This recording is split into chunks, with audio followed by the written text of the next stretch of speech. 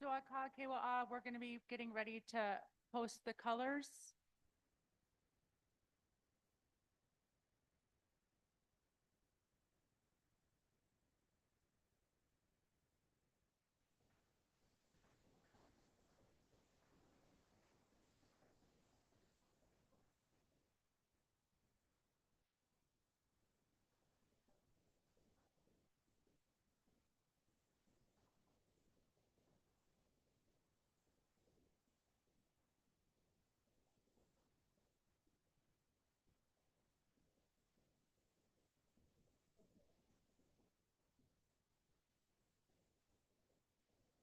If we can ask for your attention in the back, and if you are able to, please rise as the posting of the colors will be beginning.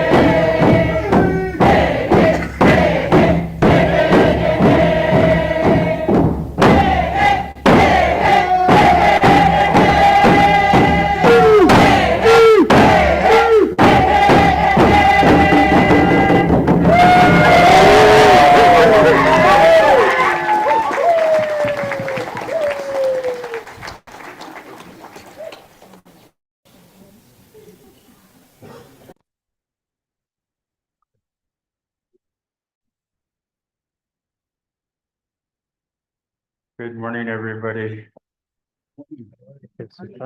Welcome you to the 90th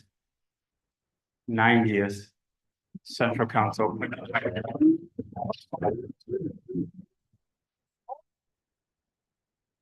Tribal Assembly. We'll go ahead and let them dance out and we'll get started.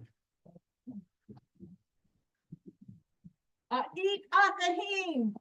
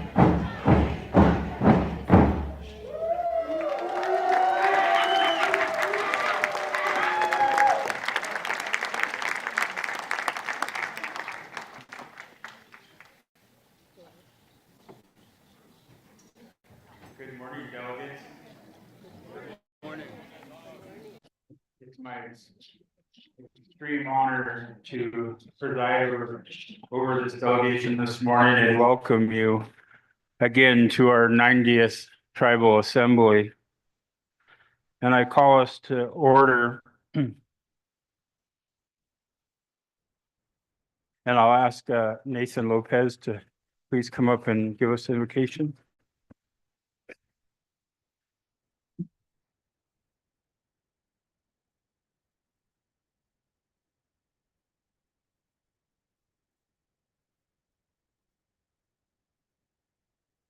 Good morning. Let's go ahead and open up a word of prayer for opening up this 90th Tribal Assembly. If you'd like to stand, you can stand with.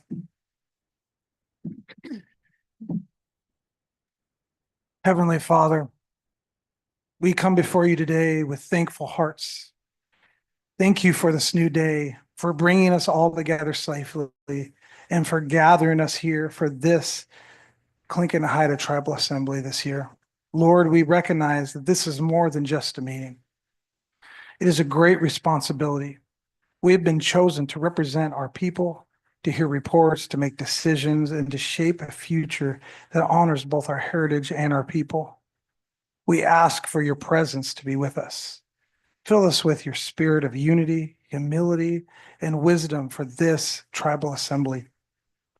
I pray for us to have clear minds and open hearts. Help us to listen with respect, speak with grace, and act with love.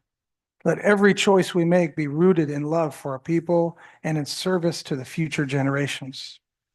We pray for healing and peace over every heart in this room today.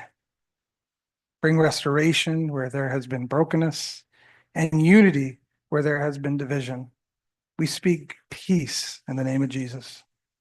Lord, we thank you for all of our people, for our elders who hold wisdom, our youth who carry the future, and all our people who serve our communities. May we walk in a way that honors you, honors our ancestors, and brings life to the generations to come. We commit this tribal assembly to you. Lead us, bless us, and be glorified in all we do. In Jesus' name we pray. Amen.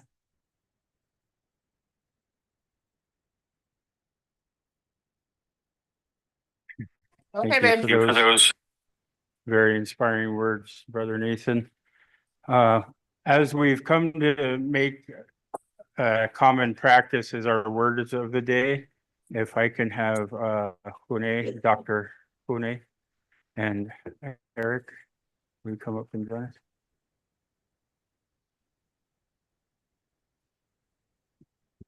Chish hayejaneets ati. Wasak tu ye ke hasta on ka aya wish kanachutu da ati yak. Ya sani haska kaniyan agatas wushkitan. Hatu ye ke on ka aya yechitune. De kata da chankiyan hastu jis. Hastu kage yes aya kagachtu ak. Hastu kat Johanna chunkiyan. Inedi. Achu ayachtitan you hasaya saktu. Ye awe hatu ye ke.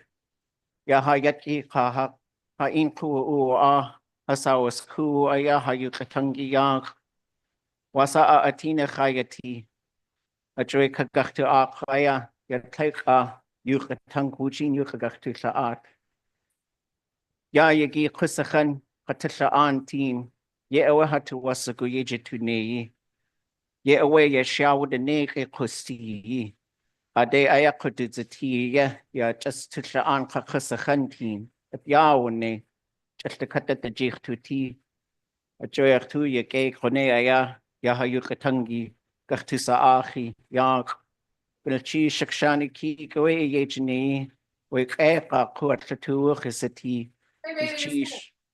Hey, everybody repeat that. I'm just kidding.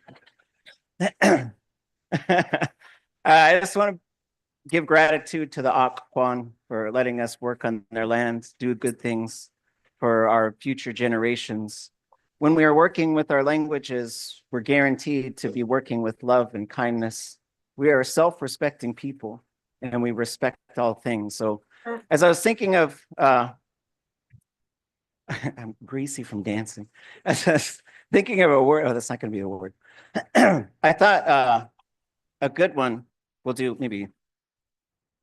Well, yejene is a noun. That's work. I was like, I don't want to use work as the word of the day. It sounds rough way to start. So I thought of this. Everybody say cha, cha, cha, plague, plague, plague, ti, ti, ti. I'm going to put these three words together, and it means unity, being one, being a singular thing, which has to be our approach if we're going to figure out how to continue to fight off colonization, to continue to strengthen our languages and hold each other up and live a healthy, balanced life where we're not hurting one another. So all together, I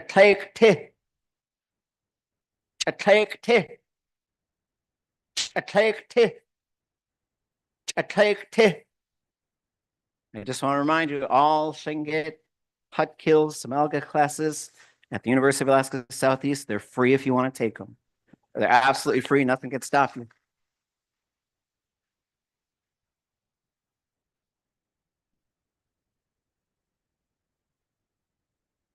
Can you guys hear me? I kind of like stooping, eh? Waslau Ijung, Dankpala. How are you guys doing this morning? Not that good. Okay, cool. Whatever, it's morning. I get it. Non cutting us Hinu Dikiang. Ketskat las the Au Ijung. Heigenig the Nanu Ijung. Halans the Kaulan. I'm from Gasaan Hautlas, the Snukasan. First of all, I want to say how for nominating me for word of the day. I had about 10 minutes in between figuring out my email and this moment to figure out what I was going to talk about. It's a lot of time to prepare, but I also just wanted to acknowledge this really cool full circle moment for me, because I grew up in these guys' house when I was a kid. So it's pretty cool. Like the band's back together, you know. You guys can't hear the music in my head, but it's pretty sick. So in the last 10 minutes, when I was trying to figure out a word for the day, I had a lot of thoughts come to my head, and I'm gonna try and pick one real quick. But I think if I was to sum it down in one, and this is kind of this is an interesting thing to me, it's Yok Dung. Yok Dung. Yok Dung. And that means respect. And it's central to the way that we live our lives as Haida people and Tlingit people and Tsimshian people. I think we all share that as a cultural value. So I want to share that word with you. And I don't know if I have anyone that could argue about it. So I'm going to say it. I think it's really interesting that the word Yok Dung is made up of two syllables, Yok and Dung. And if you were to separate those, it means the center or the middle of something. Yok means the center, and Dung means you. So someone other than yourself.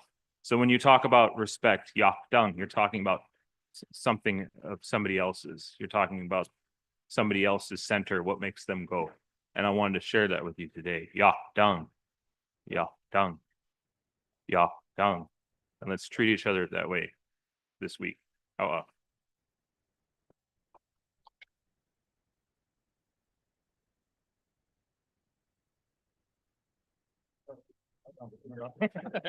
Right here. Oh, me.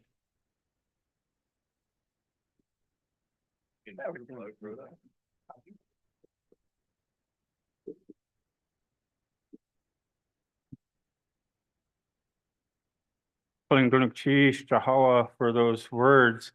I want to also say how to Eric for pointing out that we have come full circle. And I don't know if people know, Hune and I were roommates at one time in our crazier youth and had some crazy adventures. And I'll pay you all not to ask him about our road trip through Canada off the record. But I appreciate that, Eric. I think it's important to point out how we can all be connected. Our lives have taken us in different places and we're doing different things today. But all of us have that common ground those roots that bind us together. And so I appreciate you gentlemen, unprompted, that your words of the day were about that unity, the respect. So I really do appreciate you, as well with Brother Nathan, helping us get started in a good way today. And it's always a good day when we're with our people.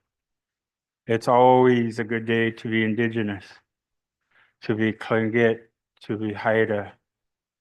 We have so much strength in who we are and who we come from. Look at me already starting to speechify. I hereby appoint Hannah Edengoff parliamentarian. And I appoint Jason Wilson and Sean, I'm always going to get your name wrong, brother, Apashanek. Thank you, Miss Dude, for Sergeant at Arms. And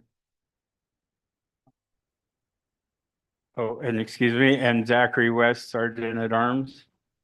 So you see those two big gentlemen, I want you to raise your hands, guys, and wave, look back of the room, side of the room. If any of you gets out of line, you got to answer to those guys. All right. You know, we're rooted in tradition here at Tlingit and Haida, and I find myself reminiscing a lot. I had been a delegate elected in 2000 and have been a delegate or elected to office, you know, ever since then here at Tlingit and Haida. Hune and I started out, I think, the same year. Yeah. Rob Sanderson and I started out at the same time. And as you walk in the doors, there's a list, 90 years of all of your tribal leaders. And it was really neat to hear people say, that's my dad, that's my auntie. Those kind of connections and who we are is pretty powerful. And we are nothing without our ceremonies and taking time to recognize people. And I really enjoy that. And one of the things that we've had a long-standing tradition is our tribal host and hostess. And it's always such a hard choice every year. We have such amazing and distinguished people in our communities. And so I'm going to ask First Vice President Jackie Payda to come up and introduce our tribal host.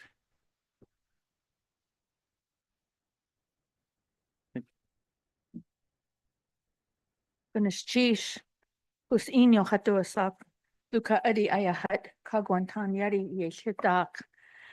It's a pleasure, delegates, tribal citizens, and esteemed guests, and an honor to be able to introduce this year's tribal host for the Central Council of Tlingit and Haida Indian Tribes of Alaska at this assembly, Israel Shotridge. Israel is a proud member of the THTBC Tonkaquan from Ketchikan. And he is known for his decades of dedicating his life to preserving and sharing our rich Tlingit heritage through traditional formline design and masterful carving. His work can be found in many public places, in galleries, and in private collections around the world, each piece carrying our stories, our values, and the spirit of our people. Beyond his artistry, Israel is known as being a cultural ambassador, a teacher, and a mentor who continues to inspire the next generation with pride in our identity and our traditions. I know many of us cherish the pieces that we have of Israel's, and they're so beautiful.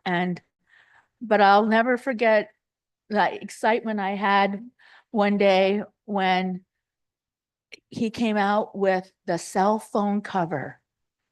I mean, at that point, we had gone from traditional art to traditional art in a contemporary way that we all could relate to.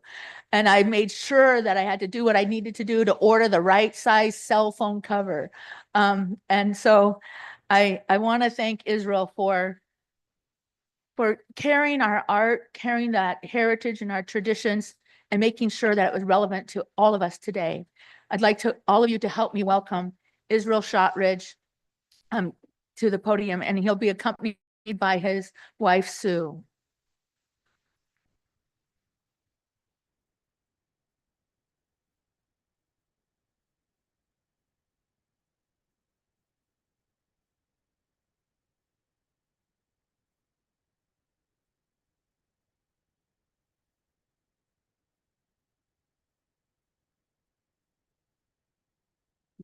And Israel's Tlingit name is Hinsadash.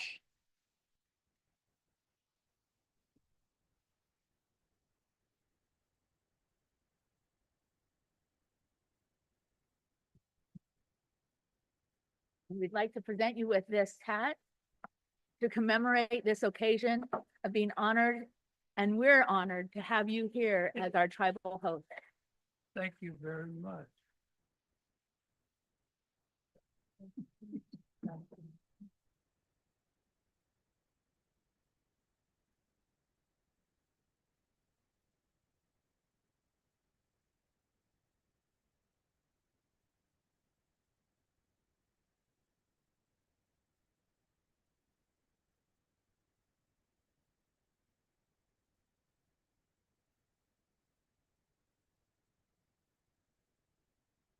Goodness cheese, Lincoln and Haida.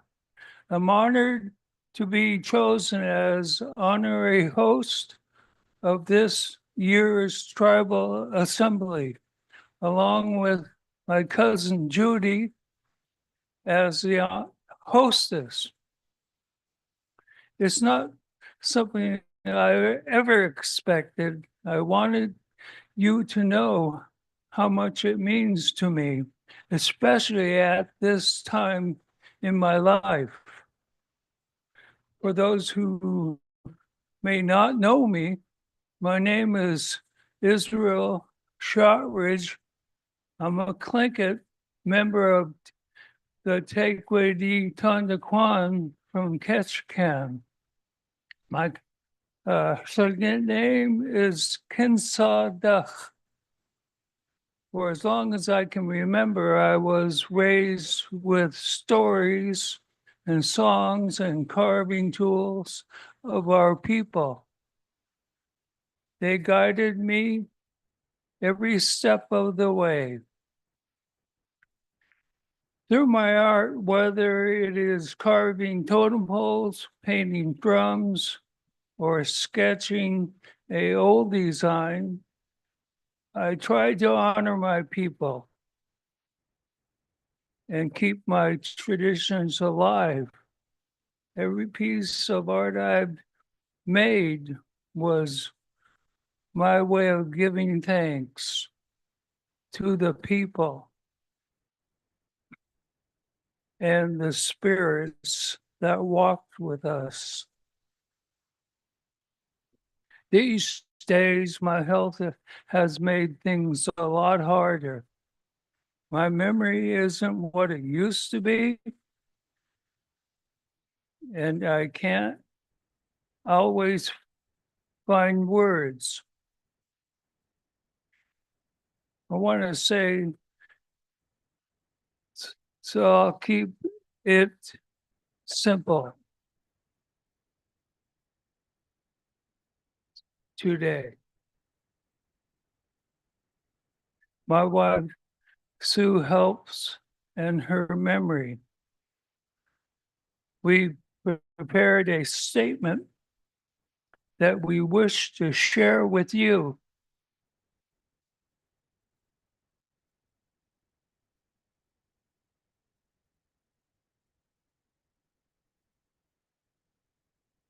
I lost my phone. Thank you. That speaks from my heart. Thank you for this recognition. I carry it with deep gratitude. great honor of my life.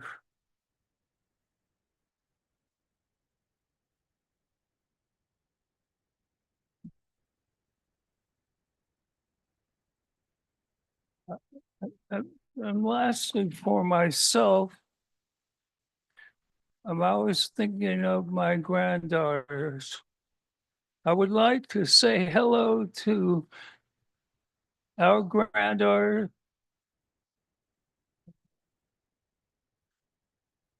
our daughter, Autumn, her daughters, Aria and Zelly.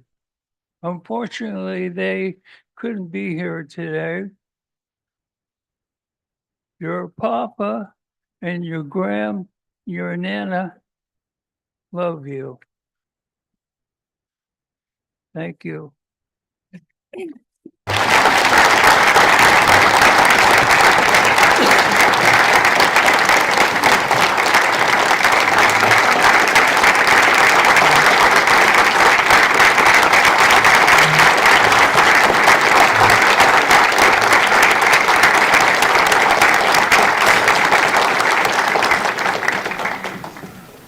Sheesh, esteemed delegates, leaders, and honored guests.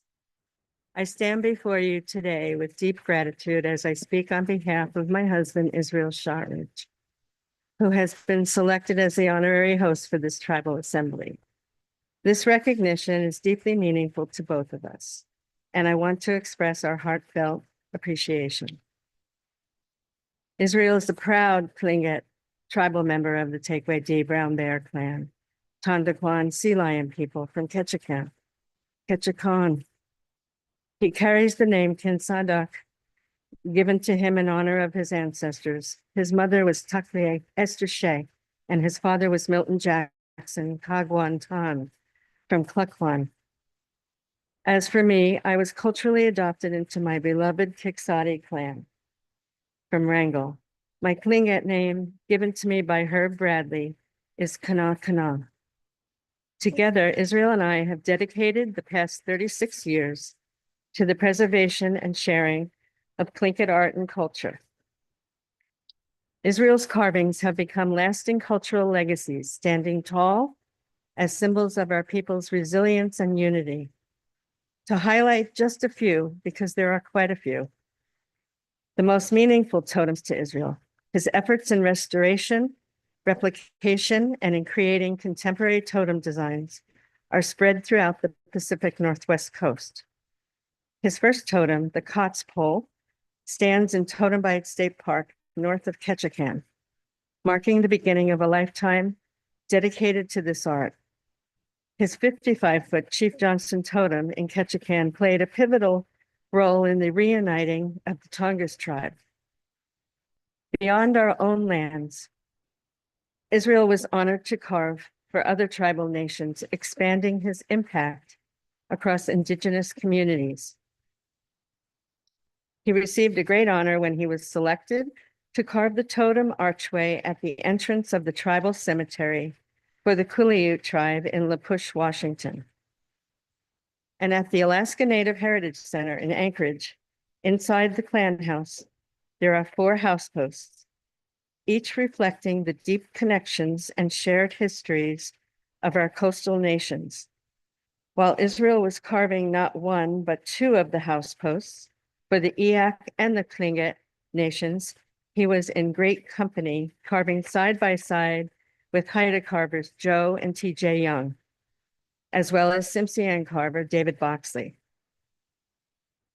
And in Washington, D.C., his honoring totem stands in the headquarters of the U.S. Forest Service, paying tribute to the Civilian Conservation Corps, the carvers who came before him, ensuring their contributions are never forgotten. Israel works both monumental totems and traditional Tlingit pieces. They can be found throughout the U.S. and internationally in museums, cultural centers, corporate spaces, and private native art collections. His influence has carried Tlingit art and storytelling far beyond our homeland, ensuring that our traditions are seen, respected, and preserved. But Israel's legacy is not only found in his carvings, it also lives in the Shotridge collection, a journey we have shared for those 36 years. This native art collection was created to produce authentic Tlingit art, accessible and designed for the tourist market and beyond. And our work is not finished. As we move forward, we are expanding into educational products, utilizing Israel's designs to share with the Native community here in Southeast Alaska and beyond to aid perpetuating the Tlingit language along with authentic cultural information. Our first project is a series of coloring pads for all ages, combining art and Tlingit language to engage and educate our people and those who wish to learn from us. As many of you know, Israel has recently faced very serious health challenges this past year, which have required him to step back from his creative work at this time. This transition has not been easy, but the love and support from our community have meant everything to us. With the help of physical and occupational therapists, along with Israel's resilience, he has significantly come a long way over the past 6 months. He is pushing hard to regain his strength and stamina to carve again, to continue in his efforts to perpetuate and carve traditional Tlingit totems. Being honored in this way is a powerful acknowledgement that Israel's life work has made a lasting impact. On behalf of Israel, I thank you all for this recognition. It is a reminder that our art, our traditions, and our contributions matter. He carries this honor with humility and gratitude, knowing that he stands among a people who cherish their culture and uplift those who dedicate their lives to it. Guneshish for this incredible honor and for standing with us.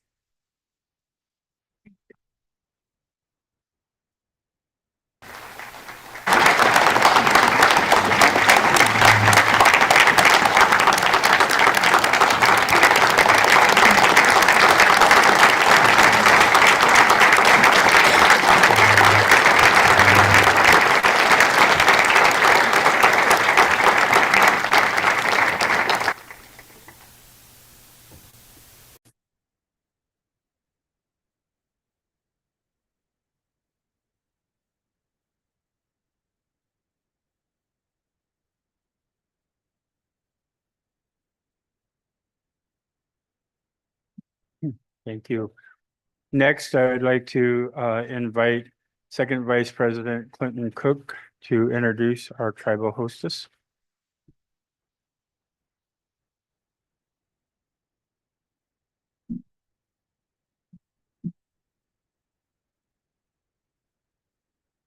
Good morning. Congratulations to Mr. Sotridge for being this year's host. Let's give him another round of applause.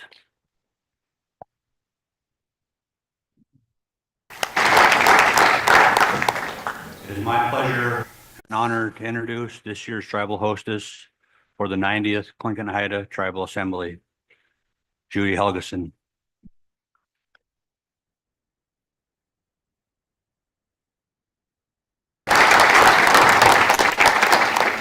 Judy proudly serves as a delegate representing the Craig Community Council, which we both call our home now.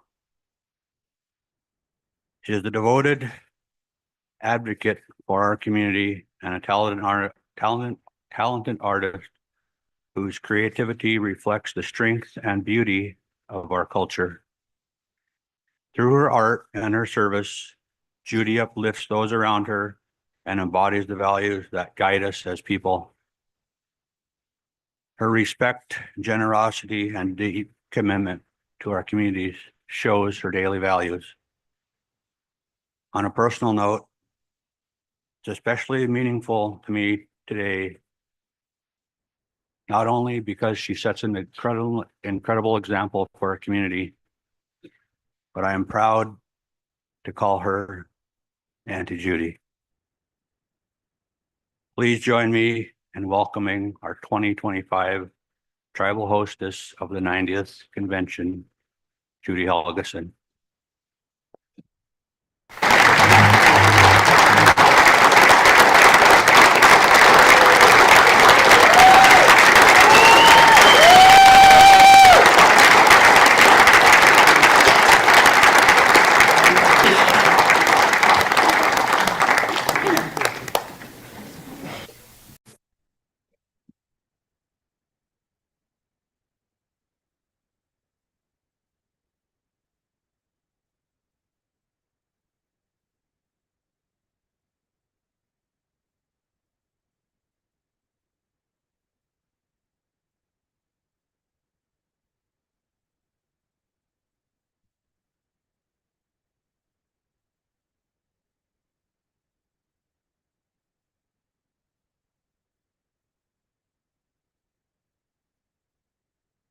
As it was mentioned, thanks for the cell phone.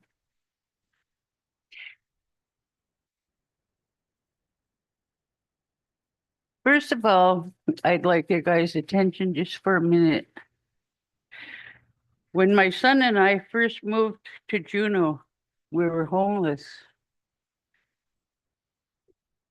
But I want to acknowledge a couple that didn't even know us. And they took us into their home.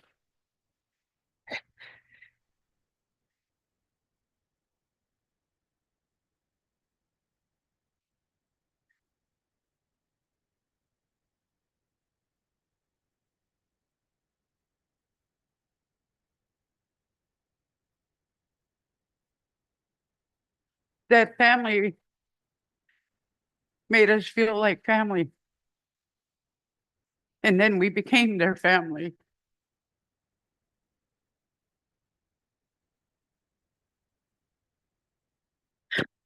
I truly miss those people. I thought she was going to be here today. Because to me, she was always tougher than nails.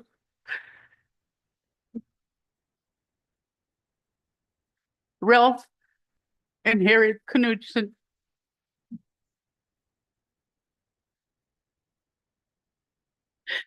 I called her my mother, and I called him Dad.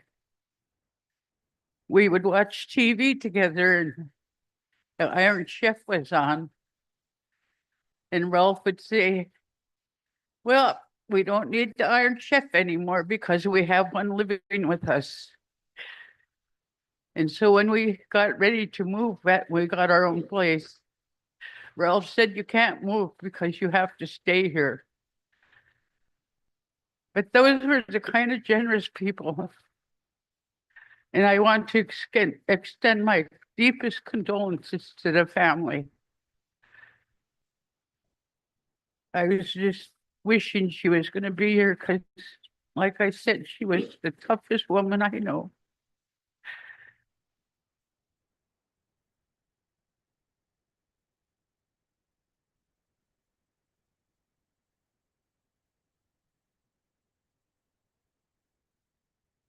Emeritus Ed Thomas, President Peterson,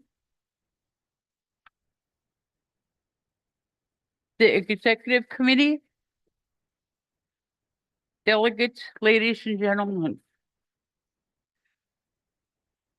It is with great gratitude that I stand before you as one of your hosts. And I want to congratulate my cousin Israel.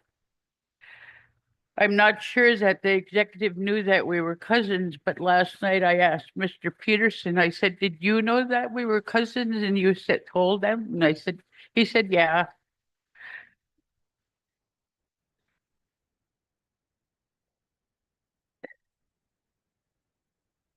At this General Assembly of 90 years, I want to thank some of my mentors from the past and the present.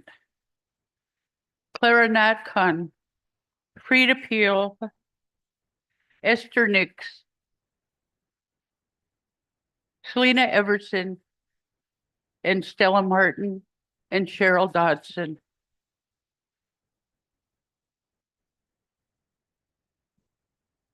And I'd like to thank the person that put my name in. She is my soul sister, Karen Barnes.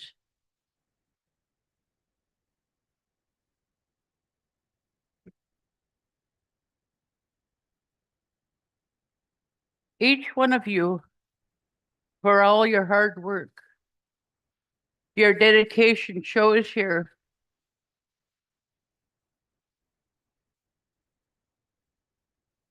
And that's why we were all committed to be able to be here for our people, to be able to speak for them.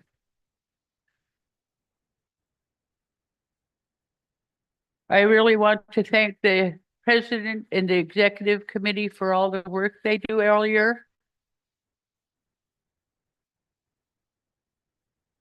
I got to wipe my eyes. I got tears and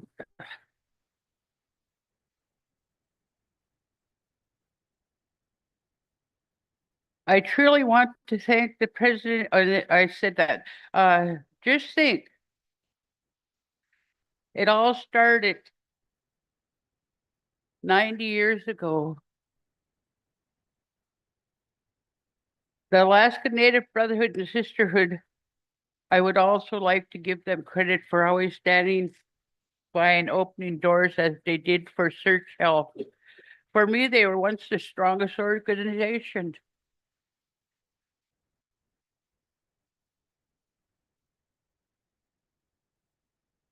If it wasn't for them, we would have never settled the Alaska Native Claims Act. I think about all the great leaders that have gone on before us.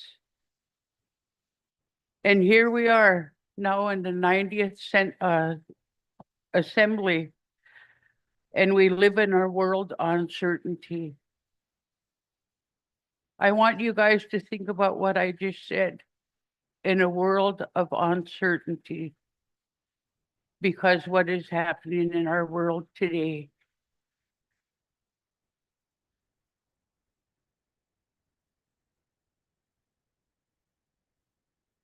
I just said, as we go through our day and make the best decision, not only for our people, but for the betterment of Tlingit and Haida. I also want to take this opportunity for those who have voted for me over the years, from Heidelberg, Juneau, Ketchikan, and Craig, that has faith in my leadership to be able to speak to all Tlingit and Haida people. And together, let us continue to lift each one of us up for a better tomorrow. I want you to know that this way I get my own hat. Hawa. Good is. Thank you.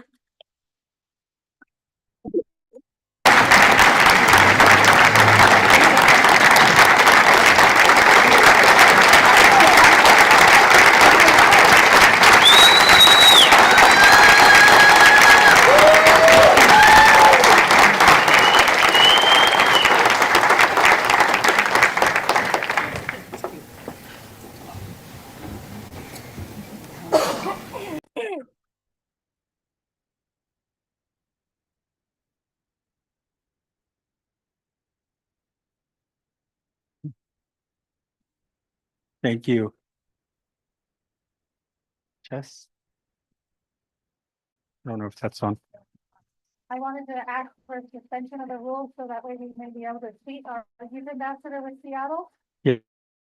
Yes, and actually, if with no objection, can we ask all the communities that brought a youth delegate to raise their hand? We would, okay. Without objection, may we seat all of their youth? No objection, so ordered. Thank you.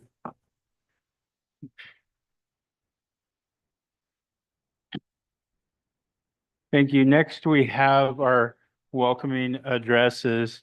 And first we have, and our congressional delegation are in DC, so they're sent videos. I want to introduce Senator Lisa Murkowski, who is Alaska's senior U.S. Senator and the first Alaskan-born individual to serve in the Senate. A third-generation Alaskan, she was born in Ketchikan and raised in communities across the state, including Wrangell, Juneau, Fairbanks, and Anchorage. Known for her bipartisan approach, Senator Murkowski has been a steadfast advocate for Alaska's unique needs, focusing on energy, healthcare, infrastructure, and indigenous rights. She currently serves on several key Senate committees, including Appropriations, Energy and Natural Resources, and Indian Affairs. So we'll turn to Senator Murkowski.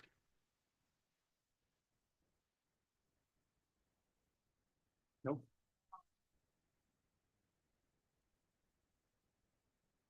Who's our lip reader?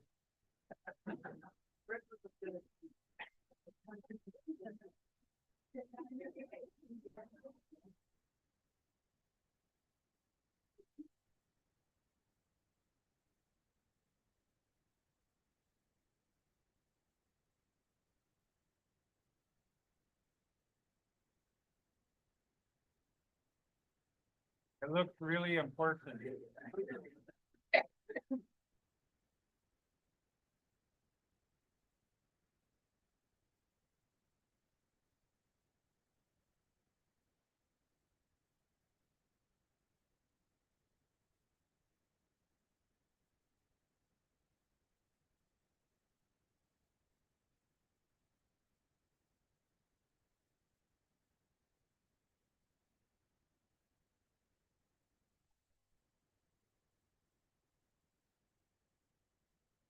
Why don't we stand at ease for about 5 minutes because all the next three are by video and we'll give them a opportunity to figure this out.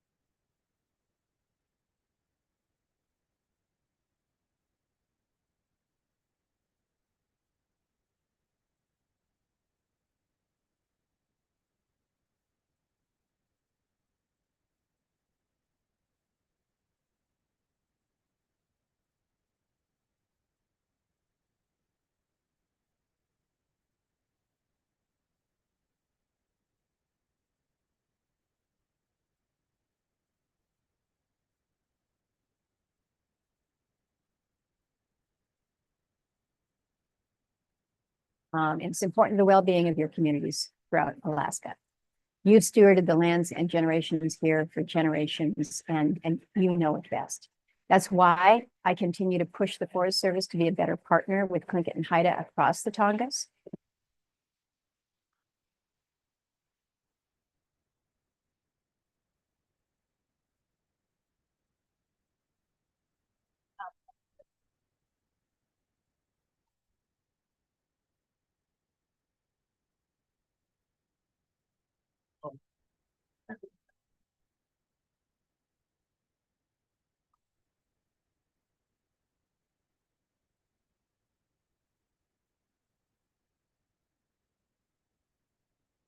All right, folks, it looks like we've got it figured out.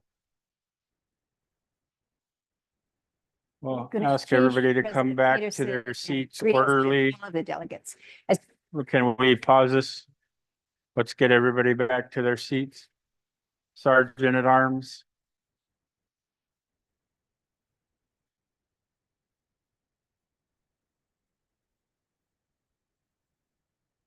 Everybody's so happy to see each other. They want to keep visiting. Okay, if we could all come back to order.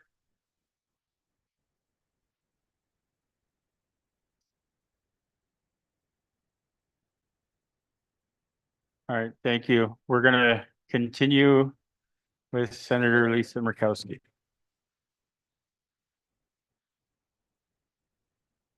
Gunishish, President Peterson, and greetings to all of the delegates as you begin your important work at the 90th Tribal Assembly. I'm honored to introduce myself by my Tlingit name, Anchawatki, meaning Lady of the Land. I am the Raven moiety adopted into the Deshitan clan. Your theme, Honor the Past, Empowering the Future, offers an inspiring reminder for Alaska and Southeast of the importance of the deep connection of the Tlingit and Haida peoples that you share with your rich history, with your culture, your traditions, and really how keeping that connection strong ensures prosperity for future generations. In line with this year's theme, I'm proud that the Senate unanimously passed my bipartisan resolution recognizing the 50th anniversary of the Indian Self-Determination and Education Assistance Act. We call this ISDEA. It's important to honor the incredible progress that tribes are able to make when the federal government upholds the trust responsibility while honoring tribes' right to self-determination. Tlingit and Haida was one of the first of 20 tribes in the whole country to compact with the government and one of the first to take on the full measure of self-governance. As a result, we see improved efficiencies which have led to innovation, strengthened community economies, and built up the next generation of leaders. Your resiliency helps navigate times of change like we're facing now. I've been working to ensure tribes receive the funding that they are rightfully owed and that these funds are directed to where they're needed most. And as agencies consider reductions in force, RIFs, I am reminded that the White House and the secretaries have a duty. They've got a duty to uphold the trust responsibility, and I remind them of that, of the need to exempt tribal programs as they are looking and considering any kind of restructuring, is how they consult, how they engage with tribes. This is very important. And it's important to the well-being of your communities throughout Alaska. You've stewarded the lands and generations here for generations, and you know it best. That's why I continue to push the Forest Service to be a better partner with Tlingit and Haida across the Tongass. It's really been great to see how the tribe is collaborating on management of the Mendenhall Glacier Visitor Center. I think it makes absolute sense for tribes to be involved and have a voice in the management of their homelands. And it's particularly important to have this added support among widespread staffing uncertainty. So I want to thank those of you who are stepping up to ensure that this great facility remains able to operate. Sustainable futures must also include the ability to have access to your lands. So we're continuing the fight so that Alaska Native Vietnam veterans are able to receive their rightful land allotments.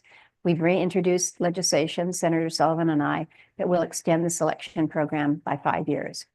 There is absolutely no question that our honored veterans deserve to be able to hunt and fish and live on their ancestral lands. So I'm going to keep pushing to not only ensure that they receive their allotments, but also that they are within their own region. The sustainability of your communities could also be affected by Canada, including a number of new tariffs that are being imposed by the president. The uncertainties that are caused by tariffs have already impacted markets and capital investments, and we've already seen that they're hitting families, grocery stores, and our local businesses. We feel these impacts in Alaska, maybe even more directly than elsewhere in the country. So earlier this month, I introduced legislation to reaffirm Congress's role in levying tariffs. I joined a bipartisan group of senators. I feel very strongly that Alaskan voices have to be heard in these discussions. We're going to be living with those consequences. You certainly are. And so Congress being engaged in tariffs is important. As we look to the future, we've also got to ensure that our elders are not left behind.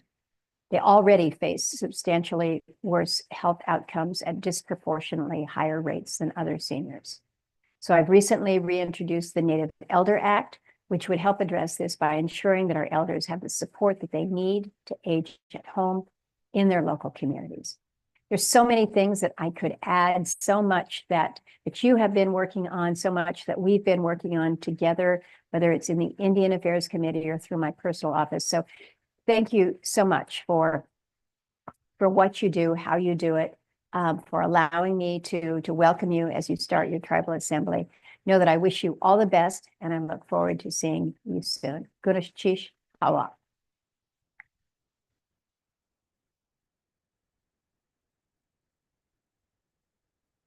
Thank you. Next, we have Senator Dan Sullivan, who has represented Alaska in the U.S. Senate since 2015, a U.S. Marine Corps Reserve Colonel and former Alaska Attorney General.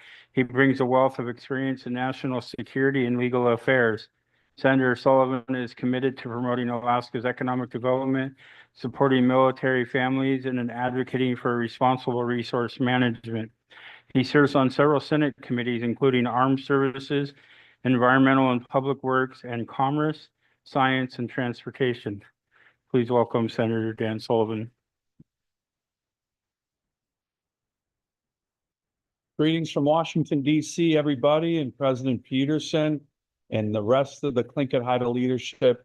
Thank you for allowing me to say a few words, and a huge congratulations on the 90th Annual Tribal Assembly. Wow, incredible. How about a round of applause for all of you guys? That's amazing history, what you've done in our state and in our country. By the way, speaking of what you've done in our state, in our country, I think you all know just last month we celebrated Elizabeth Perodovich Day, February 16th. This was part of my third annual Senate resolution that I'm the lead on that celebrates Elizabeth Perodovich, and we're so glad the Senate passes it unanimously every year.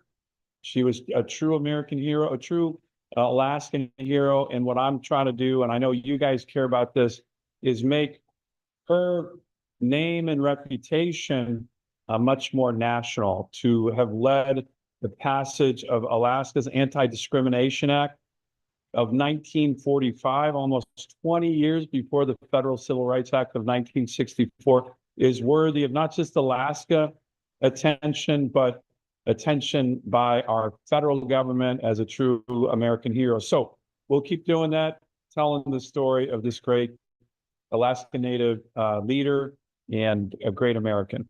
Let me talk about housing. I've been working with Jackie Pata, who's done a great job. Jackie, thank you, with regard to the Tlingit Haida Regional Housing Authority, you and others in terms of our AHA group. But we got a lot more work to do. We had a false start, to be honest, after this really good meeting we had about a year and a half ago with the Secretary of Housing and Urban Development, Marcia Fudge.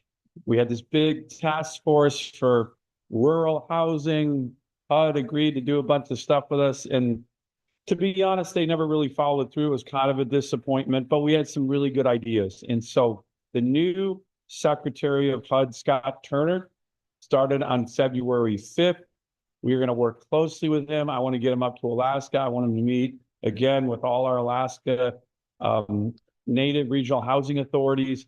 We got a lot of work to do. We know that housing is a huge challenge, not just in rural Alaska, but in literally every community in the state. And there's a lot of great ideas that come from our tribal community, our Alaska Native community, and we want to work with you on that. You know, I can't talk to this great group of Alaskans without once again mentioning the Vietnam Veterans Allotment Program. Boy, oh boy, we got so many great heroic Vietnam vets, particularly in Southeast. This was a frustration of mine. We got the bill done, my bill done on this, the native allotments for our Vietnam vets during the first Trump administration. Unfortunately, Secretary Holland was not at all motivated to implement this. Less than 40 allotments out of an eligible of 2,000 Alaska Native Vietnam vets receive their allotments. But the good news is on the way. We're going to extend this bill for 5 more years. Matter of fact, Senator Murkowski and I introduced legislation to do so. That passed last December. Unfortunately, some of my Democratic colleagues in the House last December blocked it. So we had to start all over again. But we're going to do it. We're going to extend it. We're going to work hard on extending it. And very importantly, particularly for Southeast, to extend the land. That's really important. The Tongass land we think should be available. It was available in my first bill, and more land should be available. So we're going to work hard. We'll have an administration that wants to actually help us get this done. But, you know, I think this is a huge historic wrong that we got to right. And we're going to need your help, because sometimes the environmental groups come out and say, hey, Alaska Natives don't need any more land. Well, I don't agree with that, and neither do you guys. So we're going to probably be calling on Tlingit Ida for your help as we move forward on this important bill to extend it and extend the land and get our Vietnam Alaska Native vets the allotments they deserve and earn, or at least their kids, which was part of the bill. Next issue, and I raised it with the leadership at Tlingit Ida recently. You know, with the new administration, with the Trump administration, there have been federal freezes that have come with regard to federal programs. We want to make sure there have been other issues, leases that have been canceled from GSA. We want to make sure we're working really, really closely with all of you. You know, we have had a fair amount of success when some of these things are canceled or frozen, where we've gone back to the administration. I've gone back to the administration, said, hey, you know, President Trump issued this executive order on day one about unleashing Alaska's extraordinary resource potential, our economy, for our communities. And when there's been issues, we've told them, hey, why are you freezing this or holding this up? For example, the Angoon Thayer Creek award, we were able to go back to them, hey, this matters for our economy, for energy, for Southeast Alaska. Don't freeze this. And they listen. So we're making progress on that. Please, we have this federal awards inquiry on my website. If there are any things that you guys are questioning that are happening with the new administration, ask us, let us know. We'll work together on that. It's a top priority, as always, to work with all of you. And then finally, I just want to mention this issue. I've been raising it a lot. We've talked about it before. So the prevention that we need to do with regard to fentanyl, and how that's really, really had a huge negative impact, killing, poisoning so many people in our state, especially our youth. The good news is the Biden administration's open borders, where they had over 10 million illegal aliens come into our country. Even the Mexican drug cartel started making their way up to Alaska, which was horrible. The borders started to be sealed. Illegal entry after the Trump administration came in is actually down 93%. That's what all Americans wanted. We can't have an open border and have safety, particularly when it's people dealing drugs in our native communities and our villages throughout our state. So, but we need also prevention. So we have our One Pill Can Kill campaign that is highlighting for our youth the dangers of using fentanyl, of course, but the dangers of using any kind of drug, you know, whether it's a pill or anything that you're not sure of for our youth, that can have a speck of fentanyl on it, and it literally can kill our youth. And that's happening. Last 2 years, we've had the highest overdose rates in the country, and that is just not what we want for our youth. So we have our best ambassadors, Young Alaska, as part of this campaign. We're going to choose some really good ads. We're going to hopefully get them on TV and the public radio stations as public service announcements to try to make sure our young Alaskans know that one pill can literally kill, and we don't want that to happen. If this campaign can even save one Alaskan life, it will be worth it. So we're going to keep working on that. Well, listen, happy 90th Assembly. It's a really incredible milestone. You guys have done so much for our great state. Thank you for your open door policy. We have an open door policy. We very much appreciate the partnership that we have with you in so many areas. Have a great meeting. Hi, this is Congressman. Thank you. Next is Congressman Nick Begich.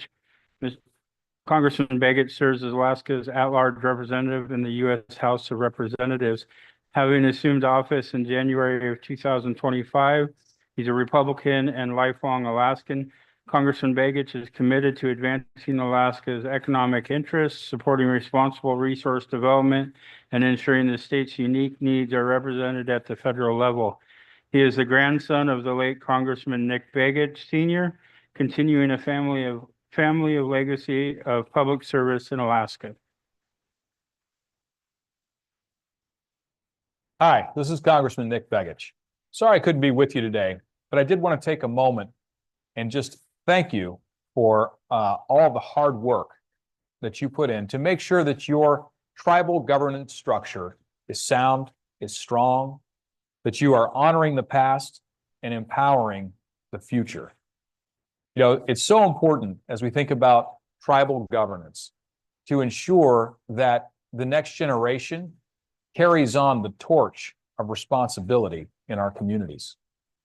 I know that that's a key part of why you're gathering in this 90th Assembly to take a look at that constitutional convention opportunity. Are there things that need to change? Are there things that need to be updated and revised to ensure that the intent of your tribal communities continues strong into this next century? Thank you for the work that you put in. Thank you for remembering and honoring our traditions as Alaskans, as Indigenous peoples. And I wish you a very successful conference as you work together to ensure that we do empower the future and that the continuity of your community continues to be strong.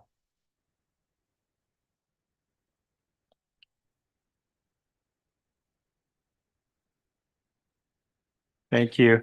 Next, I'm very pleased to introduce in person our Lieutenant Governor Nancy Dahlstrom.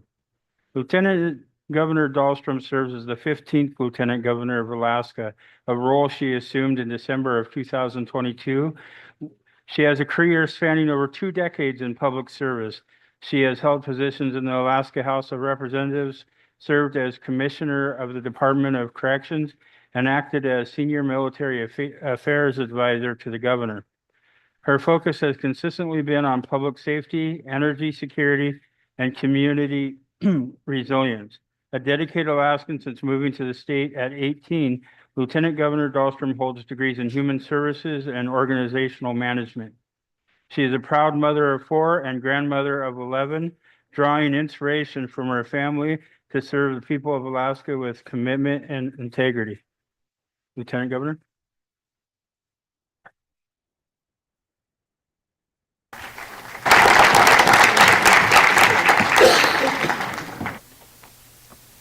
Gonna cheese. It's truly an honor to be here with you for this 90th Tlingit and Haida Assembly. And the more I have learned about the Assembly, the more I realize the importance and the sacredness of this event that you're having. This event represents strength, it represents tradition, and the leadership of Alaska Native people across Southeast and beyond. I want to thank you, President Peterson, and to all of the delegates, to the elders, and to the youth that are here. You're all part of shaping a strong and vibrant future in our communities. As Lieutenant Governor, I'm very proud to reaffirm the state's commitment to working with you. And I want you to know that I am making a personal commitment and reiterating my personal commitment to working with you and strengthening our relationships. I know that trust is built on partnerships, and trust doesn't come easy. We all have to earn that. That's how it is in families. That's how it is at work, in governments. And trust is built on good acts and following through on one's word time and time and time again. It's very important that we do that. Communication is how we work through successfully, how we work through problems and challenges that in life are bound to happen. It's bound to happen. But when we have the ability to sit across from each other and talk and communicate, I am confident we can always find a way to work through things. It's a partnership, but the partnership takes action. It's not just something that's on a piece of paper. We can deepen our efforts to expand collaboration as a state. And the areas that I think would be beneficial for that are education, health, public safety. Those are just a few of the very important ones. We are committed to showing up, and I am committed to showing up to work with you. You know, public safety is something that's been extremely important to Governor Dunleavy and myself. It's always been the #1 priority in the budget, because if we don't have a safe place, if we're not safe in our homes and in our communities, what do we have? And you know, I'm grateful we have some VPSOs here today, and I'm so grateful for those of your members who serve in those public safety positions. I think it's most often a thankless job, and sometimes they see us maybe at our worst day or having an event that maybe, you know, it's like a once in a lifetime thing, and they do miraculous work to help us, and I'm so grateful for that. Senator Sullivan talked a little bit about fentanyl, and I hadn't put that in my remarks, but I do want to talk about it. It is so important that we educate our young people and help them through the stress and the struggles of life that they're going through. What I have learned from people close around me who have decided to partake in substances, it's usually to numb something. It's a feeling or something that's going on with them, and it becomes hard to deal with, and they want to numb that. And we need to continue our work with helping people to learn how to cope and how to talk and work through situations that do cause us problems and challenges in life. Senator Sullivan is correct. One pill can kill for any of us. It's not just our youth, but I think, you know, some of the things that lead to people wanting to engage in drug use and abusing alcohol are also the things that have our youth suicide rate high in the state. And that's something that's really important to all of us. I know that if somebody hasn't been touched by that in their life, I'm grateful, but I know that none of us are going to probably make it through this lifetime without having a loved one, a friend, a neighbor, someone who's touched by that. And we will have to go through that with them. I don't think that we should be discouraged by that. I think that that should excite us and make us want to work harder and be more involved in the things that we can do, where we can show up, and the assistance that we can give. Again, I'm committed to doing that, and I know you all are too, or you wouldn't be here.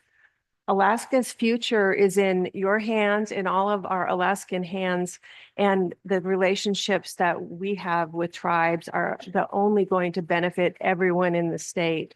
Your wisdom and your leadership are top-notch. We need to learn from it. Traditional values that help us with food security and preserving our lands and taking care of the animals properly so things don't go extinct. You are the experts on that. And helping to steward our land and our waters, protecting our language and the cultures. Those are opportunities that we want to provide for the next generation. And I'm always so impressed when I see so many young people speaking Alaska Native languages and being willing to share the culture and also wanting to learn from our elders. And I think that it takes a lot of patience, I'm sure, from elders, because sometimes when we're young, we're so hard-headed and stubborn and we think we know everything. But don't give up on a young person that maybe says they don't want to learn, because they really do want to learn. And what you have to share is so grateful. You know, your mission, I was reading about it, like be strong in mind, body, and spirit. I cannot agree with that more.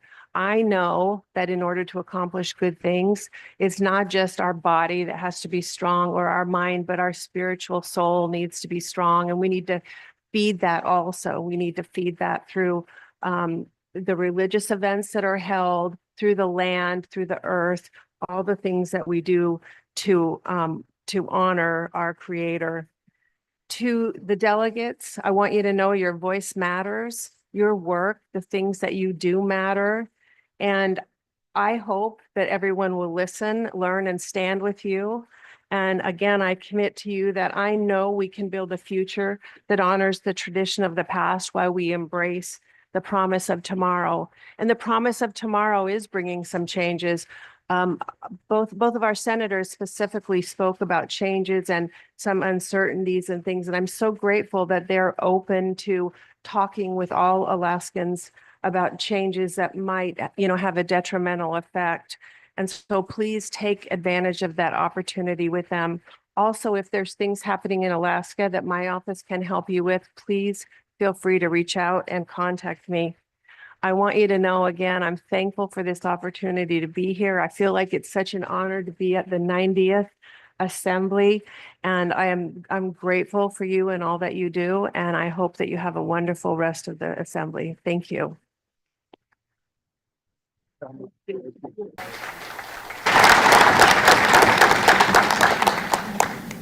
key takeaway I heard her say is that I'm young.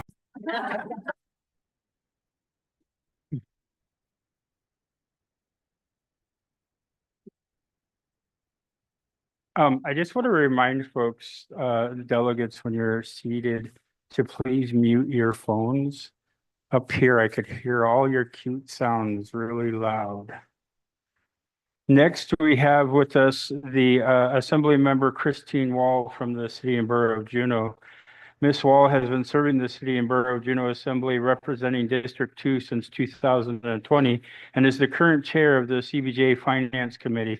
In her day job, she also serves as the executive director of Search's Healing Hand Foundation. Please welcome my friend Christine Wall.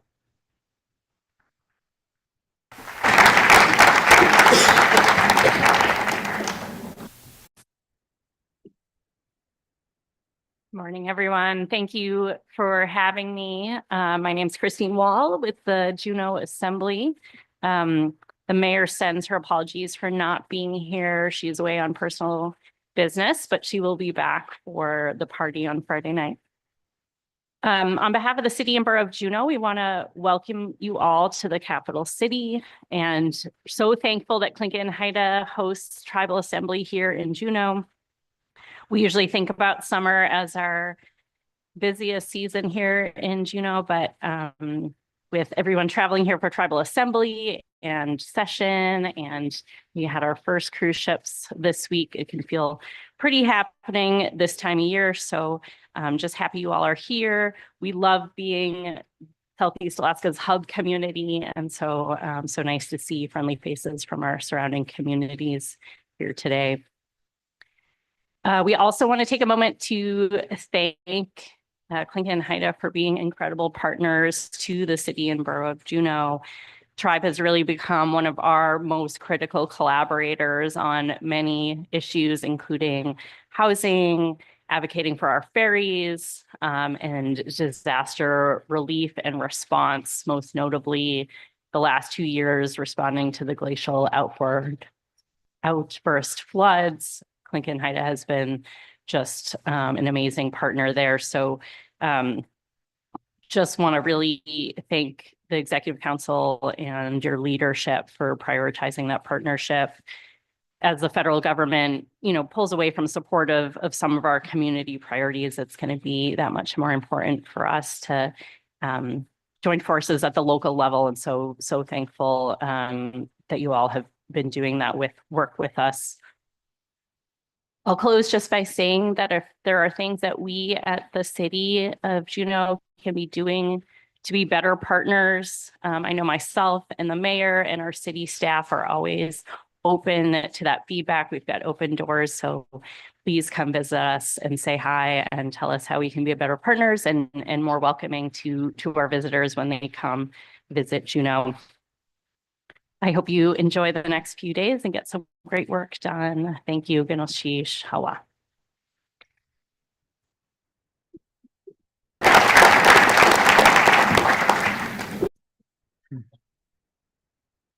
I'll next ask our Juneau Community Council President, Ken Sutherland, to come up and say a few words. While Ken's making his way, you'll notice I've been on my phone because little birdies are telling me things. One of them told me that it's the birthday of a delegate, Mr. Mike Allard from Pelican. Happy birthday.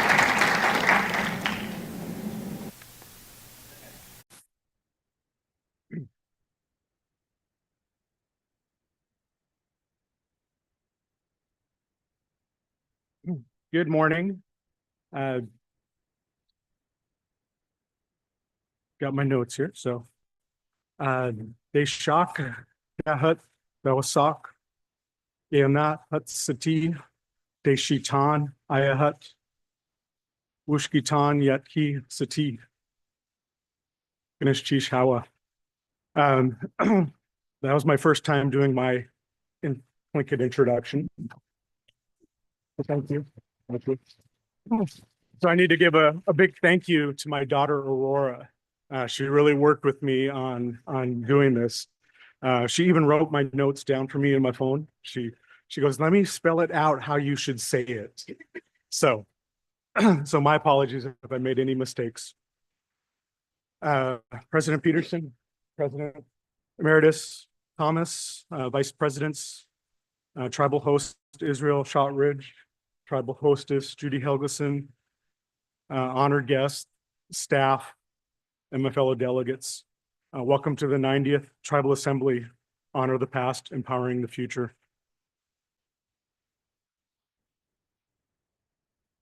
I also want to thank the Aquan for letting us gather here on their land. I want to recognize my mother, Gloria Jack, Juneau delegate, and my Wishkitan father, James Jack.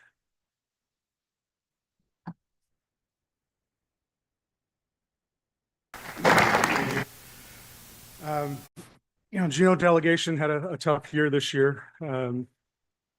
We've lost two of our sitting delegates, Leona Santiago and Jerry Museth. So, I know there's a lot of loss. Seattle delegation, my condolences to you as well for Jim Price. But I just wanted to take a moment of silence to remember those that we lost.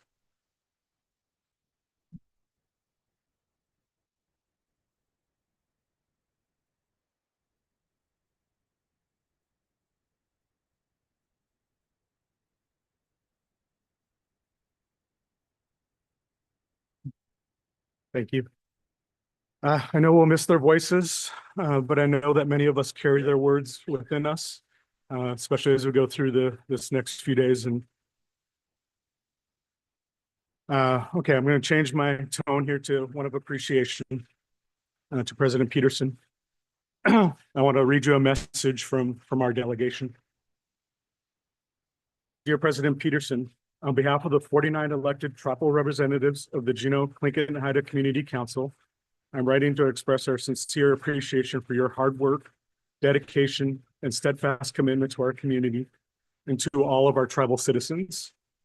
Your support has been instrumental in the success of our recent project, and we're truly grateful for all that you do. The Juneau Clinton Haida Community Council began the process of developing architectural plans in 2018 to remodel Shansu. It's our community council building located at 3235 Hospital Drive. The inspiration for this project came from concerns that were raised about our elders having to wait outside for transportation and then the ability to use our kitchen that was too small and outdated. With the support of the Search Healthiest Here grant, we embarked on the mission of trying to figure out how we can improve the accessibility and safety of our building. In October 2021, we were informed by Central Council that due to critical safety upgrades planned for Shansu, including improvements to the entrance, heating system upgrade with an air purification component, added sprinkler system, and a transition to individual offices, that we were eligible to utilize specific funds to move forward with our remodel. None of this would have been possible without your excellent leadership and unwavering support of you and your staff. President Peterson, your dedication to our people continues to make a lasting difference. The Juneau Clinton Haida Community Council extends our deepest gratitude and appreciation, and keep up the excellent work on behalf of all of your people.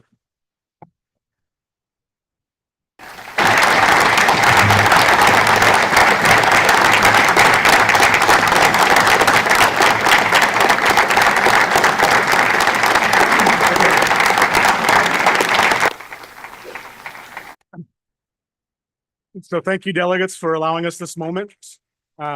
We're expecting to be back in our building July this year. So next tribal assembly, we want to host you all for a meal at our building. So thank you.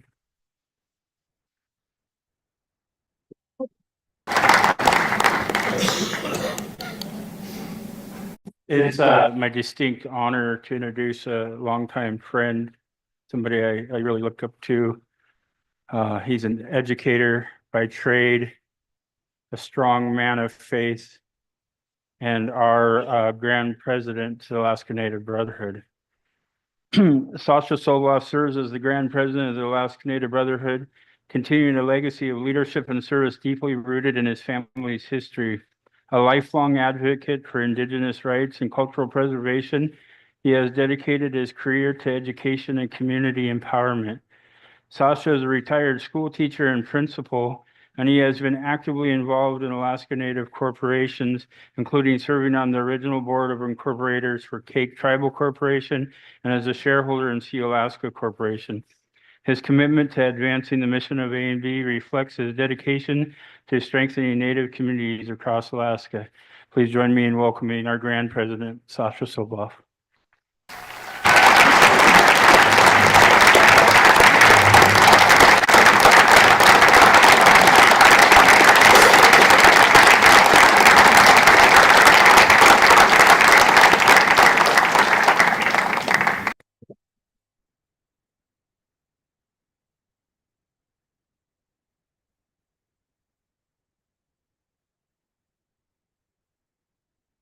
Greetings, fellow delegates and members from far and near to this. You don't know it, but you are an awesome delegation of our native thought in daily life. And welcome to the 90th Annual Clinton Haida Central Council General Assembly. President Richard A. Peterson, President Emeritus Dr. Edward K. Thomas, First Vice President Jackson Paddock, Second Vice President Clinton Coombe Sr., Third Vice President Rob Sanderson Jr., who was a good student, by the way, Fourth Vice President Will Mickman, Fifth Vice President Delbert Kuhake, who was also a very good student in the school, and Sixth Vice President Paulette Marino. Alaska Native Brotherhood and Alaska Native Sisterhood the ANS Grand President, Sandy Churchill from Wrangell, ANS Grand President Emeritus Millie Schoonover from Prince of Wales, Craig, ANS Grand Officers, ANB Grand President Emeritus Richard Jackson from Saxman, and Cargo executive people, men from the ANB from Saxman. General Assembly Tribal Host Israel Shotridge, Judy Helgeson, good to see you here. The Aquan Tribe, Fran Houston, the CBJ Mayor and staff, the State of Alaska Governor staff who represented, honored delegates, I'm almost through here, Eagles, Ravens, honorable veterans, honorable elders, distinguished guests, and friends, and most of all to my mom, Genevieve, from Kalkan, and my dad, Dr. Walter Sobolev. John was his given name, but most of you knew him as Dr. Sobolev, who's also Karachi from the Thlini and Killisnoo. It is the greatest of pleasure and honor to allow me to welcome you to Juneau as the ANB Grand President welcome. Our Native organizations share a history dating back to the early 1900s for our clans, tribes, and local camps, and especially with the highest respect of all of our members. Today's turbulent environments, where we spend a lot of time, those events are changing. For example, our seasons are getting to the point where the small yellow pointy tips of the skunk cabbage are now about a foot above the ground, providing us with the greatest evidence that spring is here. There is clear evidence that herring and the spawning and the time to pick seaweed or harvest first fruits is weeping. It's upon us. The beautiful flocks of Canadian geese and white swans, the mallard ducks, the magpies, the seagulls, the ravens, along with the eagles, are on the move. This wonderful picture shows us that our cultural world is alive and we know what to do. The time to get with it is here. To harvest, and even to harvest. That is what our Creator gave to us and put before us. However, the Western world has other plans, of course. They ensure that all of the above cultural elements have to be controlled, have to be regulated, not for our purposes, but for the commercial and economic benefits from the state. Our lifestyles are under serious attack. And it's happening right before our eyes. And even our landless villages, Haines, Teneke Springs, Wrangell, Ketchikan, and Petersburg are being strung along, going on 55 plus years. Ugh. Ugh. When is enough enough? It is time to wake up. Our current time has a familiar vibration to it, doesn't it? Which sits quietly on the sidelines. Think back when our ancestors were forced to leave their beloved land. The ice age came and covered it all up, denying anyone habitation while the ice was there. And you all know the stories and legends. It showed that it didn't last a month or 2 months it happened for about 500 generations, a long time. Mind you, our ancestors, once they left, they had to adapt. They had to adjust their very lifestyles of their families in order to survive. As the ice began to melt, it came time for them to go back to their precious and longed for homeland. Yet another challenge lay before them. It was their land, and they were so close to it, they could smell the skunk cabbage.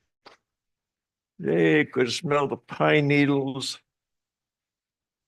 They could smell the moss that grows under their feet.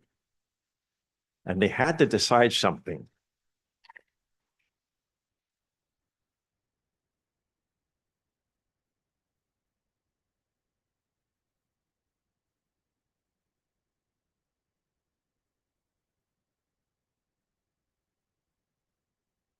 A little play on words here. The ice was between them and their homeland.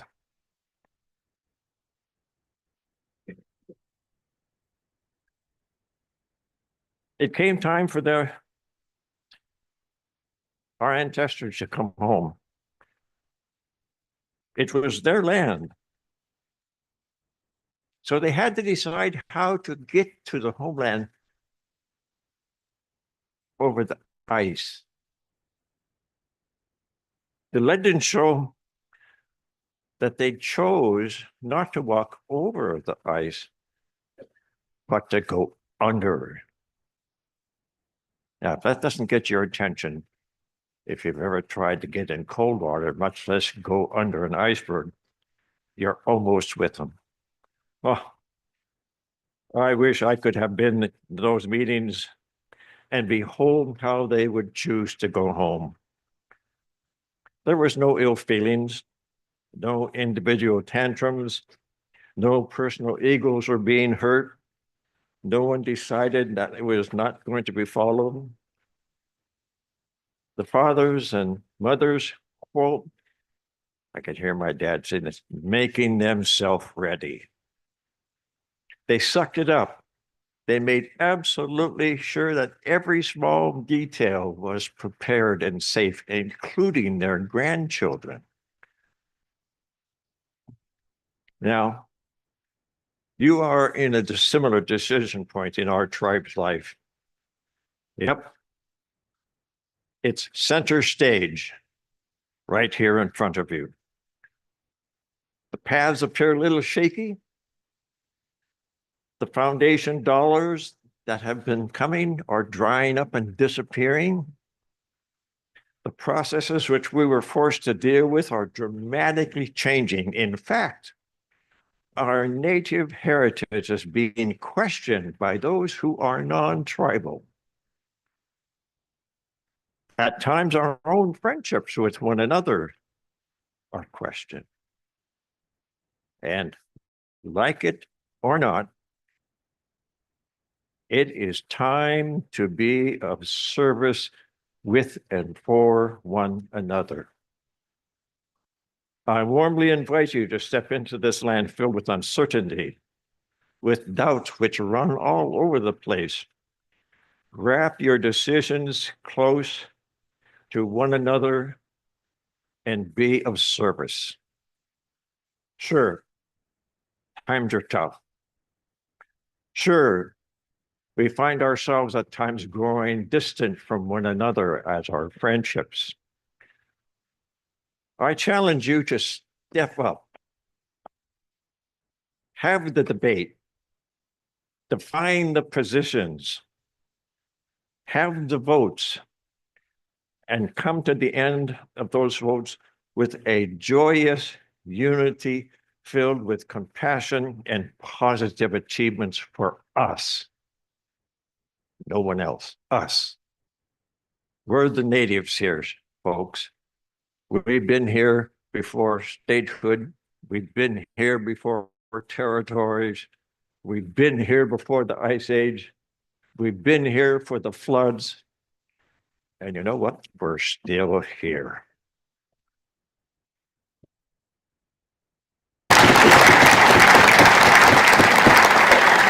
Our Creator, the Kion Kau, gifted us with the spirit of love and service for our culture's use.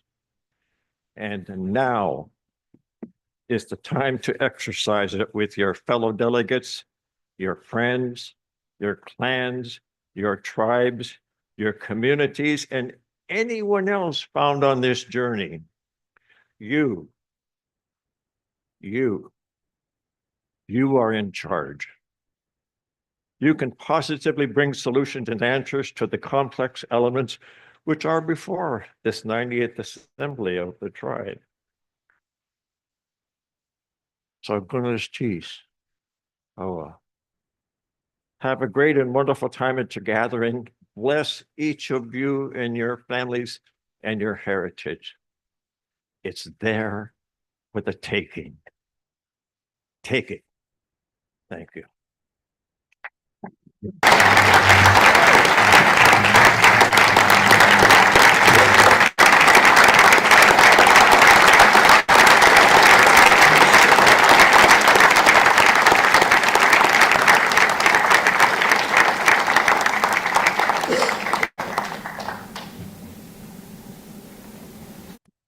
I was asked to give him his gift for speaking, and we've known Sash for a long time. We used to fish together.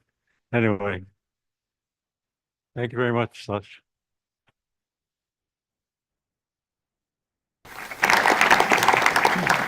About a year ago, I went to movies in Anchorage, and they have this new one called, I think it's 4D, and it immerses you. And you can, like, if it's foggy, there's fog comes through the theater. For a minute, I thought I was in a 4D assembly. Water started hitting me. Thank you very much. It's a great honor next to introduce our grand president for the ANS, Sandy Churchill. She's with the Alaska Native Sisterhood, a role she assumed for the 2024-2025 term, a lifelong advocate for Indigenous rights and community empowerment. She has been instrumental in advancing the missions of ANS, particularly in Wrangell, where she previously served as president of ANS Camp Number 1. Sandy is also a dedicated educator, having recently retired after 26 years with the Wrangell Head Start program, where she nurtured generations of local children and families. Her commitment to cultural preservation, youth engagement, and intergenerational connection continues to inspire communities across Southeast Alaska. Please help me in welcoming our ANS Grand President.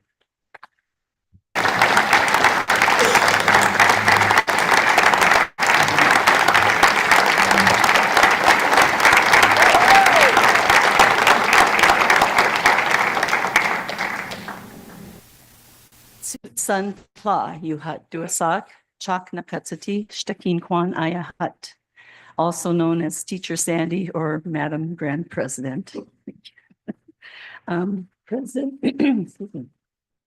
President Emeritus Ed Thomas, President Richard Peterson, the Executive Committee, Tribal Host and Hostess, delegates, veterans, dancers, elders, and guests.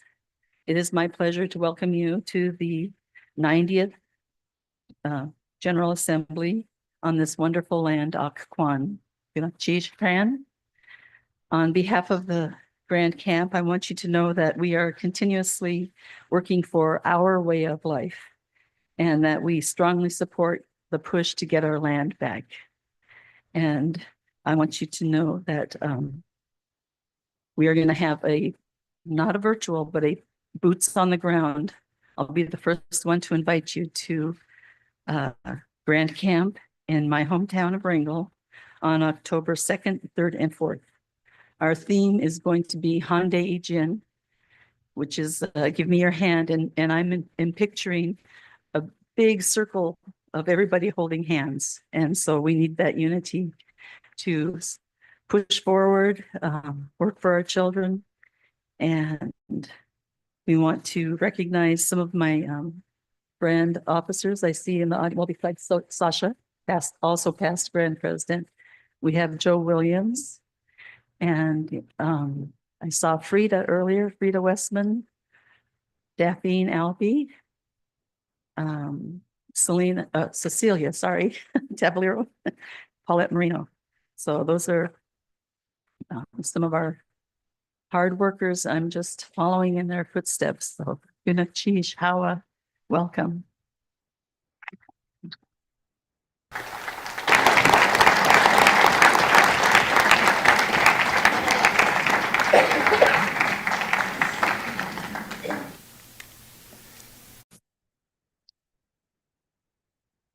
I'm gonna have our enrollment chair, Louise Cadinger, join us for the credentials report.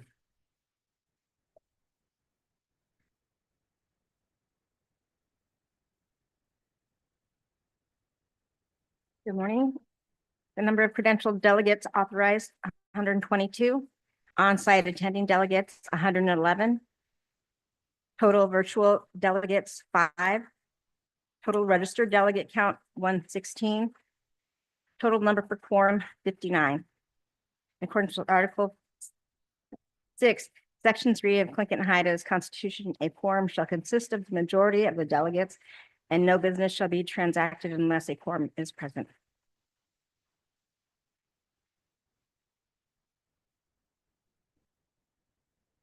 Thank you. I declare a quorum.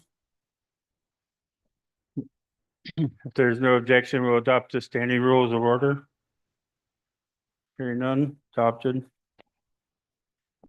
Before we adopt the agenda, can I ask the Craig delegates to join me on stage for a second?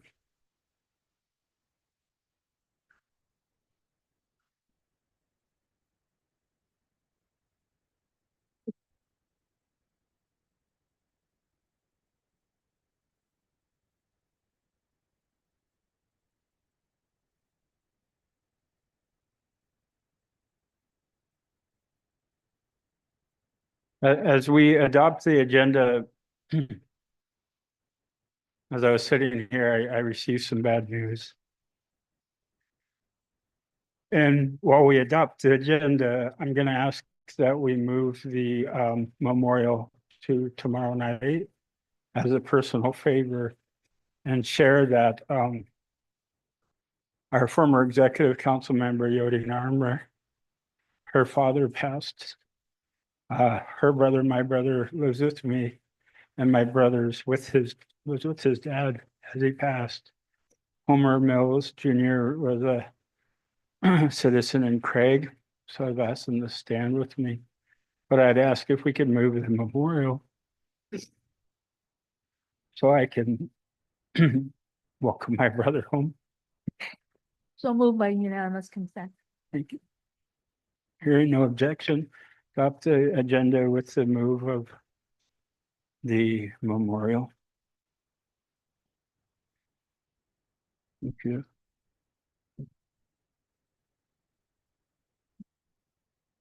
On behalf of the community of Craig, I'd like to ask for a moment of silence for the family of Homer Mills.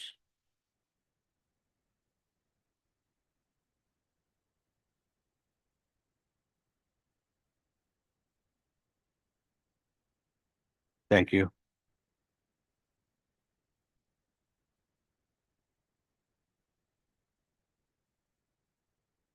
Thank you, Tasha. Before we move on, can I just ask that we take a 5-10 minute at ease?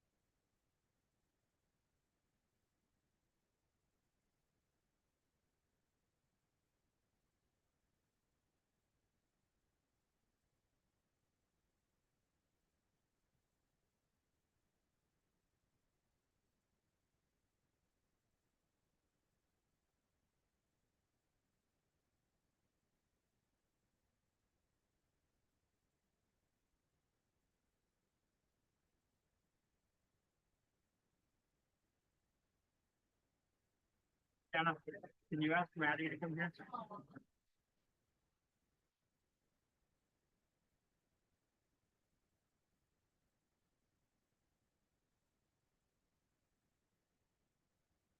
I don't know, he said he's coming here. We'll get to the night. I don't know what time that is.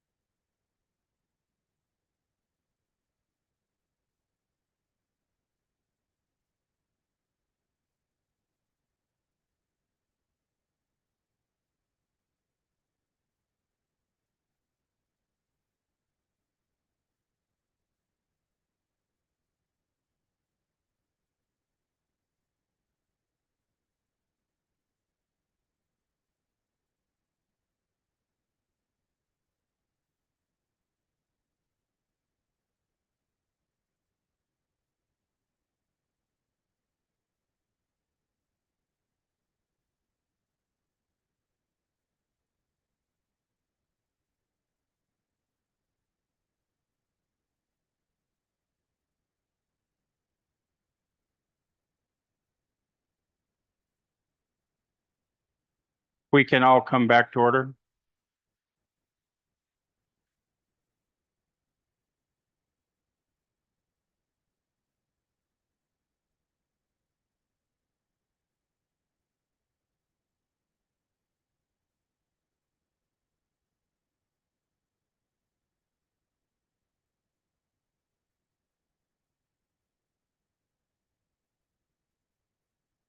Tasha, I'll recognize you when we all come back to order. If Sergeants at Arms.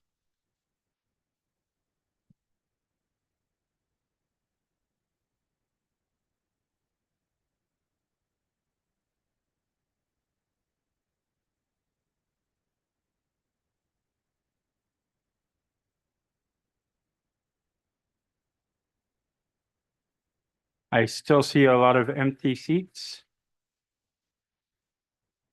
If we can please come back to order. Staff, you can please sit down.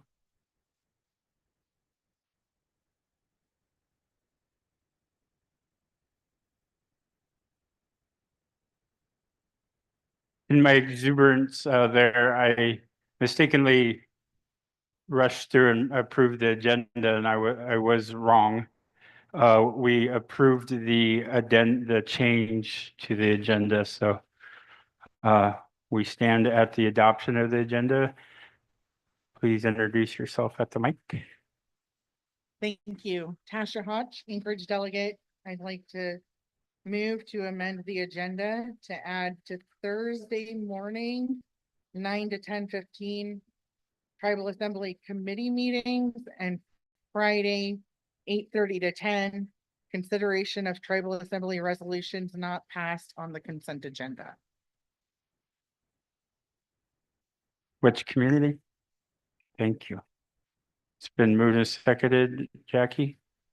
Discussion. Yes. I believe, Mr., and we can ask but I believe that because this is a constitution a convention, that the convention, the constitution becomes the highest priority, and that becomes first. And so no other things can come before that. So these those two elements would be not in order with the Constitution Convention. That's correct.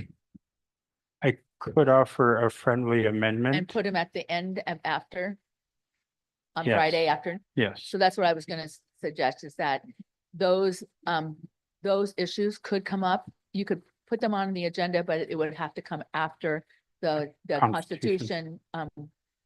The work of the Constitution is completed on Friday afternoon. Thank you. Is that what you'd like to do? Todd? Is that way I don't have to rule it out of order. Okay, if there's no objection, then actually, I'm sorry, there was a motion made and seconded.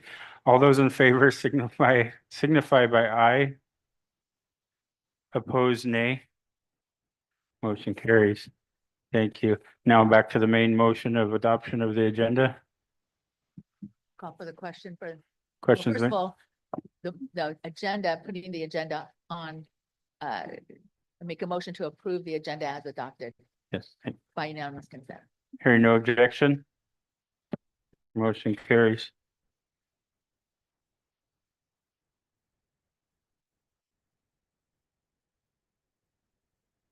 Okay, we have the adoption for the minutes of April 19, 2024. Is there a motion?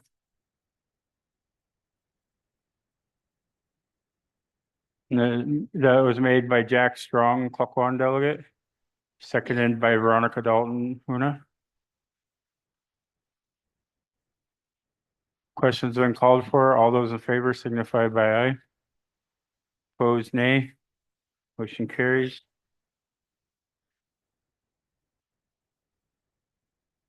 Tasha? When we're to the consent calendar, I have some removal. I believe we're at the consent calendar. Tasha Hodge, Anchorage delegate. I would like to remove from the consent calendar resolutions 1 through 19 and 22 and 23. Is there a motion to accept the consent? Oh. Move to accept the consent calendar. Thank you. Is there a second? It's been seconded. Who seconded? Stephanie Rainwater seconds. Discussion? Tasha? Tasha Hodge, move to remove from the consent calendar. I don't know if it's consent, if it needs to be a motion. Resolutions 1 through 19 and 22 and 23.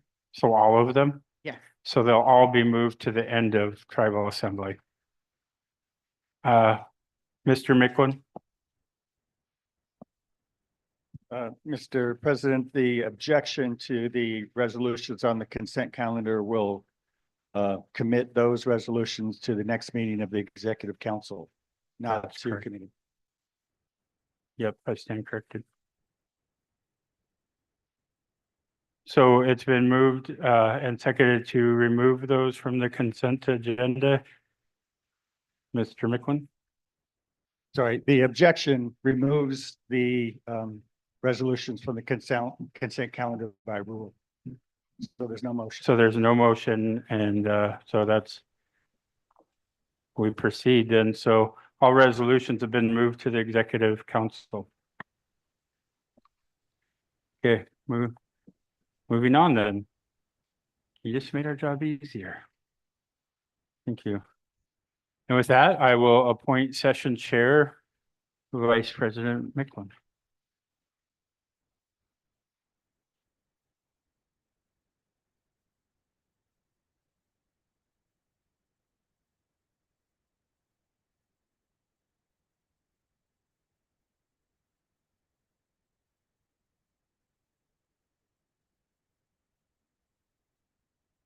Thank you, President Peterson.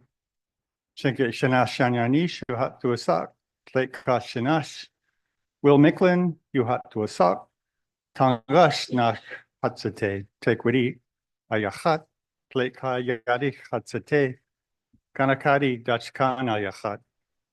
My name is Yanyanish, is from the Tekwiri Brown Bear clan of Arnclane River of Yakutat Bay.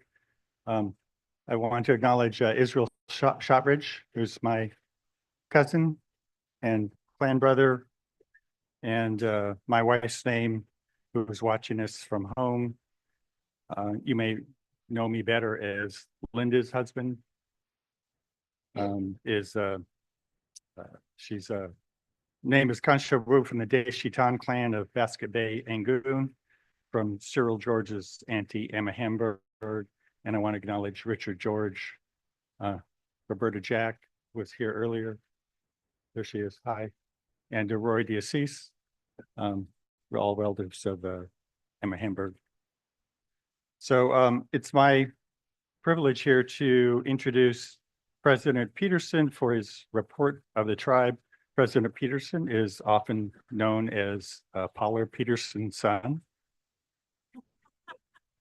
And in introducing our president, I do wish to convey the thanks of our San Francisco community who sits here today for President Peterson's support for the community. And we will, at some point this summer, open the Clinton Haida Sacramento office, which will be a tremendous benefit for the entire community. So thank you, President Peterson, on behalf of our San Francisco community and all those that will visit California, come by the Sacramento office when it's open. So with that, President Peterson.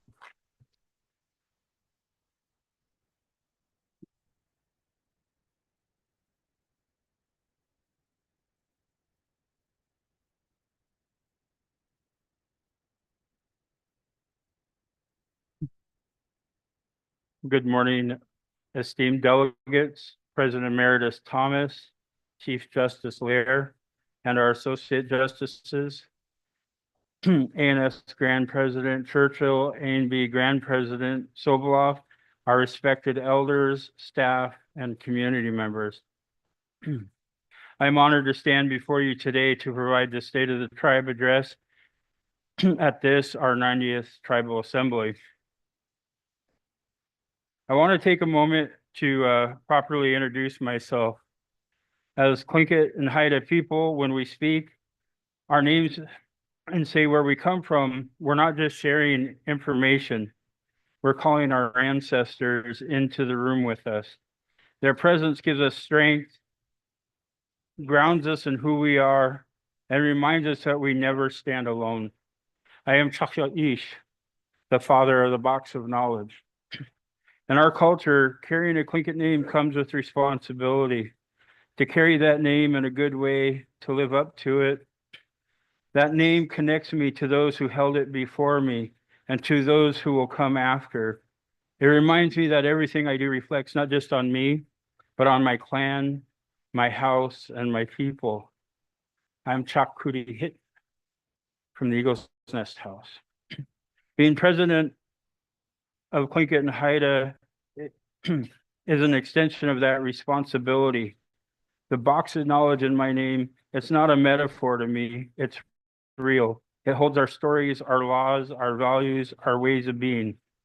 I carry it knowing that it belongs to all of us. My role is to protect it, add to it, and make sure that it's passed on to the next generation with care. As I said, I'm Kagwantan from the Chakudi Hit Eagle's Nest House. I am from Kisan, the village that raised me. My parents are Leo and Paula Peterson. I was taught to listen first, to speak up when it matters, and to stand firm for our people. It's an honor to stand before you today in this 90th year of our tribal assembly, grounded in who we are, holding each other up and doing the work our ancestors started in motion. I want to take a moment to lift up our executive council, a strong, well-rounded group of leaders who bring so much heart and dedication to this work. Each member of this council comes from a different place, geographically, professionally, and personally, and that's one of our greatest strengths. Together, they represent the full fabric of our tribe. Different communities, different walks of life, different ways of serving. That diversity makes our leadership stronger, more thoughtful, and more grounded in the realities our citizens live every day. What unites them is a shared commitment to our people. This executive council doesn't just react. They're deliberative, strategic, and always rooted in our values. We ask tough questions. We sit with complexity. And at the end of the day, every decision is made with the goal of uplifting our people. All of our people, no matter where they live or how they connect to the tribe. Their advocacy is happening at all levels. Some of it visible, some of it behind the scenes, but every action they take is about protecting our sovereignty, growing our capacity, and making sure future generations are stronger for it. To this executive council, for showing up with integrity, for working together, and for holding each other up as we do this work together.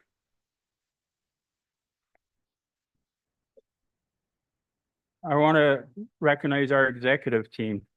Our executive team embodies this year's theme, honor the past, empowering the future, and the way they carry out their work every single day.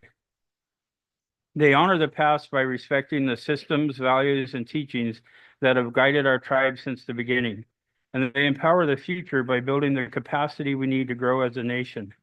From managing complex budgets and legal frameworks to overseeing day-to-day operations, they're making sure we're not just functioning, we're thriving. This work is about more than administration. It's about nation building.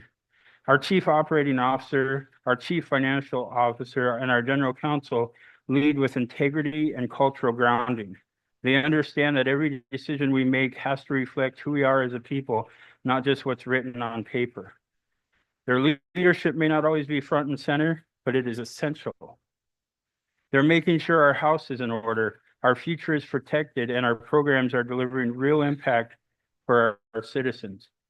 To our executive team for carrying out this work with excellence and for helping guide Tlingit Haida on a path that honors our ancestors while preparing the way for generations to come.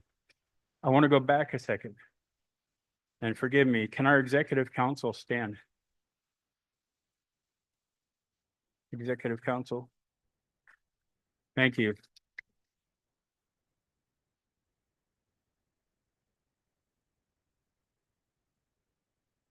Next, I would ask our executive team, can you please stand?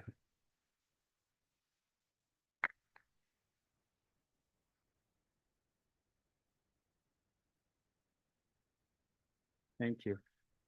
In my hurriedness, I neglected that. And I think it's really important to always slow down and recognize who gets you where you're at. When I became president 11 years ago, I think we had 3 people in the office of the president, maybe 4. When I think about the office of the president, I think of it like a kuik, a party, a payoff party, our big doings. When we are preparing for kuik, everyone has a role. Some folks are in the kitchen, some are preparing regalia, some are working on speeches, but everyone knows what their responsibility is. And we trust each other to carry our responsibilities with care and purpose. And that's exactly how this team operates. From our community navigators They're the ones out in the community showing up face to face. They're the direct link for tribal citizens to connect with services, find support, and feel that they're not navigating things alone.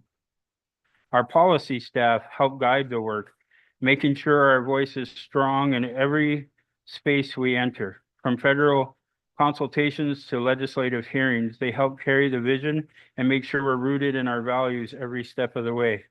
Our legal team and our general counsel, they protect us. They make sure our rights are upheld, that we're making smart decisions, and that we're always standing in solid ground when it comes to law and sovereignty. Our communications team make sure our people know what's going on. They're the storytellers, the connectors. They're helping us speak clearly and truthfully, but both within our communities and to the world around us. Our strategic advancement and partnership team, which is fairly new, is building relationships that bring new resources and opportunities to the tribes. They're helping us grow, not just financially, but in how we show up as a nation on the move. And I want to especially thank the core staff within the Office of the President, the ones who support me and our Executive Council directly. They're often behind the scenes, but they're handling logistics, preparing materials, and organizing meetings, and making sure we have what we need to lead. They're the glue, and it couldn't be done without them. Like a Kuwik, everyone on this team carries their part, and they do it with pride, care, and a deep love for our people. Gongchish Hawa to the Office of the President. You help carry the load, and you do it in a way that reflects the best of who we are. Can I have all of our Office of the President folks that are here, please step forward and raise your hand? Yeah.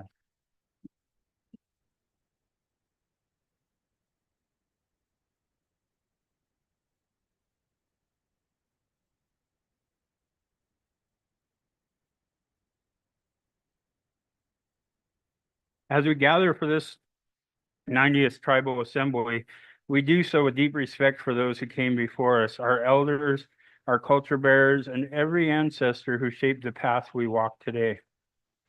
This year's theme, Honor the Past, Empowering the Future, reflects the journey that we are on as individuals, as communities, and as a tribal nation. It reminds us that our strength comes from knowing where we come from and committing ourselves to where we're going. To honor the past means we remember the sacrifices it took to get here. The generation of leaders who stood up for our rights, even when the path wasn't clear, and even when they didn't always agree. Our ancestors created space for respectful debate, for hard conversations rooted in care for the people, and when the time came, they found consensus and moved together united. That's part of our inheritance too. Not just the outcomes, but the process. The way we treat each other, the way we listen, the way we stay rooted in our shared purpose. To empower the future means we carry that legacy forward through strong leadership, education, and revitalization of our language, our culture, and our governing systems. It means we do the work now to ensure our people thrive, not just survive, for generations to come. Let this assembly be a space where we remember who we are, lean into our values, and walk together, even when it's hard, in the footsteps of our ancestors. Because when we do that, we are truly honoring the past and empowering the future. We chose the symbol for our assembly this year as the Chilkat robe. The Chilkat robe is a powerful symbol for this year's theme, honor the past, empowering the future. The robe is more than regalia. It's a living expression of who we are, woven with intention, knowledge, and purpose. Every thread carries meaning. Every design holds a story, and every time it's danced, it honors those who came before us. These robes are not just expressions of beauty or ceremony, they are also symbolic of our governance and our clan systems. Many of them tell the stories of clan histories, traditional homelands, and rightful claims to place and identity. They reflect our deep connection to the land and to each other. They remind us that governance for our people was never just about laws, it was about relationships, responsibility, and respect. Our elders and weavers passed us down this art form with care, not just to preserve it, but to ensure that our knowledge systems, our laws, and our ways of being were carried forward. That's a sacred responsibility. And like the robe itself, our future is something we weave together. It takes many hands, youth, elders, leaders, knowledge keepers, and culture bearers, all adding their thread. To empower the future means ensuring that our ways of government, rooted in tradition, sovereignty, and justice, remain strong for generations to come, that our identity isn't just remembered, it's lived. So as we gather in this 90th year of Tribal Assembly, let the Chilkat robe be a reminder of who we are, what we carry, and what we owe to the generations ahead. Together we will honor our ancestors and weave a future just as rich, just as strong, and just as enduring.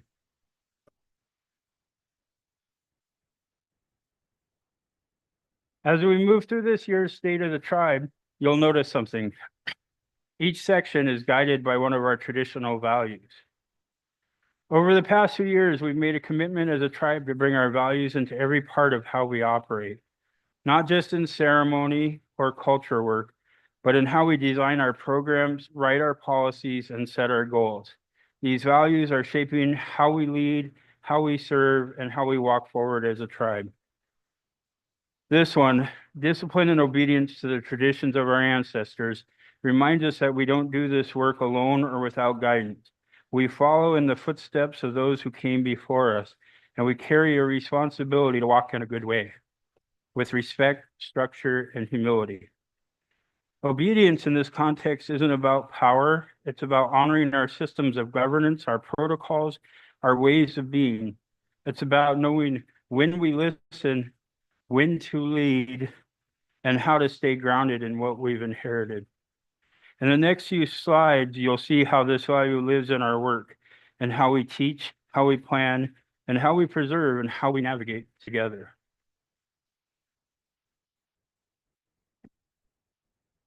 One of the most important ways we carry out the teachings of our ancestors is by protecting our languages.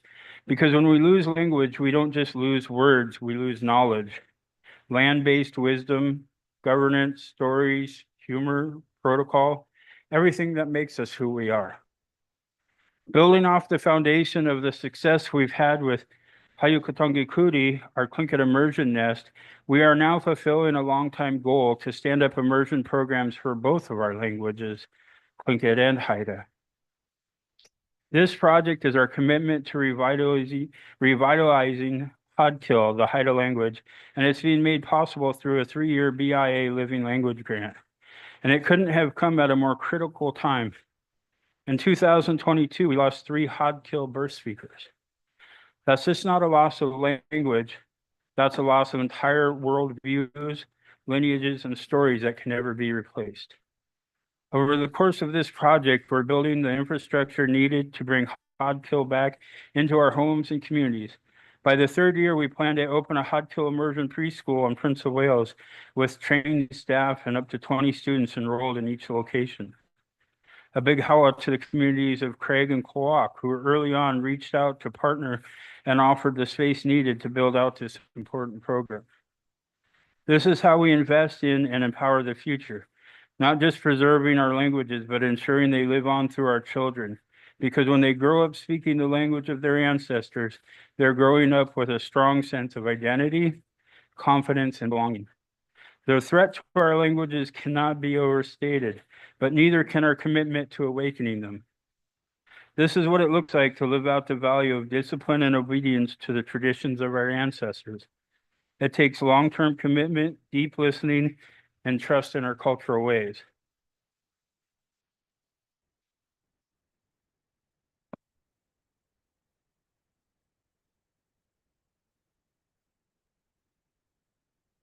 A year ago, we were proud to bring you Kuhanti, our first animated Tlingit story, and we said then that we were committed to bringing that same vision to life in Hadkil. I'm happy to report that we've delivered on that promise. In 2024, we released our first ever animated video in Hodkill titled, somebody help me with this, Nong Hipgada, Our Orphan Girl. This project was funded through the U.S. Department of Education's Alaska Native Education Program, and it's a part of a broader effort to bring Hodkill back into daily life, especially for our youth. The story of Orphan Girl carries deep teachings, and by telling it in our language through animation, we're reaching the next generation in a way that is both traditional and modern. It's a new tool for old responsibility, passing on knowledge, identity, and pride in who we are. This is another way we live out the value of discipline and obedience to the traditions of our ancestors.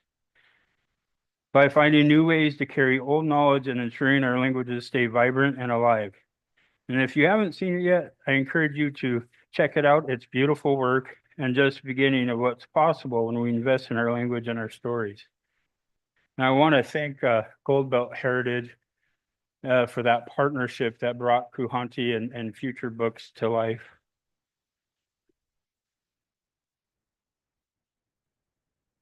Our cultural heritage team has been doing incredible work, and the impact really speaks for itself.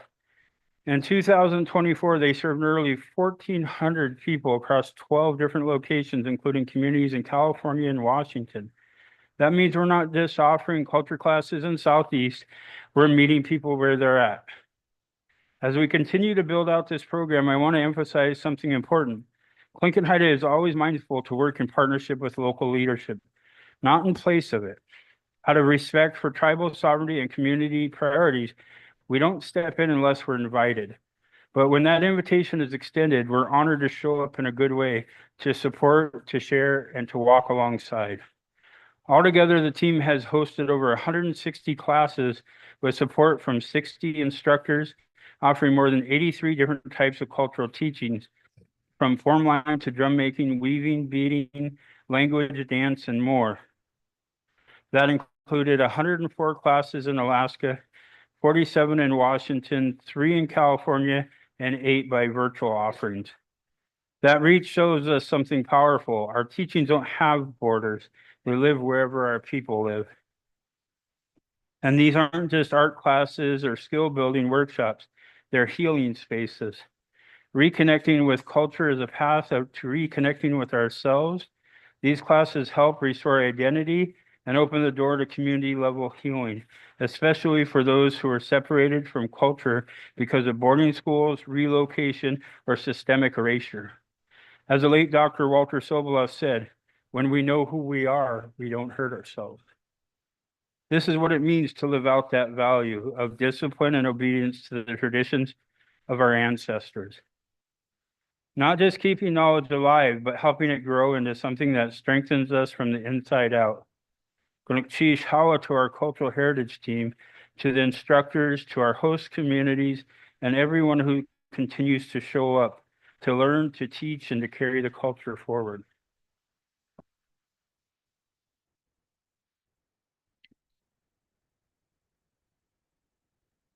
Another way we're carrying forward the teachings of our ancestors is by investing in education that reflects who we are. Building off the success of our Juneau Generations campus, Generation Southeast campus, we're excited to see the continued growth and expansion of the Generation Southeast Prince of Wales campus. This has been part of our vision from the beginning to ensure that educational opportunities are rooted in place and responsive to the unique needs of our communities. We are excited to share that we have secured long-term recurring funding through the State of Alaska's Technical, Vocational, and Education Program to support that expansion.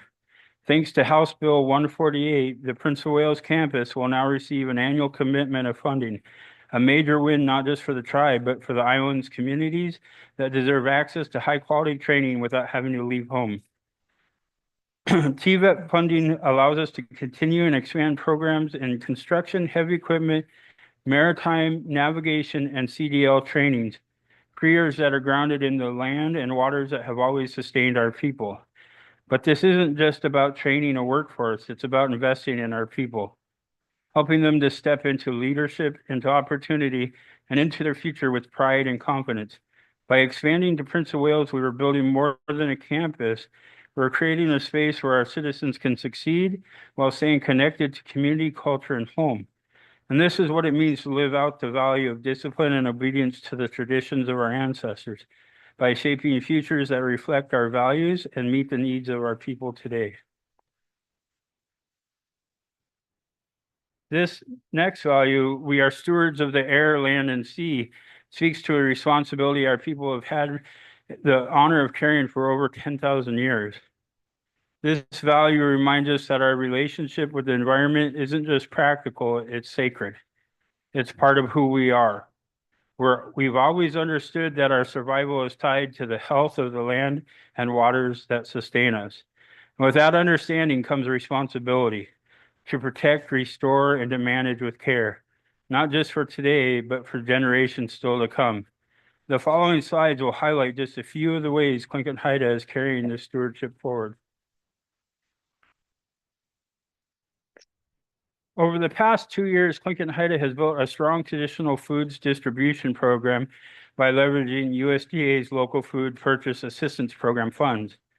We've used that funding not just to feed our people, but to support our local harvesters and strengthen community-based food systems.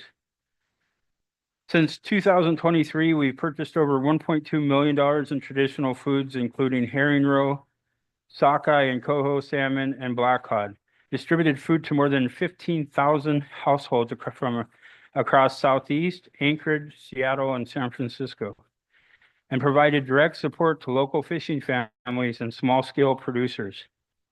This work is about more than just food on the table. It's about identity. When we eat our traditional foods, we're not just feeding our bodies, we're feeding our souls.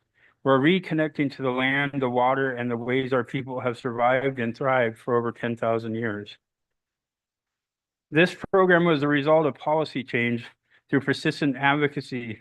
Tlingit Haida helped push for an important shift, one that finally led the federal government to recognizing our long-established legitimate traditional food systems and to begin upholding its trust responsibility to help reestablish and support them.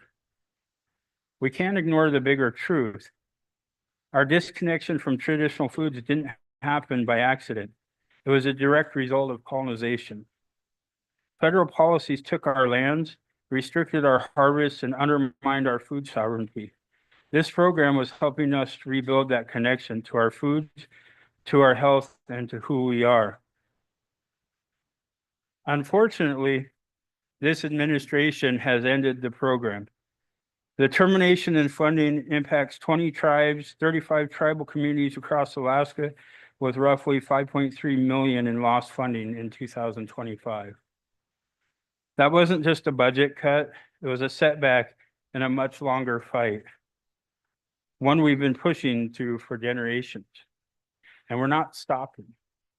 Because this is what stewardship looks like, putting resources back into the hands of our people, supporting indigenous harvesters, and building food systems that reflect who we are, rooted, resilient, and determined. The Cultural Ambassadors Program is one of the clearest examples of what stewardship looks like when it's grounded in advocacy, community, and culture. This program launched in the spring of 2024 as a direct result of Tlingit Haida's longstanding push for tribal co-management and for the recognition of our indigenous knowledge bearers. It took years of relationship building, including multiple trips to DC and direct meetings with leadership at the Department of Agriculture and Forest Service. That work led to the signing of a historic co-stewardship agreement for the Mendenhall Glacier Recreation Area, which laid the foundation for this program. We also hosted Secretary Vilsack and Undersecretary Wilkes here in Juneau, and those visits helped elevate the messages that interpretation of our homeland should come from our people, not just about us, but with us and by us. And while we're proud of what's been built, we also need to speak truthfully. This administration recently laid off nearly all federal employees at the Mendenhall Glacier, literally leaving just one staff member. It's a reminder of something we've said all along. Tlingit Haida doesn't just want co-management, we want real management. Because administrations change, Budgets get cut, staff come and go, but we're still here. We've always been here and we will always be here to care for these lands, tell these stories, and welcome people to our Indigenous territories in a way that's rooted in respect and our truth. This is what stewardship looks like, not just protecting the land, but ensuring that our presence, our stories, and our values are at the center of how it's understood and cared for. This year, Clinton Haida hosted our first ever Indigenous Transboundary Mining Conference, and it was a powerful moment. We brought together tribes, First Nations, scientists, federal and state agencies, Canadian officials, and advocacy organizations to address the growing threat of mining pollution in our transboundary rivers. These rivers don't just flow through our territories, they sustain our communities, our foods, and our way of life. This conference didn't happen overnight. It was the result of years of advocacy, building coalitions, showing up in international spaces, and making it clear that Indigenous must be at the center of any serious effort to protect these waters. We work closely with our partners, the Southeast Alaska Indigenous Transboundary Commission and the Upper Columbia United Tribes, to make this gathering possible. It was a space to share knowledge, build trust, and envision a shared future for the rivers we all depend on. Behind the scenes, our executive council and policy team have been raising these issues with both the U.S. and Canadian government, calling for formal consultation, tribal representation, and policies that reflect the reality of what's happening on the ground. The success of this conference helped lay the foundation for tribal-led stewardship, including science, partnerships, monitoring efforts, and a stronger voice for our people in decisions that affect our lands and our waters. We've always had traditional law that guides how we interact with the natural world. Teachings passed down through generations. Last year, you all affirmed that truth by adopting Tribal Assembly Resolution 2418, recognizing our inherent right to protect and manage our lands and waters. By codifying these principles, we gave ourselves the means to uphold our laws and assert our authority when other governments infringe on our rights. That leadership, grounded in both traditional knowledge and modern governance, is part of what made our work stand out at a national level. Our Transboundary Watersheds programs were recently selected as a finalist for the EPA's Transboundary Watershed Grants Program, based on our proposal to advance shared knowledge systems and strengthen coordination between Indigenous and international partners. This is what stewardship looks like: standing up for the waters that sustain us and leading in a way that reflects our values, protects our rights, and builds something stronger for generations that follow. Almost halfway done.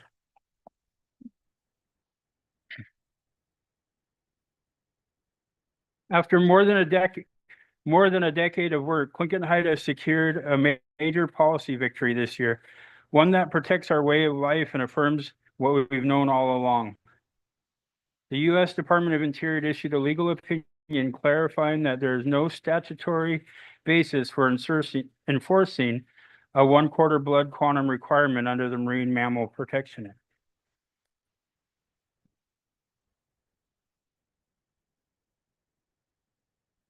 This requirement had been used to exclude thousands of tribal citizens from harvesting marine mammals and using furs to create regalia and handicrafts, cutting people off from practices that are not only traditional, but vital to who we are. It was a discriminatory policy that had no place in federal law, and now it's been struck down. Clinton Haida worked closely with the U.S. Fish and Wildlife Service to make this happen. We didn't get there by accident. We got there through years of government-to-government consultation, legal engagement, and building relationships that move this issue forward with respect and persistence.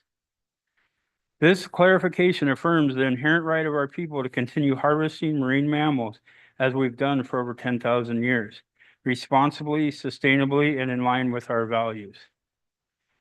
And it opens the door for so much more. Now our cultural education department is building on this moment, offering classes on how to hunt and process sea otters, how to sew with the furs, and how to pass those skills on to the next generation.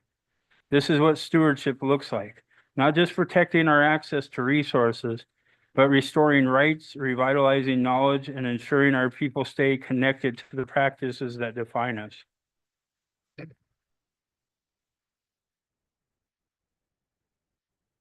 Land back is the foundation of our sovereignty, our identity, and our future. Today, Clinton Haida owns 49 properties, totaling more than 860 acres. These aren't just properties, they're spaces for housing, language, education, culture, and community. We're putting our values into place, literally. For decades, Alaska tribes have been unjustly excluded from the federal trust land process, a deliberate policy that denied us the same rights as other federally recognized tribes, but Tlingit Haida has never accepted that as the final word. For over a decade, we fought to change that through advocacy, litigation, and direct government-to-government engagement with the Department of Interior. And we finally saw progress in the last administration. After years of pressure and advocacy, the Department of the Interior accepted our first parcel of land into trust, a 1.5 acre parcel in downtown Juneau. It was a historic moment that helped right a long-standing wrong and affirmed what we've always known. Alaska tribes are sovereign, and we are entitled to the same tools of self-determination as any other tribe in the United States. Unfortunately, the state of Alaska chose to challenge the land into trust decision in court, fighting to preserve a system that keeps tribal lands fragmented and our authority diminished. But we know who we are and we know what we're fighting for. When I sat on a land into trust panel with the state attorney general, I made it clear our goal is not to divide, it's to protect our homelands in perpetuity.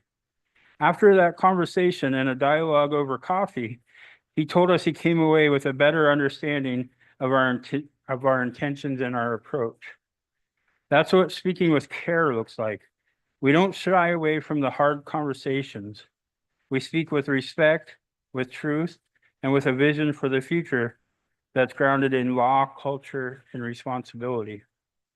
Land back isn't just a slogan, it's a living practice. And Tlingit Haida will continue to pursue it with clarity, purpose, and care for generations yet to come.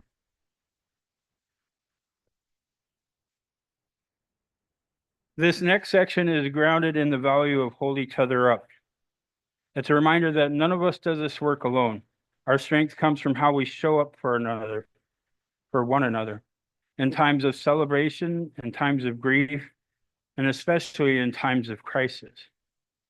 To hold each other up means we listen, we check in, and we take care of the people around us, not just as a program or a service, but as a way of life. The next slides will show you how this value lives in our work through response efforts, partnerships, and programs that make sure our people feel seen, supported, and never left behind. The Tribal Emergency Operations Center, or TEOC, is one of the clearest examples of how we hold each other up, especially in the face of crisis.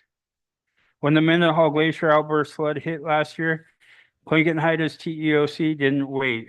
They stepped in immediately, organizing, coordinating, and standing up a response that was rooted in community, culture, and holding up our citizens impacted. In that single response, the TEOC coordinated over 5,000 pounds of food, more than 40,000 in household goods, and support for over 380 flood survivors. But this was more than emergency response. This was sovereignty in action. During the response, the Alaska National Guard reported directly to our incident commander, Sabrina Grubitz. A moment that speaks volumes about the respect that we've earned through years of relationship building, preparation, and proven leadership. That work led to a stronger partnership with the city and borough of Juneau, who now formally recognizes our jurisdiction in emergency response. We've also worked in lockstep with FEMA, the state of Alaska, and CBJ, including multiple trips to Washington, D.C. to advocate for a coordinated and properly resourced response. Our leadership helped secure a federal disaster declaration from President Biden, which included individual assistance for impacted households and public assistance for infrastructure recovery. the first time Tlingit Haida or any tribe was included in a federal declaration in this way. This is the result of years of advocacy, pushing for direct access to emergency funding and building our own systems so we're not dependent on others when disaster hits. The TEOC has now become a national model for Indigenous-led emergency response, and recently, Sabrina's leadership was recognized with the Top 40 Under 40 Award from the National Center for American Indian Enterprise Development. Sabrina Grubitz, right over here, ladies and gentlemen. My little Kagwantan sister. Gunukchish Hawa to you, Sabrina, for your role as incident commander, for your steady leadership, and for the way you continue to hold up our citizens in time of emergency.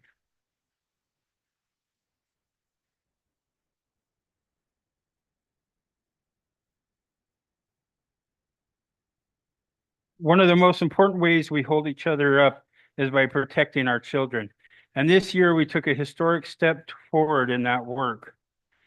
Tlingit Haida signed a first of its kind agreement with the Washington State Department of Children, Youth, and Families through their Indian Nation program.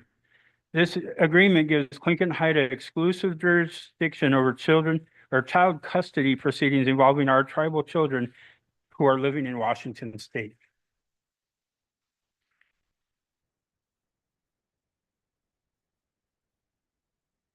This is a big deal. It means we don't have to wait for state agencies to make decisions about our children. We make those decisions ourselves based on our values, our community standards, and what we know is best for our families. For too long, tribal children have been removed from their families and communities. This agreement helps us stop that cycle. It ensures that our children stay connected to culture, to language, to clan, to identity. And it's not just about this one agreement. It's about setting a precedent. It shows what's possible when a state respects tribal sovereignty and trusts tribes to lead when it comes to our own children. Cheese to our ICWA team, our Tribal Family Services Department, and our legal staff who worked hard to get this agreement in place. This is what it means to hold each other up, to protect the next generation, to keep families together, and to make sure our children grow up knowing exactly who they are and where they come from.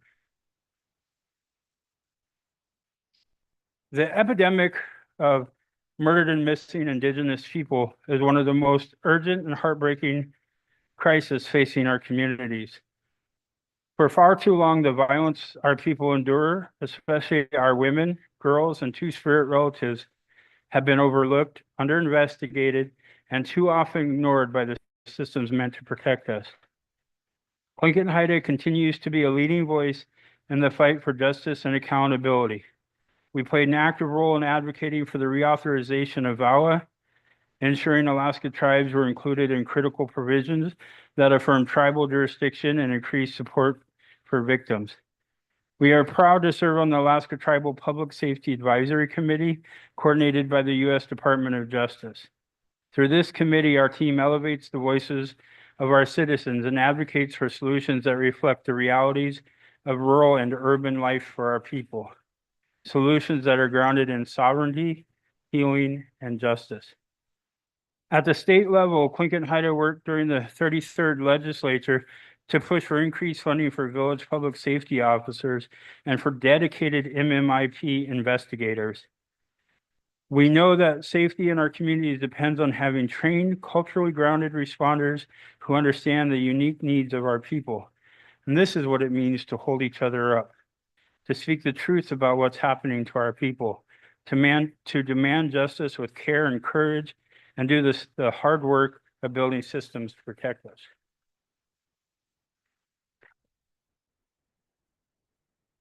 In our culture, we know that our words carry weight. They can uplift, they can harm, and they can heal. Once spoken, they can't be taken back. So we're taught to speak with intention, humility, and respect. To speak with care isn't just about what we say. It's about how we show up, how we carry ourselves, and how we represent our people. And that's exactly the value that guides our policy and advocacy work today. When we speak on behalf of Tlingit Haida, whether it's in legislative hearings, federal consultations, or courtrooms, we're not just speaking for ourselves. We carry the voices of our elders, the needs of our communities, and the hopes of our youth. Every comment we submit, every trip to Washington, D.C. we take, and every meeting we hold, these are all acts of care. Our people have governed ourselves since time immemorial, guided by traditional law, community leadership, and teachings passed down through generations.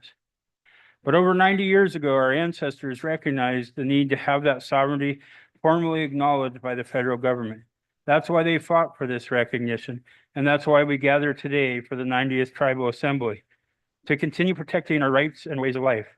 That spirit of standing up, speaking clearly, and leading with values is the foundation of how we advocate today. Just last week during the Self-Governance Conference, Senator Murkowski publicly acknowledged the testimony I gave to the Senate Committee on Indian Affairs during their hearings on Farm Bill. That's a reminder when we show up, our voice carries weight, and our elected leaders are listening. To speak with care means we don't compromise who we are. We lead with respect, we speak with purpose, and we never forget who we represent. This value, be strong in mind, body, and spirit, reminds us not just show how to live, but how to lead. It's more than a wellness phrase. It's about the strength that got us here and the strength it will take to keep going. Our people have governed ourselves since time immemorial, but over 90 years ago, our ancestors recognized the need to have that sovereignty formally acknowledged by the federal government. They stood together, demanded recognition, and laid the groundwork for the tribal government we continue to build today. They fought for our civil rights, to vote, to be seen, to be counted, even as the systems around them tried to erase us. They carried the pain of colonization, boarding schools, and systemic racism, and still they persisted. In Southeast, we often talk about how our forests survive hurricane force winds. It's not because each tree stands alone. It's because their roots are woven together. That interconnection is what makes them strong. That's what makes us strong too. Today we face new challenges, political division, environmental threats, and the continued impacts of colonial systems. But our power is in our connections to each other, to our land, to our ancestors, and to the generations still coming. To honor the past is to remember that survival wasn't guaranteed, it was earned. To empower the future is to choose unity, care, and to plant strong roots for the next 90 years. Let's carry that strength forward in mind, body, and spirit, and recommit ourselves to holding each other up and continuing to govern with strength, humility, and purpose.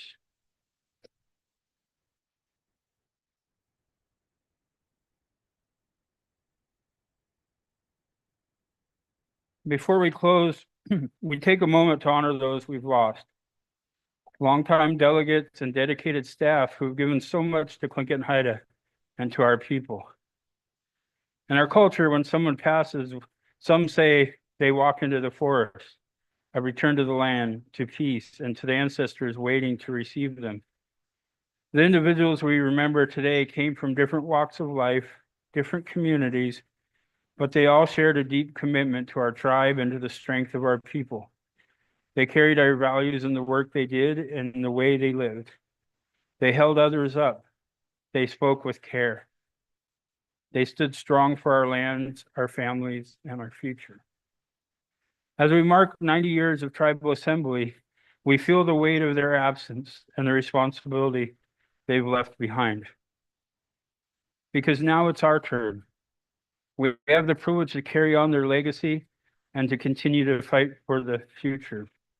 We may come from many places, but we are woven together like the roots beneath our forest floor, holding each other up through every storm. To those who have walked into the forest, thank you for your service, your teachings, and your example. We will honor you by the way we live, lead, and protect our people.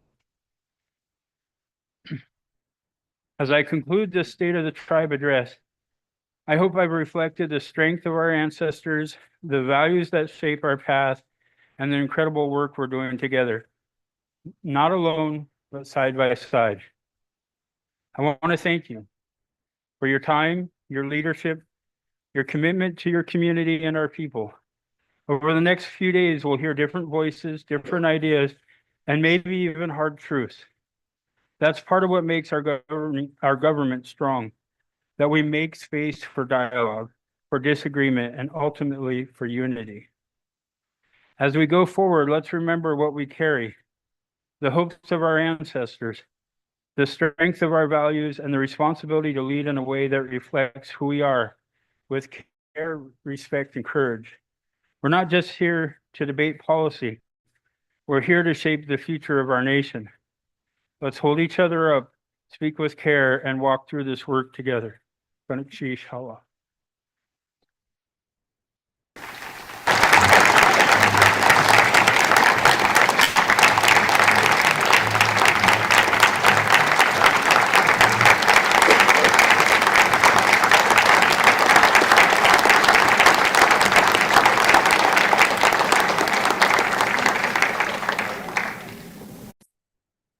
Any questions?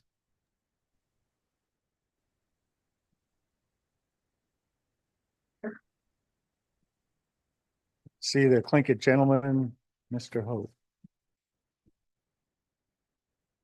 Thank you, Mr. Chair. Jerry Hope, Sitka delegate. I had a curiosity about the challenge from the state of Alaska on the land acquisition, transition, transfer. What, is there an outcome for that, or is it still in litigation? I apologize, I haven't been tracking that. It's still in litigation. Okay. We're waiting right now. I think on the Department of Interior, their attorneys, whether they're going to appeal the decision or not. So the decision actually upheld our right to put land into trust, but it disagreed with how we put that parcel into trust.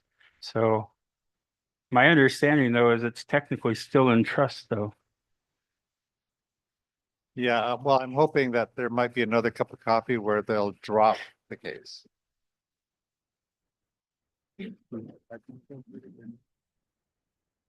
We should follow the format. Go ahead and state your name and community and address your question to the president. Thank you. Tasha Hodge, Anchorage. First, I really wanted to thank President Peterson and his staff for meeting our folks where they're at. I know Anchorage has really benefited from the food programs and the cultural classes. And something that was highlighted to me when we were looking at, as a community council, reaching out for culture classes is diversifying who we bring in to do those classes and providing more support to our tribal citizens that are artists, both in how to negotiate pricing and helping others learn how to teach classes. I have tons of respect for those of you that are artists. I'm not one, but always happy to support financially. So if you have something, walk by the front table and show me. But I just really was hoping that we could look at how we support our artists and also encourage all of them to register as a certified Tlingit and Haida artist so that it could be part of our advertisement, really just highlighting the work that we do and the ways that we support those members of our community. And I know that there's been increased communication with the Alaska in collaboration, and I saw that there was an economic development conference where there was a lot of folks in the region, but I'd like to see a larger conference that encompasses also tribal health, similar to what some other regions of the state do, where we really collaborate with all of the people that are part of, I don't really want to say service area, but I think that's what I mean, so that we could address things together. Yeah. So just curious if any of those are already on your radar or when we could expect to see something move forward. I would say some of them are, and I'm very excited to hear a lot of them. And that's one thing I want to emphasize, and thank you, Tasha, for bringing these up. We're really open to hearing these things. You know, our programs are in their infancy. We make mistakes. We do things we don't know. We only do better by hearing and getting new ideas. So Ganashish. Ganashish, Chane, Lance Twitchell, Juneau Community. Atling Ganashishui, Chini, Kanachwe, thank you for all of your wonderful work. I just want to commend not only you, but the aunties and the uncles who really trained you to prepare to do the work that you're doing. And you're excelling at it. My question is about Indigenous language education. And I really want to encourage us as a tribe to step on the gas when it comes to adult immersion programs that can be modeled after what the Haudenosaunee languages are doing, where we can have a facility where people can live in the language and that is their full-time job. I think the reality is, if you look at Alaskan populations of Tlingit, Hutkil, and Semelga speakers, every one of those languages is under 10 as far as high fluency speakers. So it is, we are beyond the urgent period. So, but I do believe if we moved forward really quickly with both adult immersion programs like that, where it becomes someone's full-time job to live in the language, I think there's some really exciting opportunities there, as well as language medium education modeled after Hawaii and New Zealand and Ojibwe and the things that they're doing. And so that the language nest can grow from a preschool program to developing a kindergarten program and then a first grade. And it's a huge undertaking, but I think if we don't do that, we'll just continue to be around like these 3 or 4 people left who can speak these languages at a high level. So my question, I guess, is how are we gonna do it?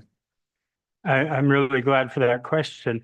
I don't know if it's some of it's in Rold's report or not, but I'm really excited. I know you know of the agreement we're going into with UAS. We bought the land behind Fred Meyer, where we plan to do a K-12, pre-K-12 really,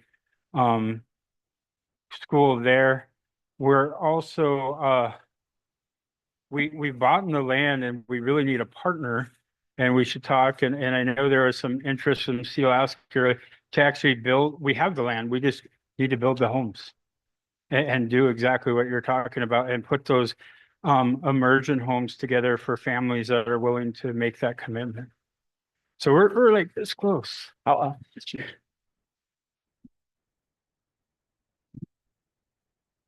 I got to bring this way up here. Keenan Sanderson, Ketchikan delegate. Just 2 quick things.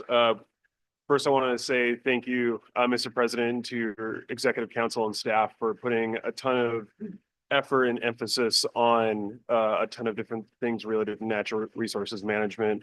In your presentation, you focused on a couple of different things with sea otters and transboundary, and that is pretty big. But also what you didn't say, though, you and your staff on your executive council put a ton of effort in having your presence be made at the Alaska Board of Fish recently.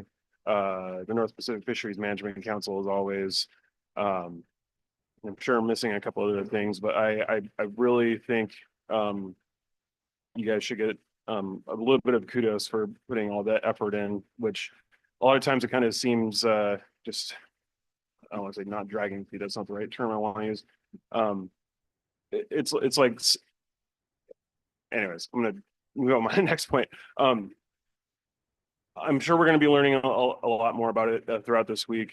But I would like to know a little bit more about what's going on with the update between the tribe and the state when it comes to with the education compacting. Is that the right? Clinton Head and 4 other tribes around the state are working on something with the state as a. Would like to know a little bit more about that, and then also, I wish we would have had a little bit of time to ask some questions of our Lieutenant Governor. Still staying on the topic of education, because it's driving me nuts. The state is putting a ton of different funding resources into everything except for education across the state of Alaska, which I'm really thankful that a lot of these things are happening in Juneau, but a lot of our tribal citizens outside of Juneau are getting hit hard on the lack of public education resources within the state. And we are hearing that the governor is threatening a veto of a recently passed bill. What is the tribe doing with that also? So kind of a couple education related questions. Well, the education compact's still in development, and we've been testifying on that. I don't remember the bill numbers, but the education bill, we've been incredibly active and up on the Hill between going up and testifying. We belong to a rather large group of tribes, and we call it our Alaska Native Caucus, where we share a lobbyist. And we've been really active and pushing hard on that. In fact, as recent as last night, this morning, emails and texts going back and forth on the team on that and how to advocate. So we're actively participating in those efforts with our legislators. Heather Gaddy and Jill Whites are somewhere around here. Heather's over there. They've been putting a lot of time in up at the Hill, especially Jill, who almost lives there. So we're extremely active in those.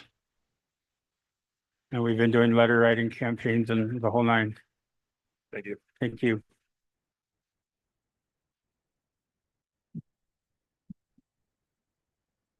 Judy Helgeson Craig, I want to thank you for your report. I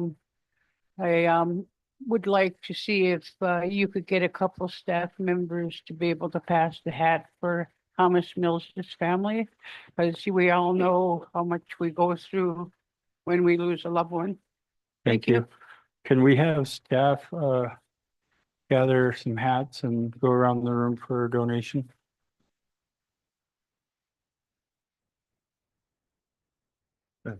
Mr. Stokes. Mr. Stokes, go ahead. Go ahead, Gil. Oh, yeah, Mr. President, thank you for your report. It was very valuable to us. My question is, I may be sleeping some of it, but I don't know in my hard hearing. However, I lived in Washington, D.C. for about 10 years. I had a lot of friends at BIA. They were from all over the country. Well, now I'm living in Anchorage and I have friends at BIA also. My question is, with the new administration, he's not very friendly with us. That I do know, according to the media. My question is, I've had a few friends saying, we don't know whether we're going to get fired or get kicked out or close BIA up in Anchorage area or even in Alaska, period. I was wondering if you have a report at all. Well, yes, thank you, Gil. And probably not a good report. Last Friday, a new executive order came out wanting to eliminate $1.6 billion from the interior budget, which is about a third. So there's that. About a little after 7 o'clock this morning, there was another executive order that came out limiting tribes and tribal consultation. So I'm figuring I'm going to probably be flying back to DC in the coming days. So we're hopeful with the new Interior Secretary Burgum. Our friends in North Dakota speak highly of him. His policies probably don't align with mine, but he does seem to be pro-tribal. So we'll start there. Goodness, geez. Thank you, President.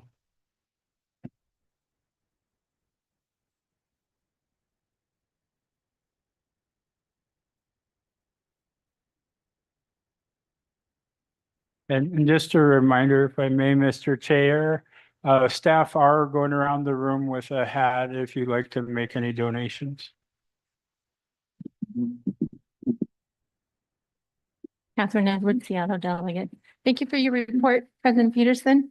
I just wanted to come up here and echo the language good in. Let's get that one done and across the finish line. But this is a request. If Dr. Twitchell could bring in that Emmy and share it with the rest of us so that we can see it in real life, we'd appreciate Bring it. in what? The Emmy Award. Oh, Emmy.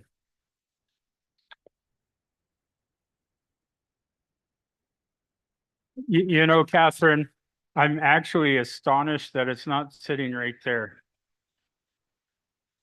All right, yeah. I'm pretty sure I wouldn't have put it down. It would shower with me. It would. I guess he has a family. He has to do other things. Thank you. Pat Alexander, Sitka delegate. Two things. I would like to thank, well, three things. Thank the tribe for thinking beyond what we've always done in the past and growing in such good ways.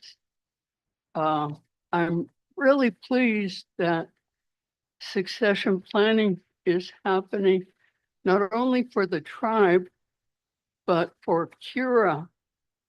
Speaking of Cura, I am so grateful that they have worked hard to keep their costs down so that they can be competitive in these government contracts.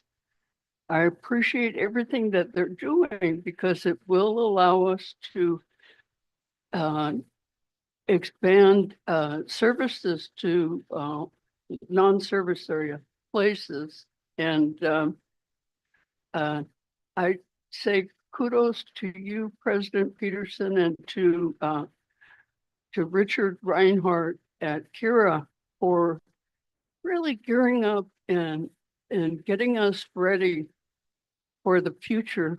And none of this is easy that we're doing. I just want to say thank you to everybody that's here, and that we do need to do our best to protect the tribe. So thank you very much. Thank you very much, Pat. Also, Richard has staff here in the room that are looking for, ways to increase native hires. So there in the back, he's raising his hand, a couple of gentlemen. So thank you for being here. Please introduce yourselves to them. They'd be happy to talk to you. Kevin Allen, Juneau Community. I've got multiple pages of questions here, Mr. President. Oh, no. No, it's just notes of how to thank you, because with the flooding, I live in the valley, up in Juneau Valley, luckily not near the river, but the water was at the end of my street. And so to see how prepared the tribe was to work with the city it gave me lots of confidence for when the next flood happens. So thank you for your response. Thank you to the Tribal Emergency Operations Center for their response and for working so well with the city. I attend those meetings as well, and I know how well that teamwork is. My question is actually related to a different part of the glacier, not the flooding, but of the visitor center. I applaud the Cultural Ambassador Program. I think that makes a lot of sense, but my question is, how do we navigate these discussions with the federal government where we are meeting our obligation to provide cultural ambassadors, but how can they meet their obligation by providing park rangers and the staff they need to run the Glacier Visitor Center? How can we navigate that? Because they can't just have us doing all the heavy lifting. There's stuff that they need to meet and do. I really appreciate all of your comments. That last comment really hits because it's what we're in the middle of right now. We've been actively in meetings. Senator Murkowski, we've been reaching out to, had Representative Begich and Senator Sullivan. We're working with the Forest Service, but it's hard to deny how difficult that is when some days you don't even know who will show up to the meeting anymore because we don't know who. Different things have happened. Some have accepted the kind of retirement options. Some have been brought back, but put on administrative leave. I do think though, a good thing that we have going for us there is every segment of Juneau government, from CBJ to Visitors Bureau and beyond, all recognize how important the Glacier Visitor Center is to the economy. 1.6 million visitors go to that glacier every year in a community of 30,000 people. So the impact could be detrimental. Honestly, that's why most folks come to Juneau that aren't here for business. So we're in the thick of it, is about the best I can give you right now. Thank you, Mr. President. Thank you.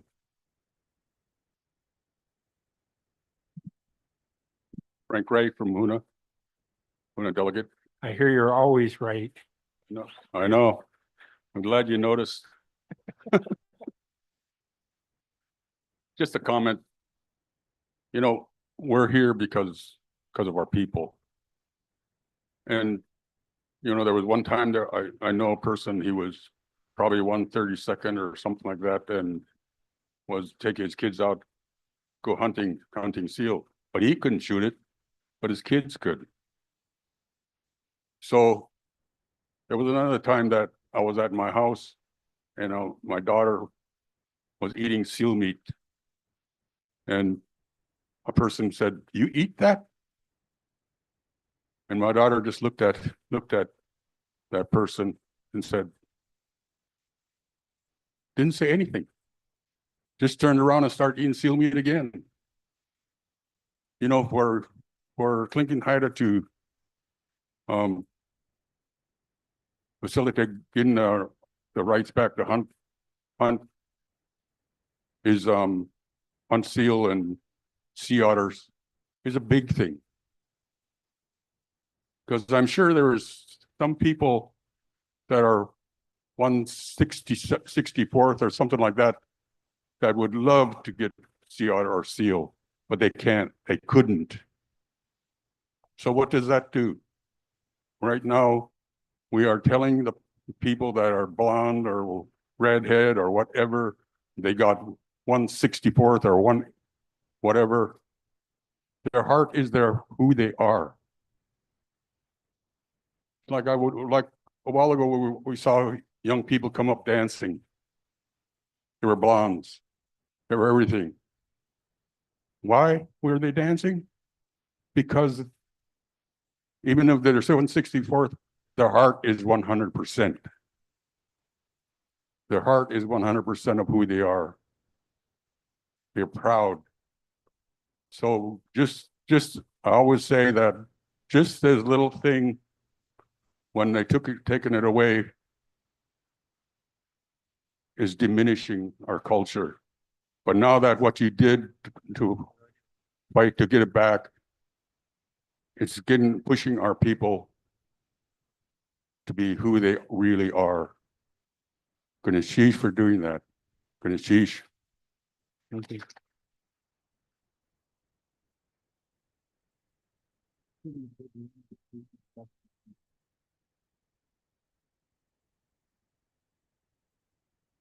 Thank you, Mr. President. We are 10 minutes ahead of schedule. Would the body wish to have a few minutes for introductions on the floor? Mr. Chairman. Or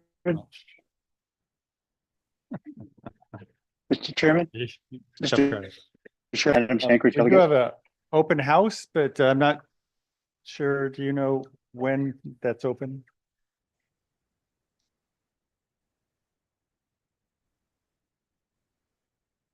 At 12? Open house, 12 o'clock, Willoughby, 410 Willoughby. Right across the street. So with that extra time, you can eat and dash over and take a look at 410 Willoughby. It's beautiful. So, and the whole building is being renovated now on the upper floors. That should have the same result. So if there's no objection, we'll recess for lunch. Unheard. Recess. Thank you. Mr. Chairman.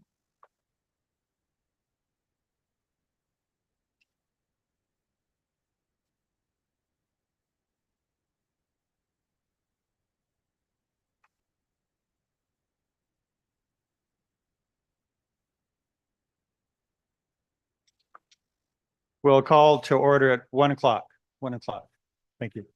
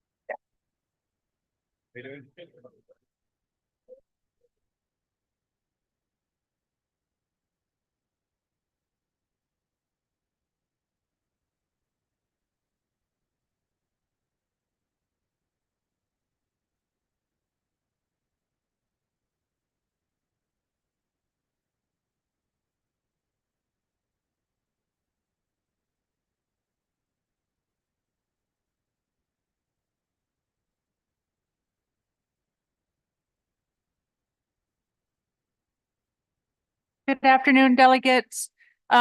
Just a comment for the lunch hour, there will be the ribbon cutting ceremony for the new Edward K. Thomas building, which is just right across the street. It's the entrance where you went to go register and get your per diem and stipend. So we'll be doing a ribbon cutting ceremony at noon.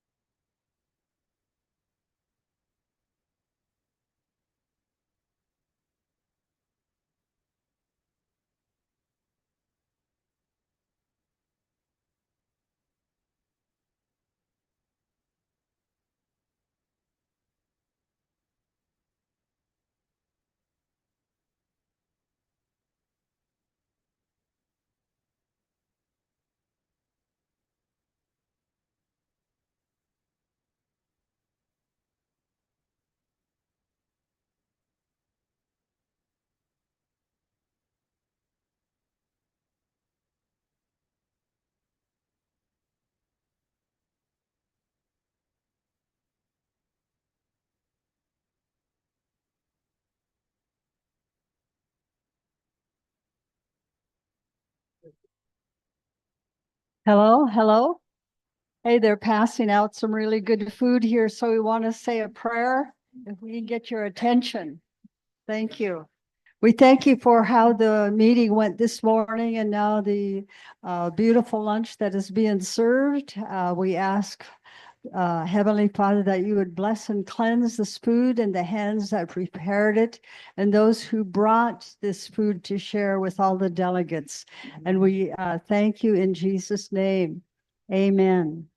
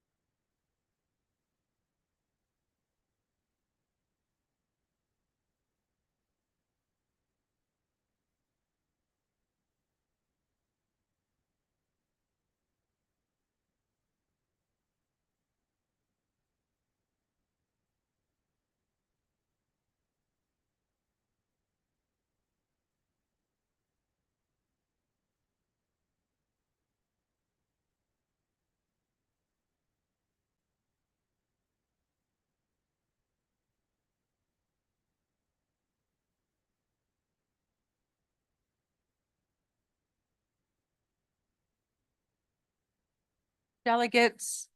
We just want to say Atlain Gunachish to each of you and those in the hall that provided to the family of Homer Mills. There was $1,253 raised that will be provided to the family. Gunachish Hawa.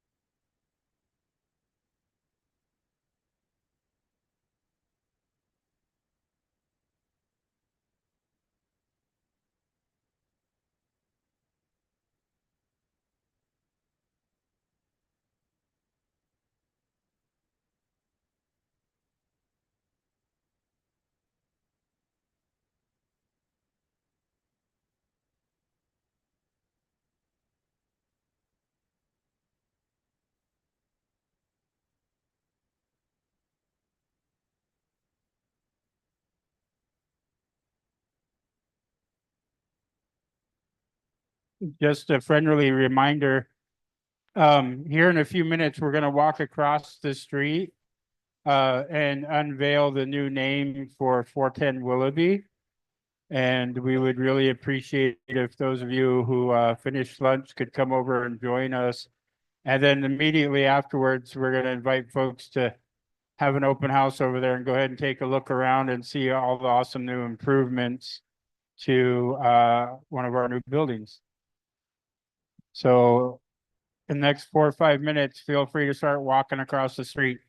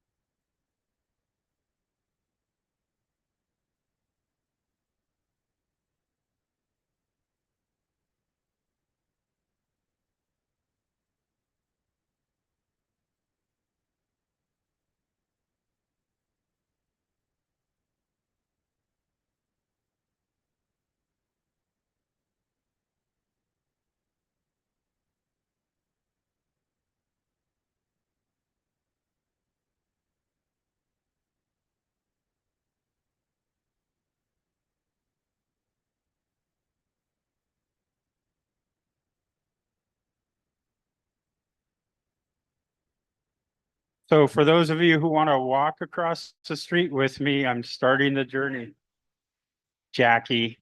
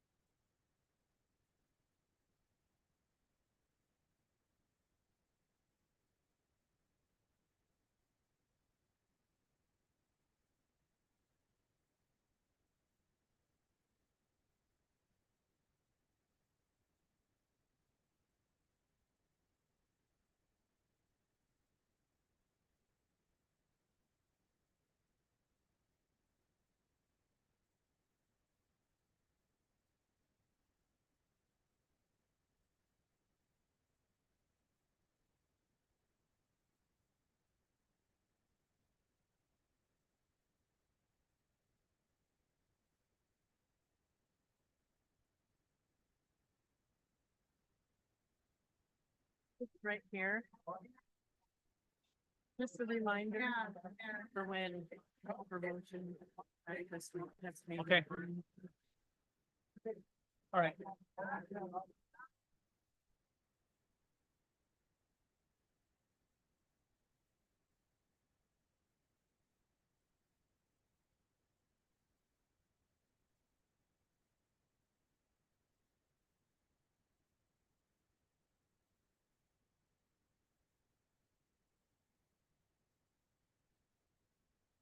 Hi, Craig.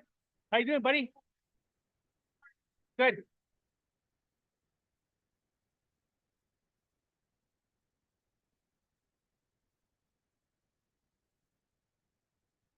Got it. Here, go stand by your mom real quick.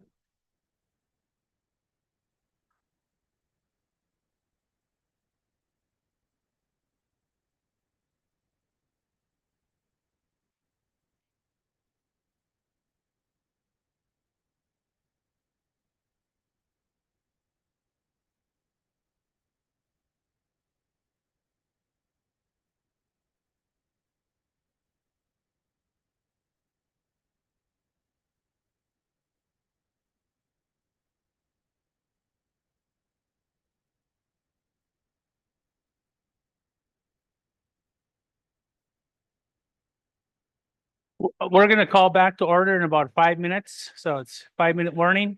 Thank you.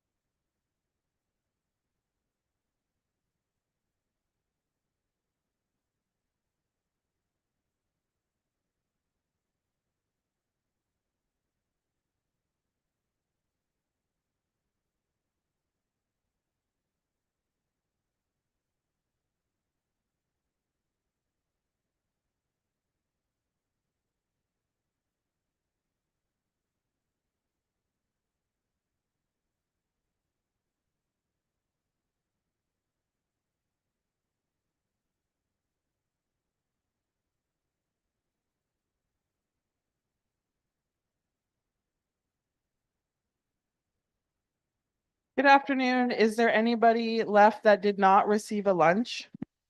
If you would please raise your hand so we could see you though.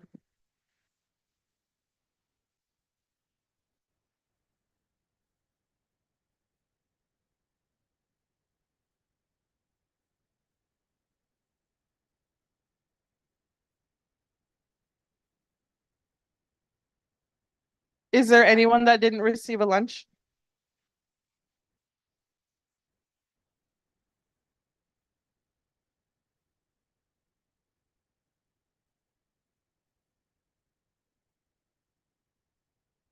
Hello, can you hear me?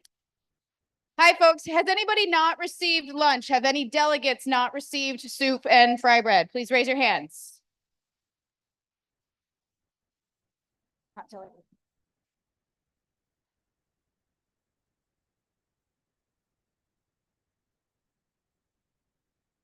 Going once?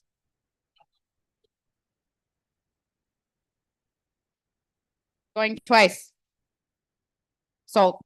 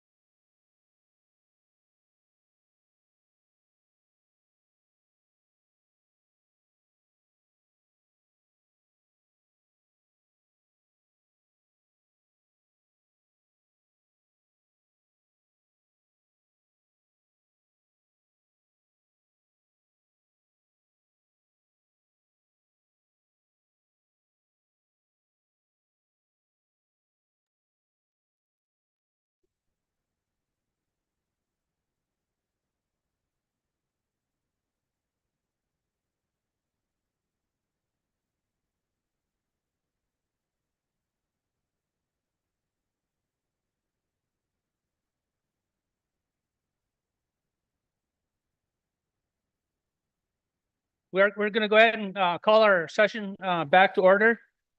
Anyone that is not a delegate, we need you to exit the floor. Thank you. Let's give you a couple minutes. I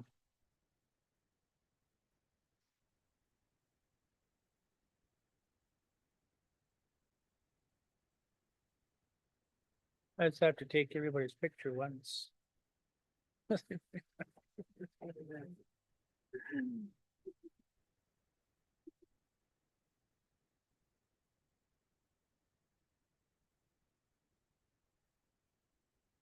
Yes, Jackie, please. Yes, I was checking to see, I'm asking for special request that we allow Ella Bennett's caregiver to sit next to her and sit with the delegates next to her. by all means, yes. Thank you very much. Yes.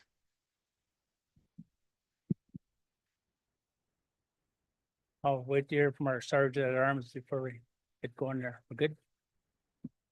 All right. Up next here, not too bad. We're only 3 minutes behind.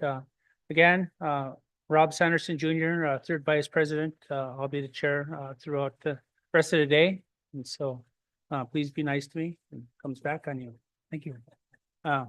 Anyway, we're going to go ahead and call on our chief operating officer, Mr. Roald Helgeson. Thank you.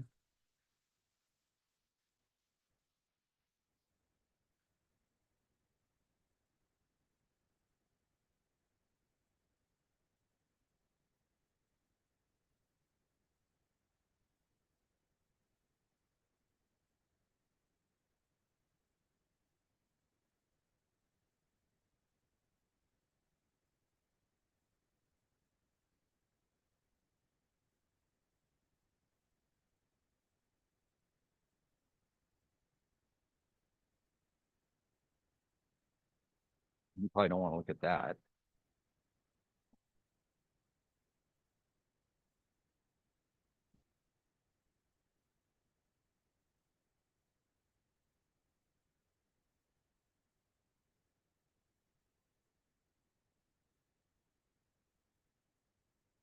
Allah is Artlin is Artigurine Lagen. Dit it's hottest Yan Yatatagan. Il Skigana Dinan Uijan. Florence Lee Helgeson Johnson. Yats Hata Kill Dinan Kiagan. Penny West the Owl Uijan. Thor Helgeson de Hong Uijan. Diskanu de Kaeden. Judy Helgeson Diskano Uijan. Gatsakas gustu de Qualagan. Shikakwan st Udiijan. Wayak Kanaisu Iskan Stal Tol Tuang Hundlai Eshut Nagan. Plungara Iskan Hata Hatai, Chief Operating Officer, Ansh Utskangulam. Good people. I'm very pleased to be here with you today. Formerly President Peterson, President Emeritus Thomas, Executive Council, tribal delegates, tribal host Israel Shotridge and hostess Judy Helgeson, tribal justices, ANB and ANS Grand Camp presidents, beloved elders, guests, and fellow staff. My Haida name is Hoot Hungy. My English name is Roald Helgeson.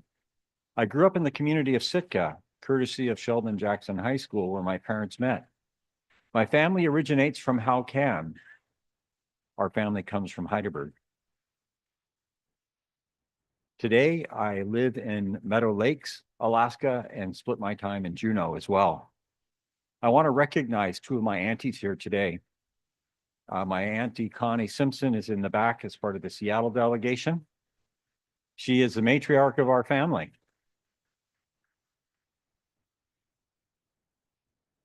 Now, you all call her Auntie Judy, but I got one up on you because she really is my Auntie Judy. I love you both. Today, I'm honored to provide the Tribal Assembly with a report from the Chief Operating Officer. So let's get started. We have a lot to do.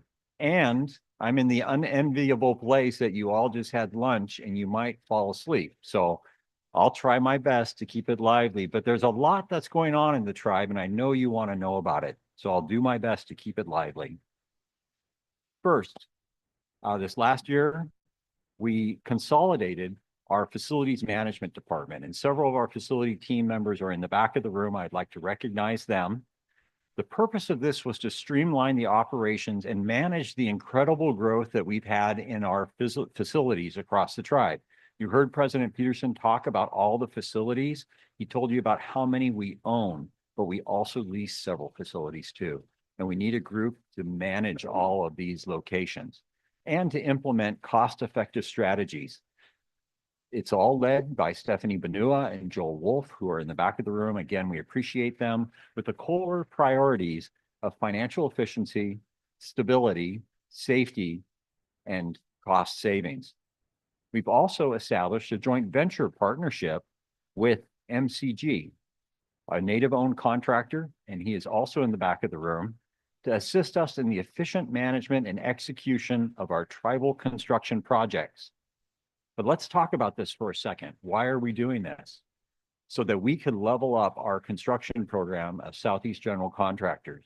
And by leveling up, just in the building that you named and broke ground on today, or you cut the ribbon, we saved $2.5 million on that construction project alone because of the efficient operations and working in partnership on this joint venture.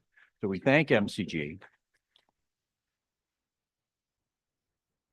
We thank MCG for partnering with us, and there is more to come.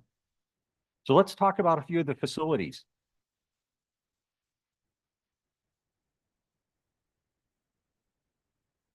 We'll see if we're going to talk about a few of these facilities. Here we go.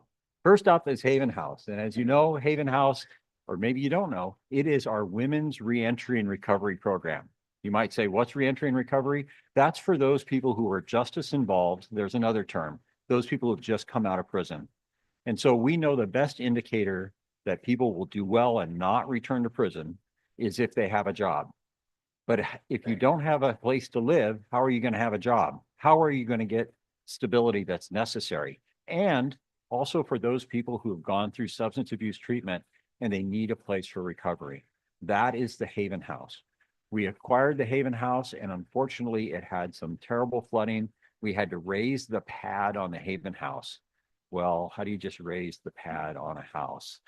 We had to rebuild the house, and now we have a beautiful new facility, 5,000 square feet. You know, it had not nearly as many rooms as our conditional use permit had. So we upped the number of rooms so that we could maximize the folks who would be staying at the Haven House. So as you can see, transitional housing for women, 9 bedrooms, and then it also has a manager's apartment. This is located on Melissa Drive in the Valley. So not far after the Catholic Church, you hang a right and you go back, weave back through there, and then you'll find Melissa Drive. It's a beautiful facility. We appreciate all the hard work that was completed by our SGC crew, Southeast General Contractors crew, and the MCG team under this joint partnership. Next is the Edward K. Thomas building, and you were just there. What a beautiful job they've done with that facility. 55,000 square feet, about just over half of it was renovated. The entire core area was renovated, as well as half of the 3rd floor and pretty much all of the 1st floor. It's completed in July, but of course we've been waiting till you were here to actually cut the ribbon on the building and transfer that name from the airport annex to the new facility. And you may have heard us call this in the past 410 Willoughby. That's the address of it. And now we can call it the Edward K. Thomas building. So we're very excited about that. We wanted to create a one-stop shop for our employment and training programs, temporary aid to needy families, our child care development fund, as well as tribal vocational rehabilitation and more. All of these programs together in one location so that our tribal citizens to date have been going here and there and everywhere across Juneau to get to these services. Now we're going to have one location. Come on in to the Edward K. Thomas building. We'll be able to help you there. So we're very excited about that work. Next up is 400 Willoughby, which is just around the corner here, and it's across the street from the state office building. At that facility, we did some renovation. I went too far.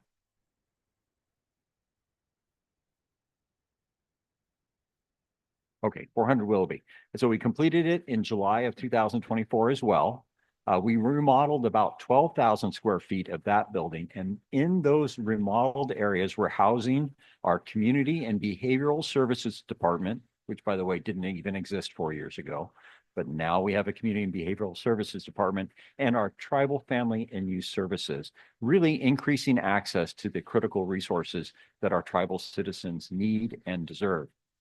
And then there's our procurement warehouse back on Anka Street on your way to Costco. If you don't know where Anka Street is at, headed out toward Costco. We've just completed a new procurement warehouse, almost 9,000 square feet in that facility. It was completed just in December. It also includes within the warehouse 11 offices. So you don't get to see the offices, you get to see the warehouse in the picture, but it also includes 11 offices for our team that is a central hub for our contract and our procurement staff across the tribe, all located in that place out at Anka Street. Makes a lot more sense to have everybody in Anka Street that are doing purchasing, procurement, warehousing. The cost per square foot is a lot less in that area of town versus asking people to try to do that right down here in the Juneau Indian Village, where the cost per square foot is much, much higher. So it makes a whole lot of sense. Every one of these projects that I've just discussed have been in our joint partnership with MCG and Southeast General Contractors. But we're also cultivating future leaders through succession planning. And we've created a deputy chief operating officer to give me a hand and keep my nose to the grindstone, I think, actually, because we were able to find a great coho to come and join us. And selected from that recruitment process was Gail DeBallas. So Gail has hit the ground running. We're so pleased to have her, and we appreciate all that she does. Several departments report to Gail. I'm going to talk about a few of them right now, but it also includes our realty department. And some of the activities of realty this last year has been promoting our realty admin assistant to a technician 2 to enhance our probate and our landowner support. And our realty specialist has also absorbed the roles of realty officer and our veteran allotment specialist to increase efficiency. We've processed 9 probate cases for deceased restricted property owners, and we prepared 7 last will and testaments for restricted native property owners. We've advanced 2 pending landowner sales and conveyance documents to the Bureau of Indian Affairs. And we hosted right here in the Juneau Indian Village a community meeting, a meeting that facilitated neighborhood interaction with the community. We brought in the Bureau of Indian Affairs, Tlingit Haida Realty staff, and City and Borough of Juneau Code and Compliance staff, addressing our landowners' concerns here in the Juneau Indian Village and really fostering problem solving. So that was exciting. I'm so glad we were able to pull together this Juneau Indian Village community meeting. We've also conducted 2 in-person information sessions, both in Juneau and in Linwood with the Bureau of Land Management. And the purpose of this, as you heard our senator talk about earlier, had to do with our Alaska Native veterans and the veteran area land allotment programs. And so we've been assisting veterans in that process as directed by our executive council. And we were able to hold 2 in-person meetings this last year. In the area of self-governance, we've been assisting our local tribes. We know we're the regional tribe, and that in some cases we are also the local tribe when it comes to Juneau and the valley here in Juneau. But in other places, as a regional tribe, we're helping out our local tribes. At the request of those local tribes, the Angoon Community Association, we've been providing technical assistance and reprogramming with them their Indian child welfare assistance and social services from ACA to Tlingit and Haida. The Heidelberg Cooperative Association has asked us for assistance. We've been assisting them in the reprogramming to our joint 93-638 compact, or I'll call it a consortium compact. But we also provided in-person tribal administrator support for much of the year, and that was Gail DeBallas until we recruited her up to be our deputy chief operating officer. Now we need to support Heidelberg Cooperative to assist them in finding a permanent tribal administrator. And we were asked by the organized village of Saxman to provide assistance so that they could look at reprogramming their their programs, functions, services, and activities into their very own Title I contract. So we're assisting organized village of Saxman. They've been part of our consortium contract. They'd like to have their own contract as they move forward. There's also a lot of activities in the area of information technology. We have made substantial progress on information technology. We couldn't have done it any faster now that we have a bunch of bad actors in the world that want to lock you down and force ransom on you, on your system. And I don't want to put anything bad in the air about ransom. So let's hope we don't get it tomorrow. but it's only as good as every one of us is and what we click on. So putting together a vibrant system of identifying bad actors, bad emails, phishing, all the different terminology of these people who are trying to steal our data or hold us hostage or ransom for that information. IT is worried about that every single day. You see Brian, you see John and everybody else, and we're just trying to make our computers work.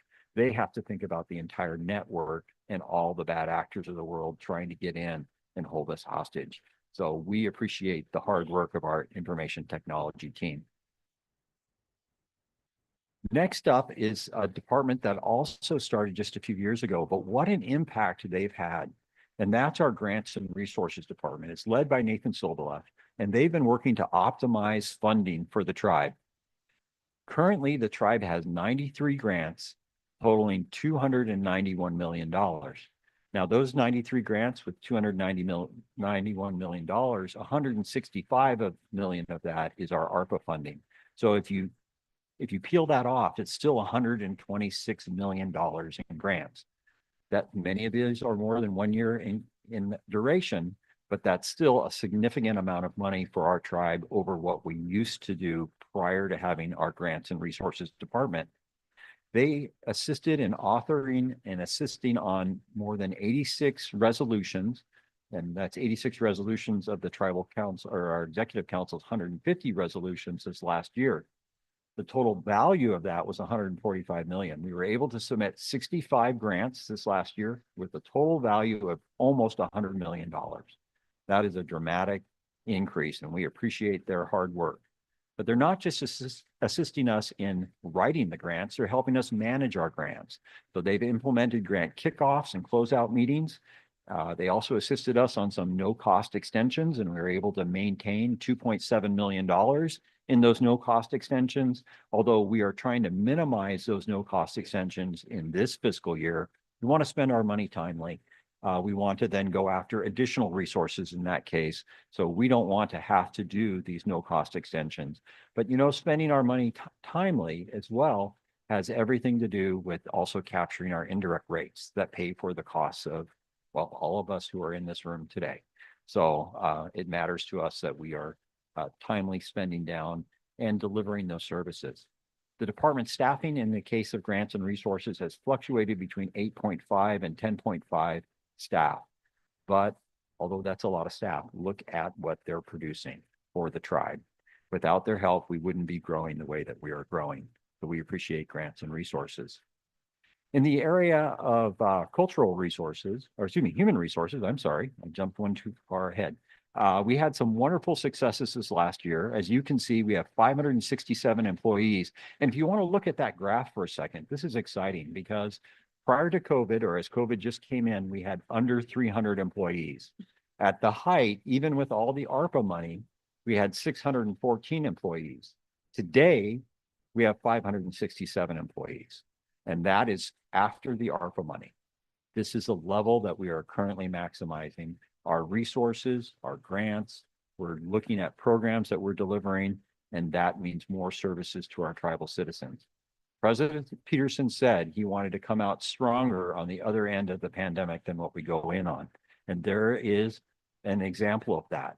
But not only is there almost twice as many employees at the tribe as what there were at the beginning of the pandemic, we have maintained an 80% Alaska Native hire rate at this tribe.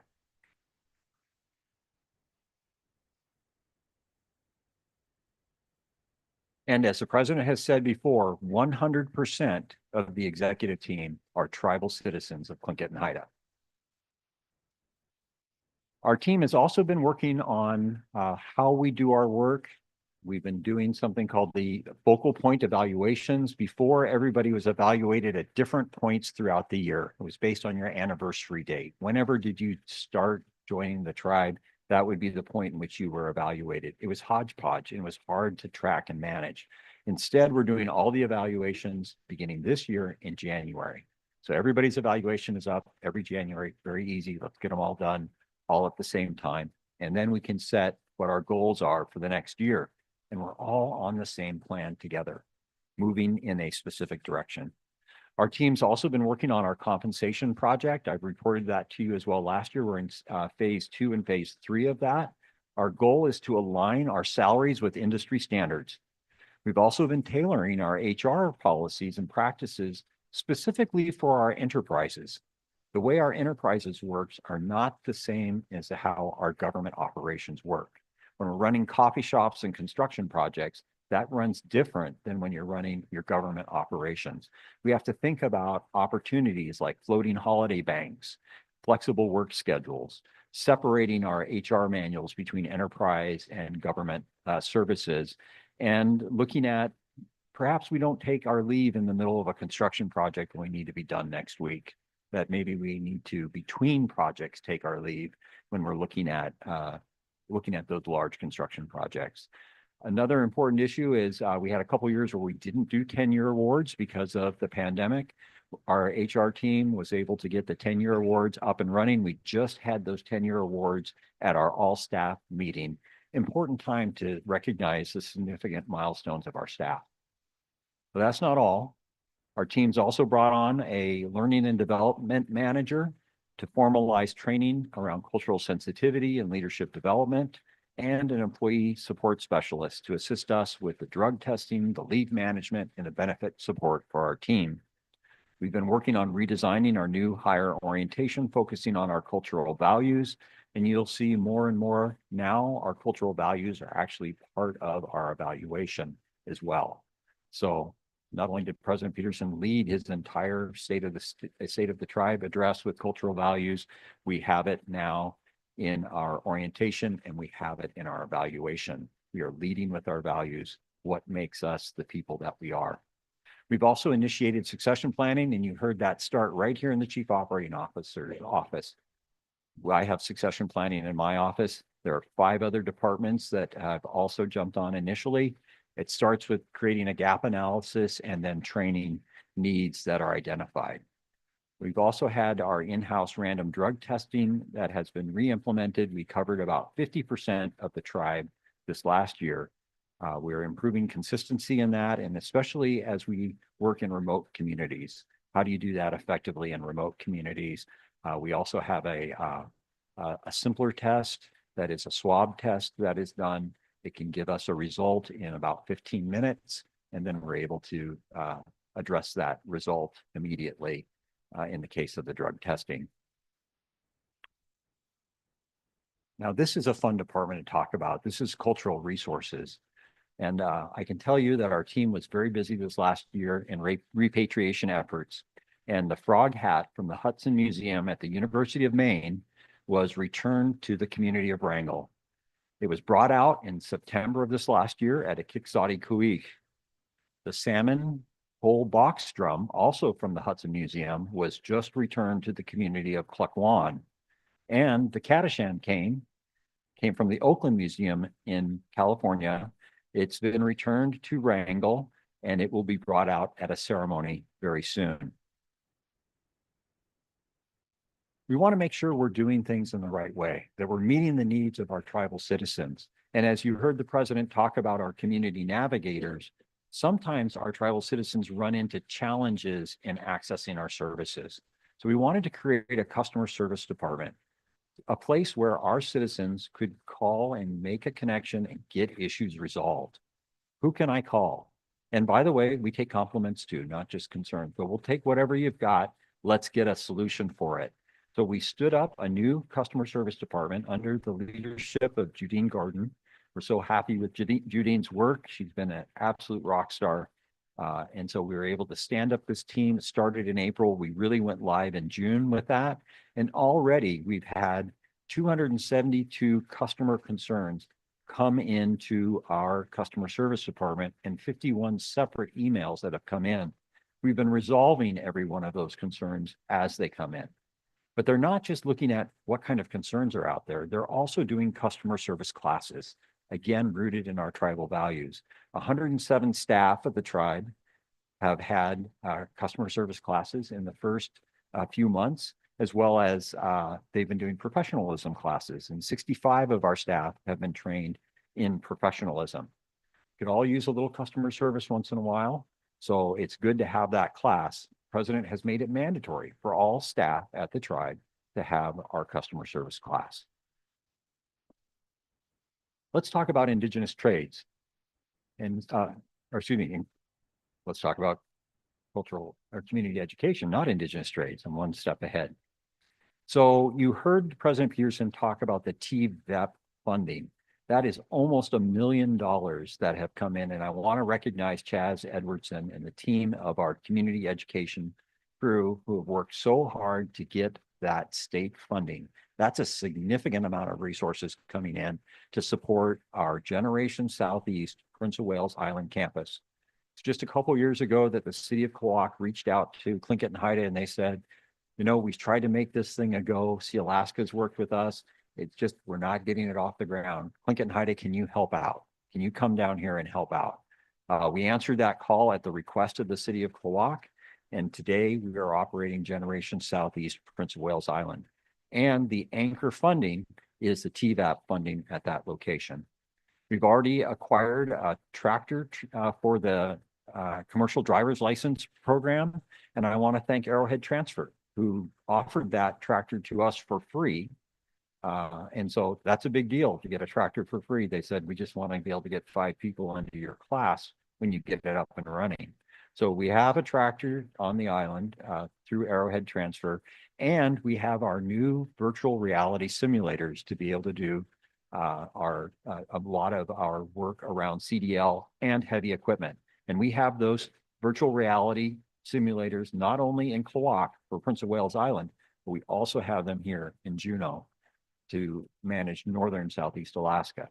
So we're pretty excited about the work that's being done there. We've also initiated a welding class with the Southeast Island School District, and we've been focusing on developing comprehensive training and educational opportunities. We had multiple new course offerings this last year. More than 445 people came to our Generation Southeast community education program in this last year, and I believe we're going to have many more to come. We also renewed our certification with the Alaska Commission on Post-Secondary Education for another 2 years.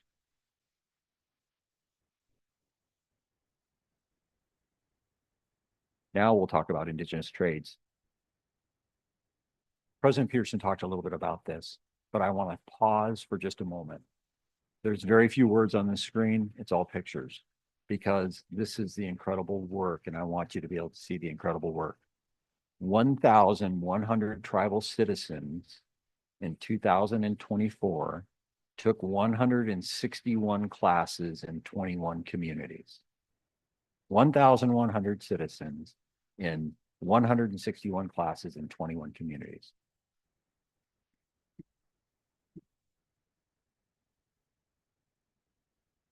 But you know, all that blood, sweat, and tears, and was it perfect? It wasn't perfect. We're going to get better. We're only going to get better. But all that blood and sweat and tears happened because of 2 people who were behind the scenes making it happen every day. Now, I know there's more than 2, and some of you are even the instructors in these classes, but the 2 ladies who organize all of this are Vicki Soboleff and Marita Young. And I want to thank them.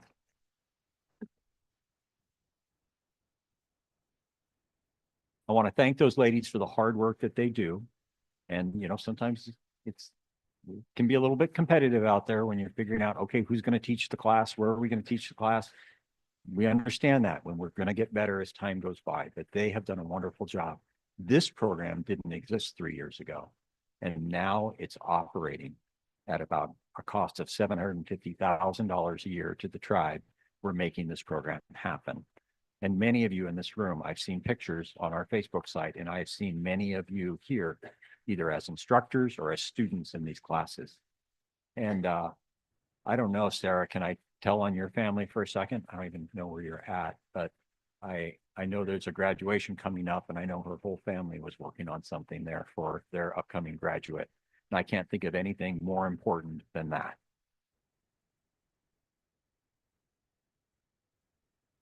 So let's talk about community and behavioral services. This is one of those divisions that did not exist 4 years ago. And today we have multiple clinicians who are serving our people. President Peterson tells us a story about one of our tribal citizens coming up to him and saying, you have saved my wife's life. I can't think of anything more important than that. We are making a difference in the lives of our tribal citizens with our clinicians from our behavioral health services. Can I have our clinicians just stand up for a second? I think I saw some of you out there. Are you out there?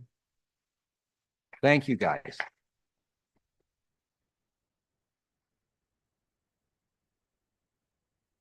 Our team is making a difference every day in the lives of our tribal citizens, and we appreciate their hard work. And we are bringing together what is the best of Western psychology with what are our traditional values. And we're doing it in the best way that we can according to our own values. But we also have to stand up against the best of what Western medicine may have. And so part of that is accreditation. Our staff have been working this last year on the Commission of Accreditation for Rehabilitation Facilities. That is one of the gold standards for, are you meeting all the standards according to the Western worldview in order to bill and collect Medicaid, and that you're delivering the right level of service. Our team got its initial 1 year approval from CARF, and they just in the last couple of weeks had their re-review, and we're hoping for the 2-year approval this next time around, which would be the full approval for the Commission on Accreditation of Rehabilitation Facilities. But that's important to us. We want to meet the best standards, and we want to do it in our way. And so I thank our clinicians. I think you will be hard pressed to find a program that has more Alaska Native and Native American clinicians than you will find at Tlingit and Haida. I don't know of another program that has as many. So we're doing it in the right way. Our teams also brought on a new electronic health record that's helped us in improving our coordination of care and assuring confidentiality for our clients, our tribal citizens who come in and use our services. So we want to make sure, I mean, once you break confidentiality, you can't ever get it back. So we need to make sure that we are offering that confidentiality to our clinicians. In the area of our reentry and recovery program, pretty exciting. These are those houses I was talking about for those people who are justice involved. We have the Alloway Avenue facility. That's over by the police department. Well, it's on Alloway Avenue. So it's over by the police department in the Lemon Creek area. That is for men. We have the Allen Court facility, which is right over there by Tlingit and Haida Regional Housing Authority. That is for men who have a sexual offense in their history. And then we have our Haven House, which is located on Melissa Drive. It's exciting because our team was able to, with the help of our grants department, get a coordinated tribal assistance solicitation grant award of almost $900,000 was awarded to our reentry and recovery program to reduce recidivism and to prevent new entries into homelessness by enhancing the services we deliver. And since we talked about accreditation and what's important, we are the first in Alaska to receive the National Alliance for Recovery Residences accreditation. This accrediting body for recovery residences sets the highest standards, providing education and advocating for those in addiction recovery. We now have that accreditation for our reentry and recovery program. So congratulations to that team.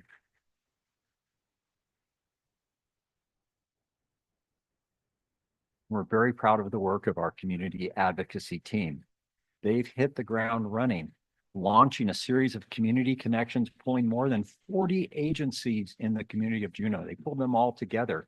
I think we were all a little bit awestruck by how many people they pulled together on a monthly basis to serve our tribal citizens around topics from victims of crime to homelessness and beyond. But they also delivered the We See You Human Trafficking Awareness and MMIP listening session, empowering our Southeast Alaska communities. It was an agenda filled with subject matter experts at the local level, the state level, and the federal level, as well as those who had lived experience. And we all came together to have discussions about this important topic. So thank you to our staff and community advocacy who are working on the We See You project, that we recognize that MMIP is an issue for all of us and that we want to address those who are missing, those who have been murdered, and they are our people.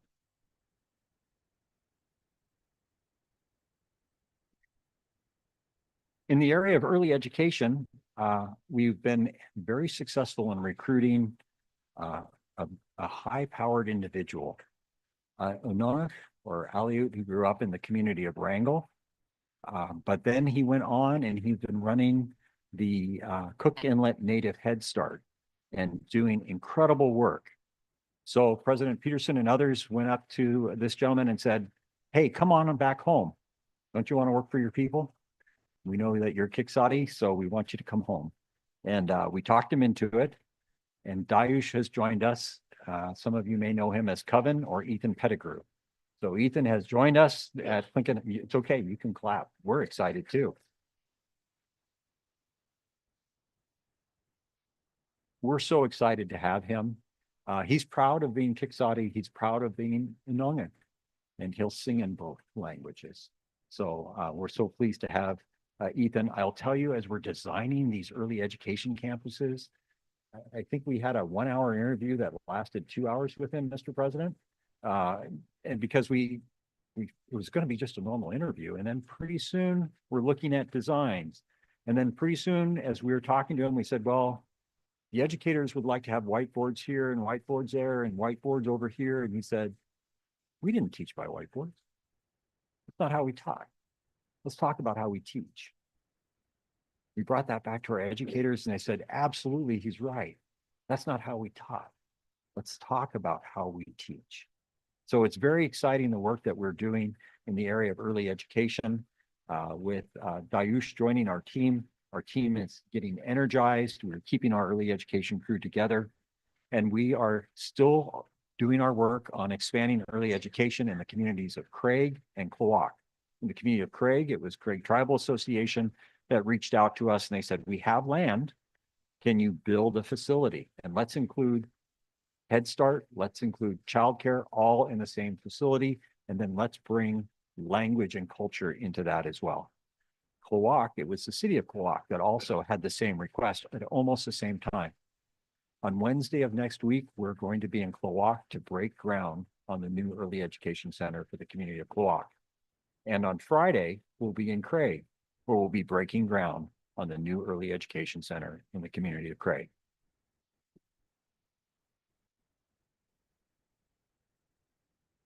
Well, wait, there's more. Now the community of Wrangell has said, we want the same thing. And so the city, the tribe, the local tribe, Wrangell Cooperative Association, have reached out to Tlingit and Haida, and we have an agreement on how we will move forward in that community as well, bringing an early education facility into that community. So that was us, our team working with local leaders, city leaders, tribal leaders, bringing much needed programs into our communities, really providing vital support for our families and our young children. And here in Juneau, we, as you know, we have plans for a large education center right behind Fred Meyer. We haven't been derailed from that, but we need a place to live temporarily. And so unfortunately, the school district had to have a bit of rescission in the number of schools that it was operating, but that freed up the Floyd Dryden Middle School.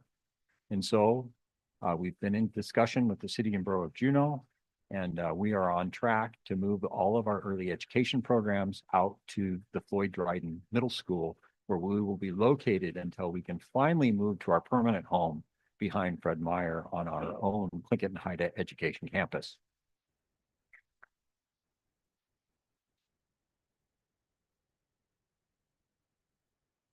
Our team has also been working in the area of Head Start around expansion.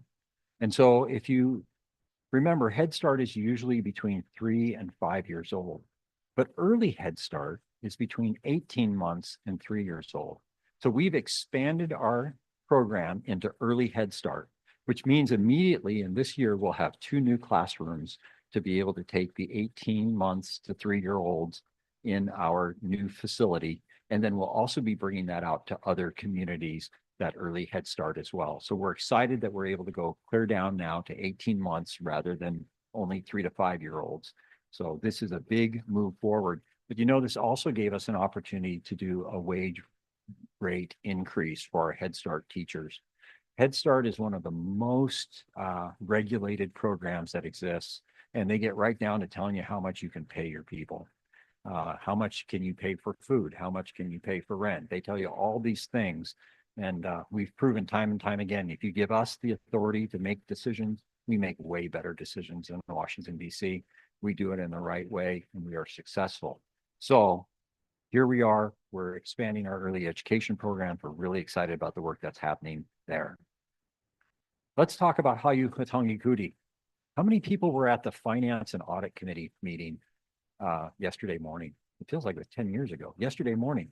And suddenly there was this drumming going on and it was getting louder, it's getting louder, it's getting louder. And I thought, man, we don't want to stop the drummers, but they're having a meeting. So I got up and I was going to go downstairs and say, hey, could you guys, dial it down a notch? And the president stopped me midstream and he said, no, let them go. Let them play. This is exactly why we're here. And can't think of a better thing that we would do than to hear that drumming, to hear that singing from our littles down there in the Hayu Katangi Kuti program. Hayu Katangi Kuti provided more than 544 hours of Tlingit-based instruction just from September until March of this year. They continue to work in cultural content creation, including 2 new books and animated versions. This last year, the AEYC Early Education Conference awarded them for the work that they've been doing. And just Friday evening, I got an email from our Hayu Katangi Kuti crew, Jimmy, as well as staff from the TCLL program, who wanted us to know that they've been doing some studies and they've been able to demonstrate through literacy assessments that shows our language nest students, the Hayu Katangi Kuti students, perform higher than any of the other kids in their TCLL program because they attended Hayu Katangi Kuti.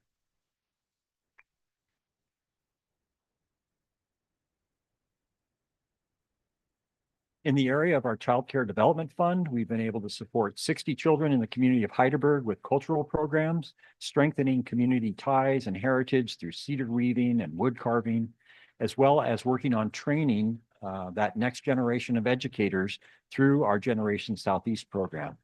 The CCDF program partners with Generation Southeast to provide wraparound services and training, including a $2,000 stipend. Over the last 8 years, we've had 16 graduates of that program.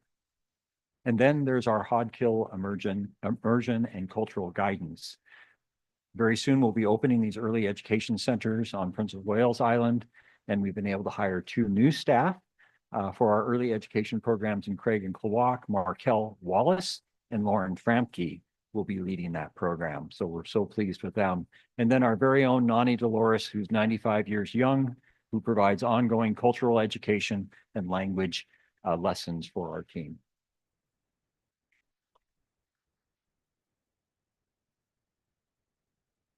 I think Ray Paddock and his team from Environmental Division are at the back of the room. I saw Sir back there. We appreciate all of the hard work they've been doing. They received a significant number of new grants for our Environmental Division this last year. A Climate Pollution Reduction Grant, or CPRG grant, a $15 million award that covers 5 years, beginning this year, where they have a regional organics upcycling. I had to ask what upcycling meant, by the way. I didn't know what upcycling was. It's how do we reuse these organics? And then waste reduction streams. They have an EPA Waste Infrastructure and Recycling, or SWIFR grant, for $1.5 million to establish a tribal recycling hub here in Juneau. They have an ANTHC solid waste subaward. Just looking at internally, how do we deal with waste within the tribe? And it's not just solid waste. We also have composting because of our very own smokehouse catering and sacred grounds. So we have to think about that. They were successful in getting a BIA climate resilience grant of about $250,000 for a feasibility study of water quality in Juneau, and then an EPA Brownsfield grant for $319,000. Finally, although it was awarded in 2023, it took a long time to get these resources into us. There's a BIA regional greenhouse grant. Finally, the money came through, $1.9 million, and that's a regional effort. We're going to be working with several of our local tribes on that project. over the next year. For our environmental monitoring and community engagement team, we have some new staff. Kenneth is our regional geoscience specialist, and Jimmy is our geoscience monitoring specialist. They just both joined us. Neither of them were new to the tribe, but they've moved over into our environmental division. So we're very pleased to have them helping us out. Our team does the harmful algae bloom monitoring, where this last year they do 32 phytoplankton and 67 shellfish samples were analyzed. And here in Juneau, in September through October of this last year, we had an intense harmful algae bloom in this area. And in fact, it was specifically in the butter clams where we had consistent high level of toxins. So by doing this studying, we can inform our tribal citizens that are out there harvesting about are these breaches safe, or is this a time to be cautious about our harvesting? We also completed a shellfish survey at Amalga and Point Louisa, and then we've co-hosted a phytoplankton school program with our IGAP and partnering with Sitka Tribe of Alaska. Finally, and this is an issue, and well, not finally for my report, mind you, finally for environmental division, is the Cootie project, or our landslide project, had their inaugural meeting and community outreach to Yakutat, Klukwan, and Prince of Wales Island. Indigenous stewardship is led by Ralph Wolf. This Ralph here, this will be a test. He's in the back. Thank you, Ralph. Ralph and all of his team, they put on the first ever regional training program for our Alaska youth stewards. They had 20 youth crew members who were trained in wilderness first aid and cedar tree identification. They looked at strengthening cultural connection, career development, and hands-on resource activities. But we've also been involved in a mariculture partnership where we've been working with the Alaska Sea Grant to host a fellow on mariculture permitting and review and policy analysis. And it's pretty exciting, the work we've been doing in that area. Our team in traditional food security also were the ones who were responsible for 120,000 pounds of coho and sockeye that went out to our people this last year.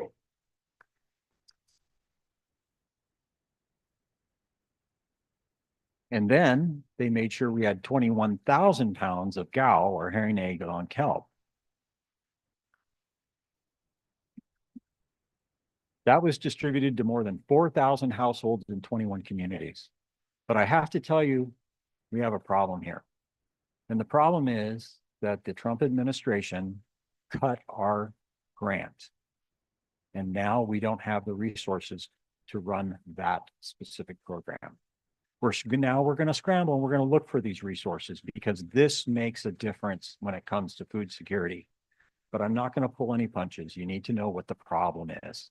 You need to know who and where we need to advocate. So this program will not happen this year because we don't have the funds because they were just cut by the new administration. So, Mr. President, I hope I didn't step out of line. But the team is still active and they're out there. They're partnering on culture camps. This last year, we partnered with Heidelberg Cooperative Association, the Organized Village of Kasan, the Craig Tribal Association. We were up at the Elders and Youth Conference for the second year in a row, where we were up there teaching about traditional foods and preservation activities and the Tlingit and Haida Men's Healing Gathering. Our team has been active in activities around skill development, including sea otter hunting, which the president talked about earlier, deer processing, salmon filleting, and seaweed picking. And they've been doing training with the wilderness training with the Youth Employment Services. And we've partnered with Sea Alaska by taking some of their interns out to some of the historical sites. So our team is still active out there, and we will be seeking out those resources so that we can continue our work around food security into the future. We won't be stopped, but we will have a bit of a pause as we regroup and find the resources. In the area of public safety, and Jason, who's one of our sergeant at arms, is here, as well as several of his team in public safety. We were asked by the Public Safety Academy in Sitka to help them in installation of a totem pole. And, so many of our VPSOs go through the Sitka Training Academy, and they wanted to strengthen the cultural identity around our village public safety officers. So our team has been helping the Alaska State Troopers and the Training Academy and getting a pole, getting a pole installed there. Then our team in our Tribal Homeland Security Grant has now trained 102 people in CPR and first aid, recognizing that those will be first responders in all of our communities. 40 people had emergency trauma technician training and community emergency response team training. We're enhancing our ability in our communities to respond to disasters. More than 70 VPSOs received training through Jason's crew on first responder opioid education this last year. And they trained 100 people in Narcan administration to combat the opioid crisis in our state. Our tribal access program completed 189 criminal background checks, 546 drug screening to make sure we have a safe and secure environment for our tribal employees and our citizens who are using our programs. And we have the second court service officer in state's history is here at Tlingit and Haida. And so now to assure that our courtroom is safe, we have a court service officer who's there to strengthen tribal justice and law enforcement. Our tribal occupational safety and health program has only become more important as we're in more buildings, in more communities.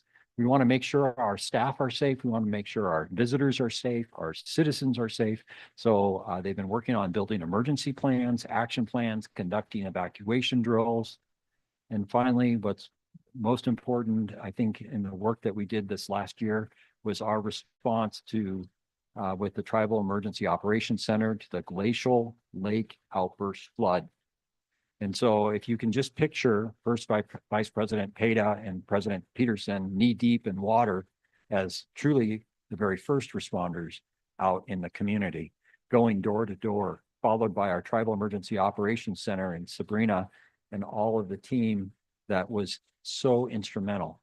What an amazing time. Whoever thought that the governor would put 20 National Guard people under the direction of Sabrina Grubitz and our Tribal Emergency Operations Center.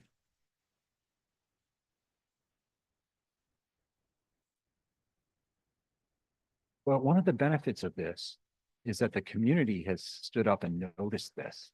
And immediately on the coattails of that, we now have an official memorandum of agreement with the City and Borough of Juneau about these emergency response issues into the future. And so people are noticing we're the ones who are responding. Whether it was landslides in Haines, whether it was supporting the Wrangell Cooperative Association for landslides in their communities, whether it's water disasters in Angoon and Heidelberg, and Craig and Kloak and other locations, we are responding to the needs of our people across the region. In the area of tribal family services, our team had the final submission of our Title 4E preprint to Region 10. Now that sounds very bureaucratic. What does it mean? It paves the way for us to be able to do direct billing on child welfare activities to the federal government so that we can do more Indian child welfare work in more locations, whether it's Washington, whether it's Alaska, soon to be California. We want to be able to meet the needs of our tribal citizens where they're at. And then, as the president shared, was the Washington contract signing, which there's a picture of it right there in our very own courtroom, our new courtroom. I believe that was the Dolores Cadiente courtroom over in the Edward J. Thomas building, where we had this groundbreaking agreement to serve Tlingit and Haida citizens in the state of Washington. So how exciting was that? The state of Washington came to Alaska to sign this agreement with Tlingit and Haida for us to serve people in Washington. So we're very excited about that. Now you see this wonderful lady named Anne who's running around taking care of all of our elders who are here today. And those of us who aren't elders or yet aren't elders. But I'll tell you that she increased with her team the congregate meal attendance here in Juneau for the elders program from 369 in 2023 to 511 in 2024. So she continues to grow. But that's not all. There's got to be some dancing and all that. And so she's incorporated some of our Tlingit and Haida dancing to promote elder health and cultural engagement during all of that as well. So we appreciate Ann and our entire team and our elders program for what they've been doing. And then our tribal child support team distributed more than $1.2 million in child support payments in the last fiscal year, showcasing their effectiveness as a tribal child support unit. They've also completed a massive screening project. They've been digitizing all of their files so that we're not sitting on paper forever. And so more than 2,700 files had to be digitized by our tribal child support unit. In the area of youth engagement, Jasmine James and her team, Tribal Family Services, let's keep going there. Temporary aid to needy families successfully distributed 1,928 backpacks to Native children in Southeast Alaska. And we have two different backpack programs. We have a national backpack program, and then we have a local backpack program. The local backpack program, we use 477 funds to do that local backpack program or homeland backpack program. So almost 2,000 children supporting youth and families. But we also recently restructured our temporary aid to needy family and general assistance departments to work more closely together as one, to better utilize our resources and to assist our clients with the Social Security disability application process. And we have a brand new program, a tribal home visiting program. We're very pleased to let you know its goal is improving maternal and child health outcomes. And we just received last month, the Federal Project Office gave us the green light, the thumbs up, that we can begin offering our program and serving our families with our tribal home visiting program. So they will be in action very soon. Now let's talk about youth engagement and Jasmine James. Our Wayfinders program did a college and cultural exploration trip to Kansas and Colorado with 10 youth. And by the way, they stopped by the Grand Canyon for a quick visit. And they also had 14 of the youth involved in a canoe welcoming event where we had youth volunteers and elders supporting our public safety department.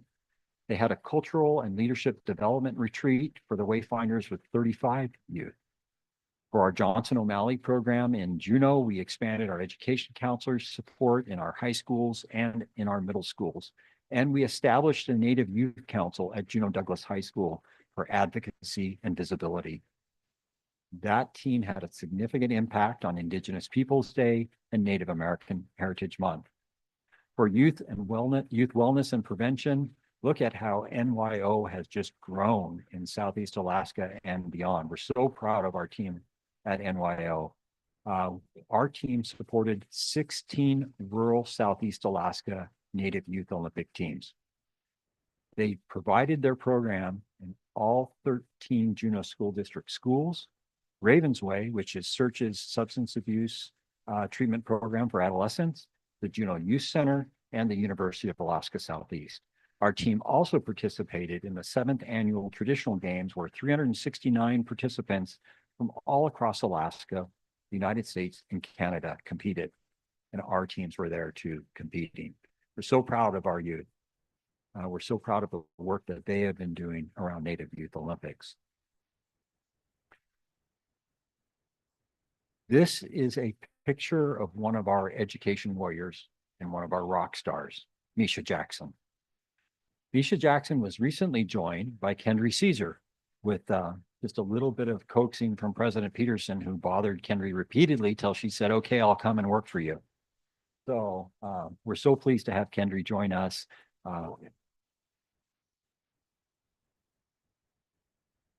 She's probably so pleased that she's not getting all those phone calls from the president and texts and encouragement to come and work for us. So they've hit the ground running. You know, this is Misha right now testifying. Somebody asked where we are at with state educational compacting.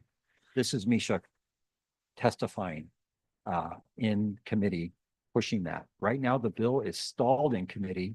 We're trying to encourage the co-chairs to move this out of committee. You know, there's some concern that perhaps somebody's up to some other business in all of this, and that it's really not about tribal education compacting. But I'm here to tell you, this is all about tribal education compacting.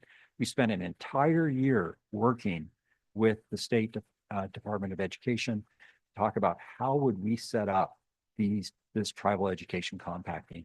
And now we've put together the bill. We need the bill to pass so that those resources can come to us. President Peterson has regularly encouraged us to take care of our own people. Our children will do much better in our own schools, and we want to be that solution.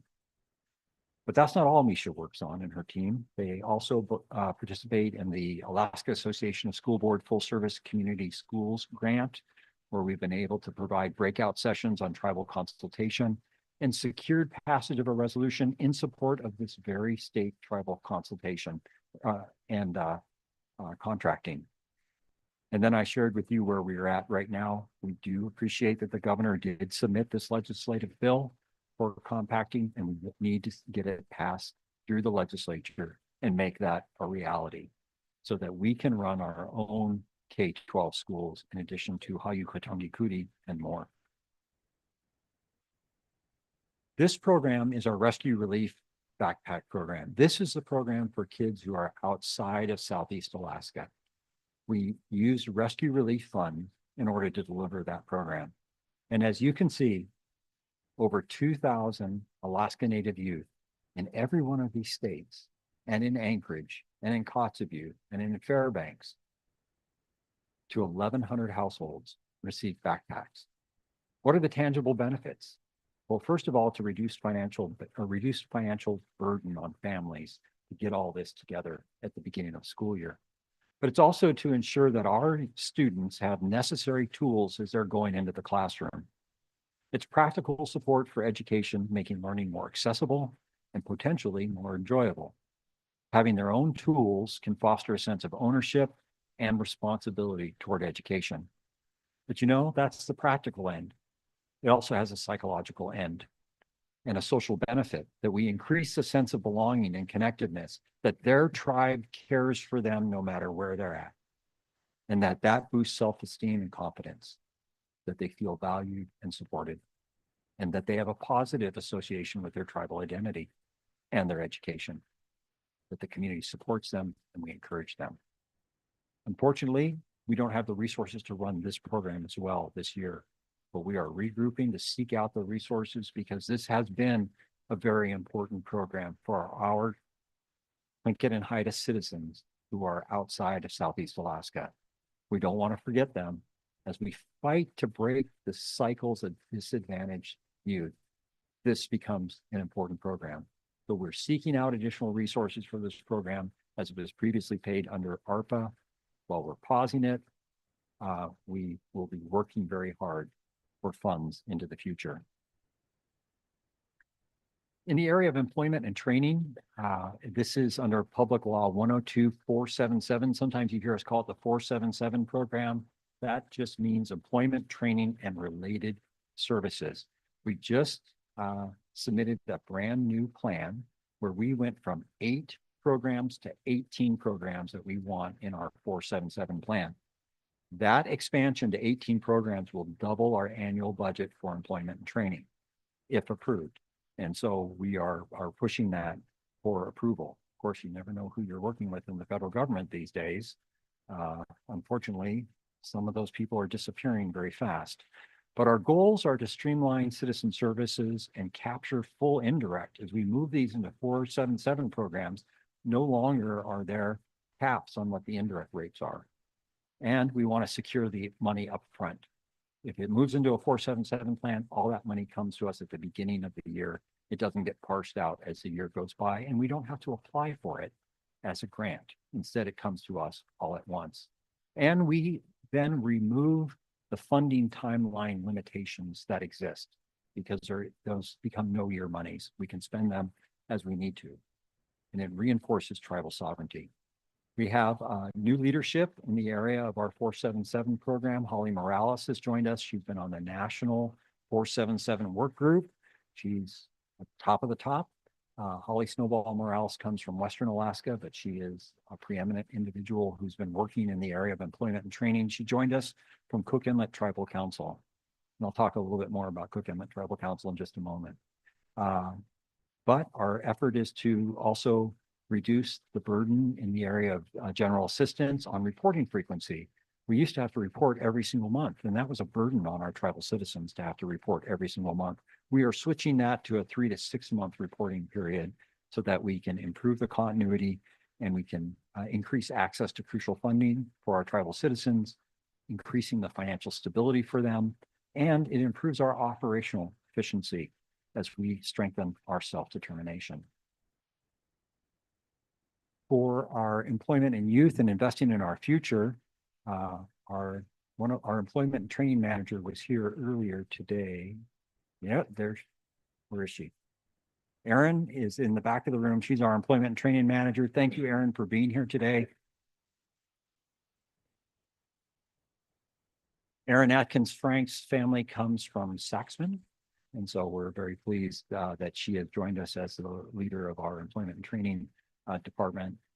She has made sure that we had some internship opportunities. We revived our internship program, and we had interns in Ravenstail and Chilkat Weaving as apprentices under Lily Hope, which is a women-owned tribal business. Many of you know Lily. But we also had staff working in Tlingit and Haida's program compliance and cultural heritage and our indigenous trades.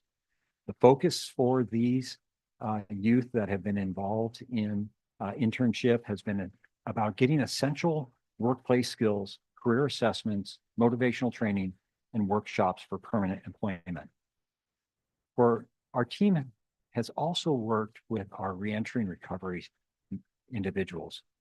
You might remember I said, what's the biggest indicator that somebody's going to be successful and not return to prison? Do they have a job? That's the biggest indicator. Do they have a job? Erin and her team are working with every one of our reentry and recovery individuals to address employment barriers for those justice-involved citizens through needs assessments, resource connections, job search preparation, whether it's resumes or learning about interviews, or workplace readiness. What are the results? 10 reentry and recovery participants were served this last year, 2 work experience contracts were secured, and 3 permanent unsubsidized jobs were established for those reentry and recovery individuals. It's a start. It is absolutely a start in our work so that those individuals can be successful into the future. For tribal vocational rehabilitation, they exceeded their goal this last year. They wanted to reach out and connect with 60 individuals. Instead, they reached 75 tribal citizens. And so Teresa Sarabia and her team have been quite busy across the region. 14 tribal citizens gained employment under this program this last year. They did extensive community outreach to Ketchikan, to Wrangell, to Craig, to Kawak, to Heidelberg, to Sitka, and to Cake. And they strongly collaborate with the Alaska Division of Vocational Rehabilitation, where they manage 18 cases jointly. And they completed a standard service agreement, recognizing that many of our clients in tribal vocational rehabilitation could benefit from work with our community behavioral services for psychological and behavioral health support, where 13 tribal citizens were served. Next, I'd like to ask Nok Latsini and Margaret, if you guys could please join me here on the stage.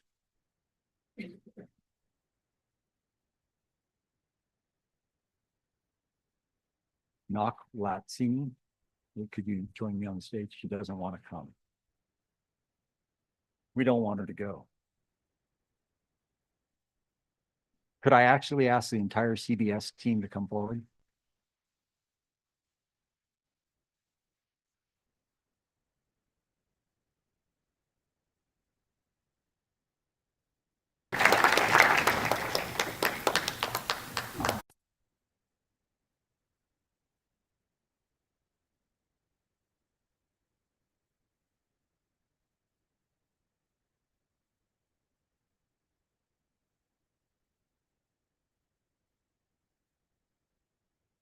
If you've not met this woman, her name is Nok Latsini. She's been adopted Kagwantan. Her English name is Tina Woods, Dr. Tina Woods. And I want to share a little bit about Dr. Tina Woods. President Peterson probably wanted to make this presentation, but I told him it's mine. It's mine because I brought her here. And I'm so proud of the fact that she came and did this work with our people. I got permission. Yes, I did. But you know, words feel inadequate to express the immense impact that Nakwalatsini Tina has had on our community and on our behavioral health program.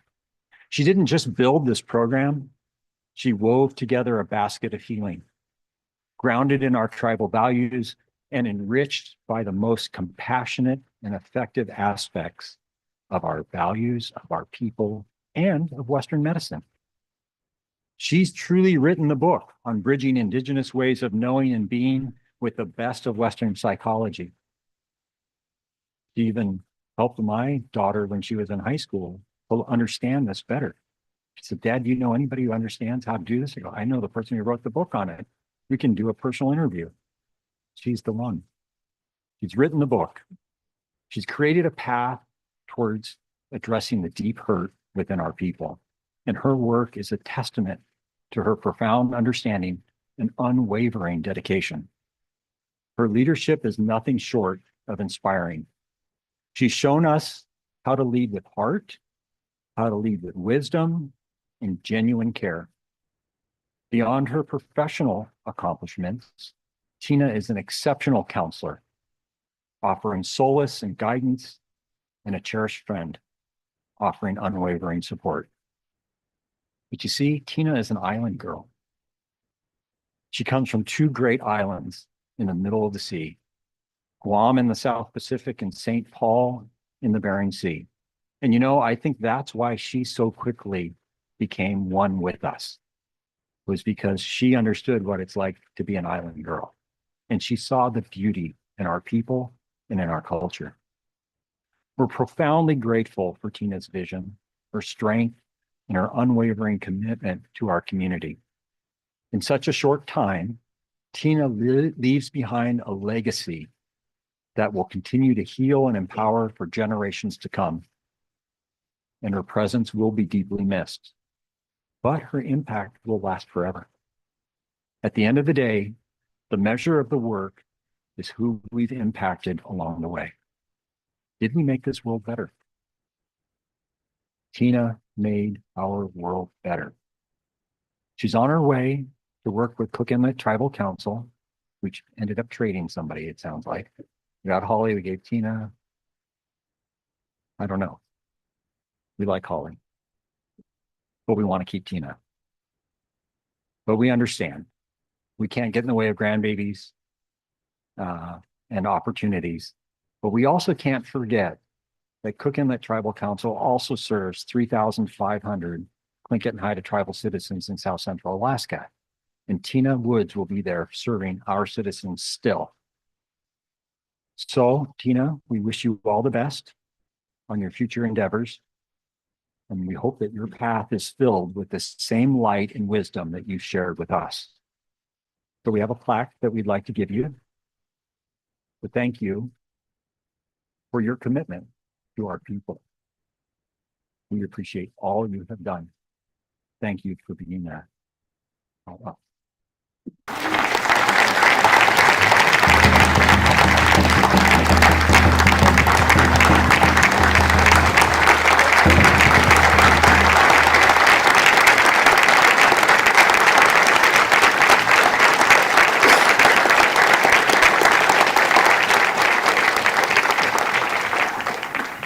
Naklatsini Yuhat Duasak.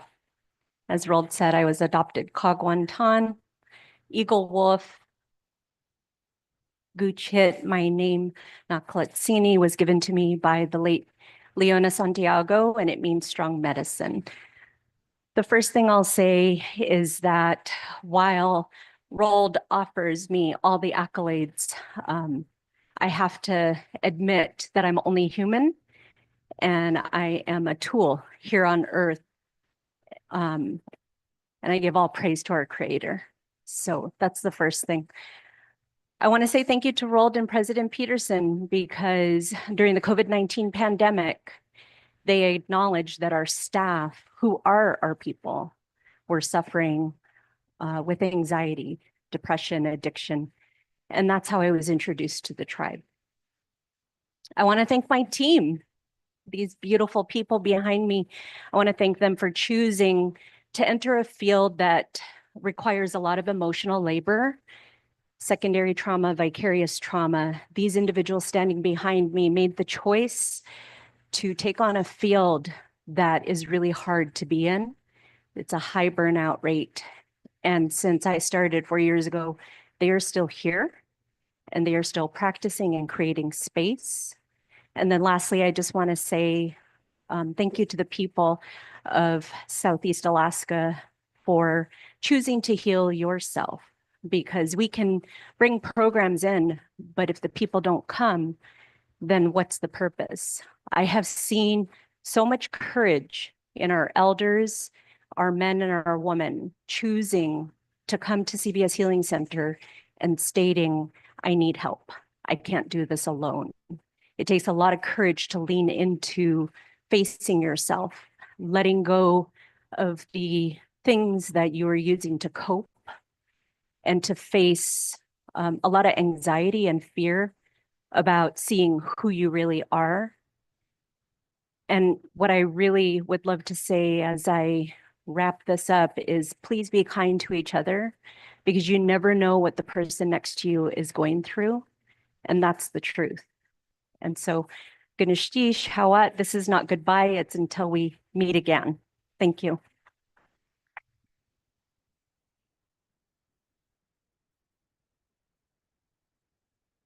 I'd now like to ask Margaret to come forward.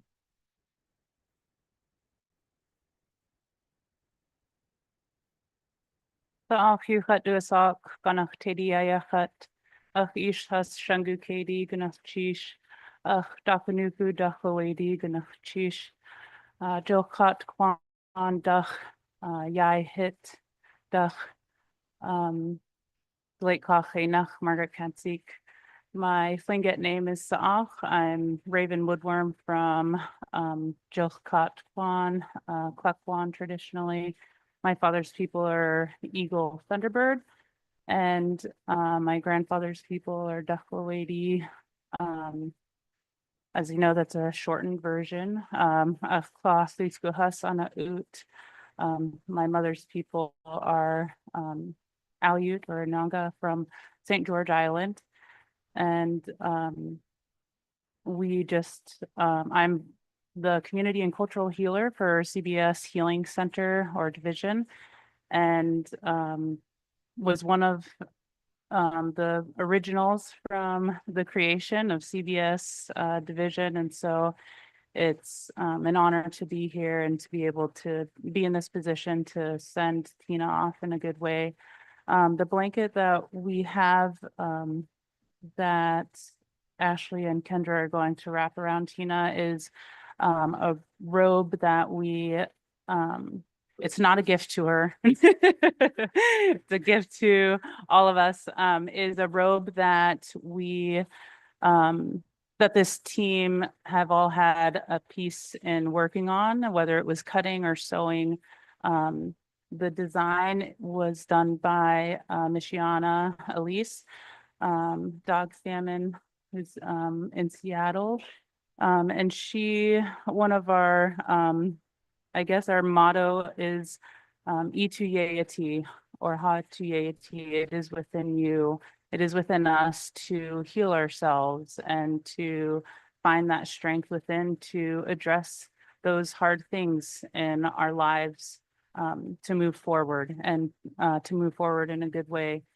And so we're just gonna do a song and dance for Tina, and she's gonna wear this robe probably not the last time, but and the song that I'm going to use was written by, composed and written by Dachkel Utch and Keat Leish with the help of Khune Lance Twitchell. So if he wants to join us up here and help us sing, that would be great.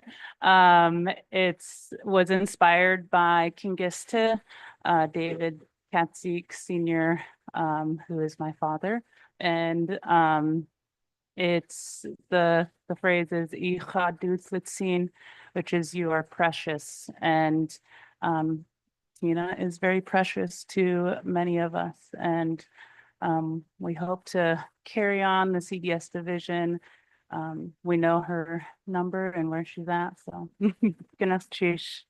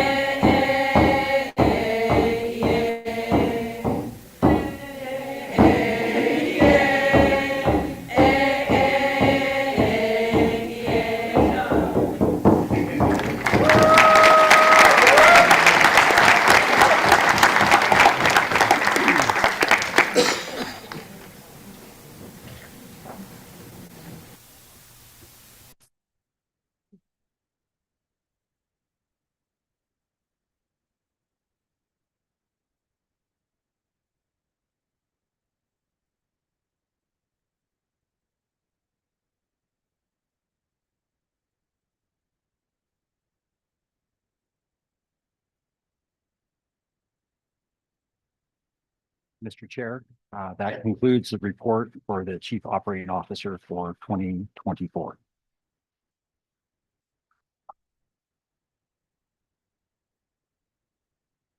Did I just, you still want me to show on hit? Okay, I'm sorry, I forgot to do one important thing that the president asked me to do. And since he's the boss, I got to do it. President wanted you to see 219 South Franklin, which is known as On Hit. This facility located on South Franklin Street is going to be a location where we will be running retail for our coffee shop, for the work that we're doing with our printing and engraving, and for the work of our Alaska Seafoods as a storefront. So what you're looking at, I believe this is, oh, I thought maybe you were calling me. So I wanted to just go through a few of the pictures for you so that you could see what this is going to look like. Our team is involved in it right now in the renovation. And in fact, Sam and the printing and engraving, I think they were moving in this week. So this is the upstairs area where there will be location for our own artists to be able to put out their own table and sell their own wares out there on the second floor of the On Hit building. And then it will have a nice area along with our coffee shop so that you can go and have a seat, get a cup of coffee on those rainy days. And then you're always welcome to buy something from our printing and engraving crew. And there'll be a picture there of the coffee shop in operation down at On Hit. So that's a teaser for you of On Hit as we're about to get this thing all rolling. We're moving like mad because we want to make the tourist season. I think we're due to open in June. Thank you, Mr. Chair.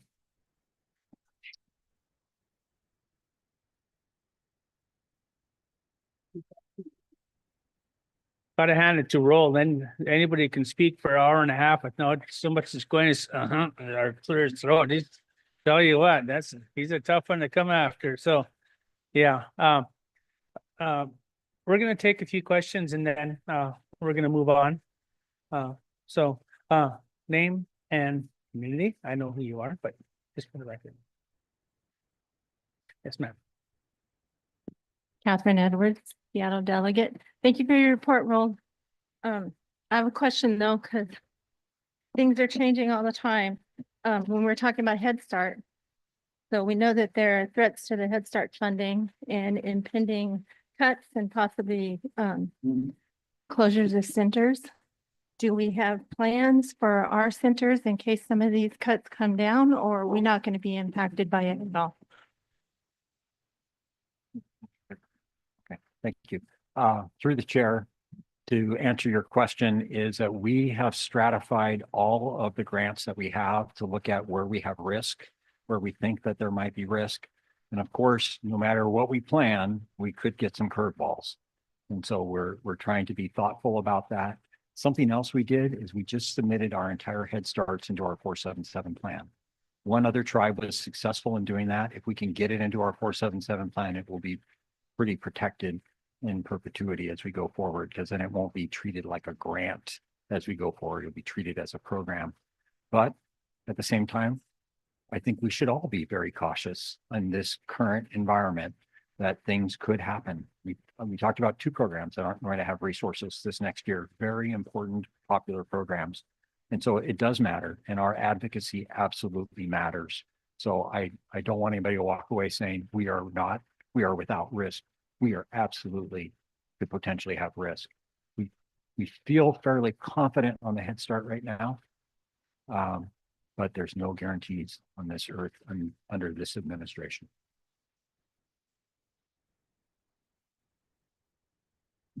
Renee Lance Switchell, Juneau delegate. I just want to congratulate you. They say Tlingits are very long-winded, and so I want to thank you for bringing balance to the universe by making sure people know Haidas are as well. I think I have 2 suggestions. One was Katkawu Cyril George came into one of my classrooms and quoted Schwindy William Paul by saying, if they're not shooting arrows at you, you're not doing a damn thing. Which I want to sort of bring attention to, because there's been a program called Lateral Kindness, which I think has been spearheaded in this area by Crystal Nelson and also Yan Calgay Crystal Nelson, and in the interior by Yaduthin Marilyn Jensen.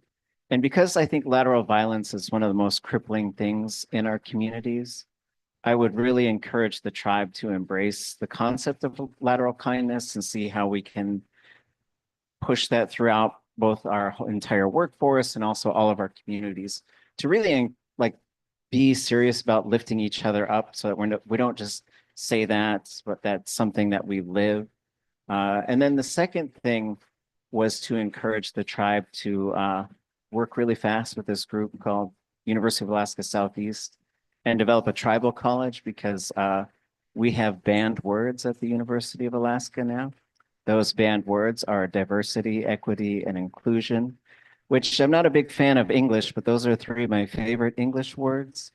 And so I think these are things that we should get ahead of, because I think if we don't push back on some of these things and start creating our own pathways to education, then I think they'll just continue banning more words and more concepts that are basically not straight white male. So, thank you for those recommendations.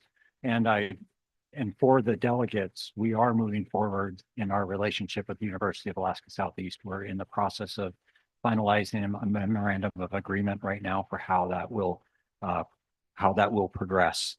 And I share your concerns. I sit on the University of Alaska Foundation board. My vote was no in that board, but I was outvoted.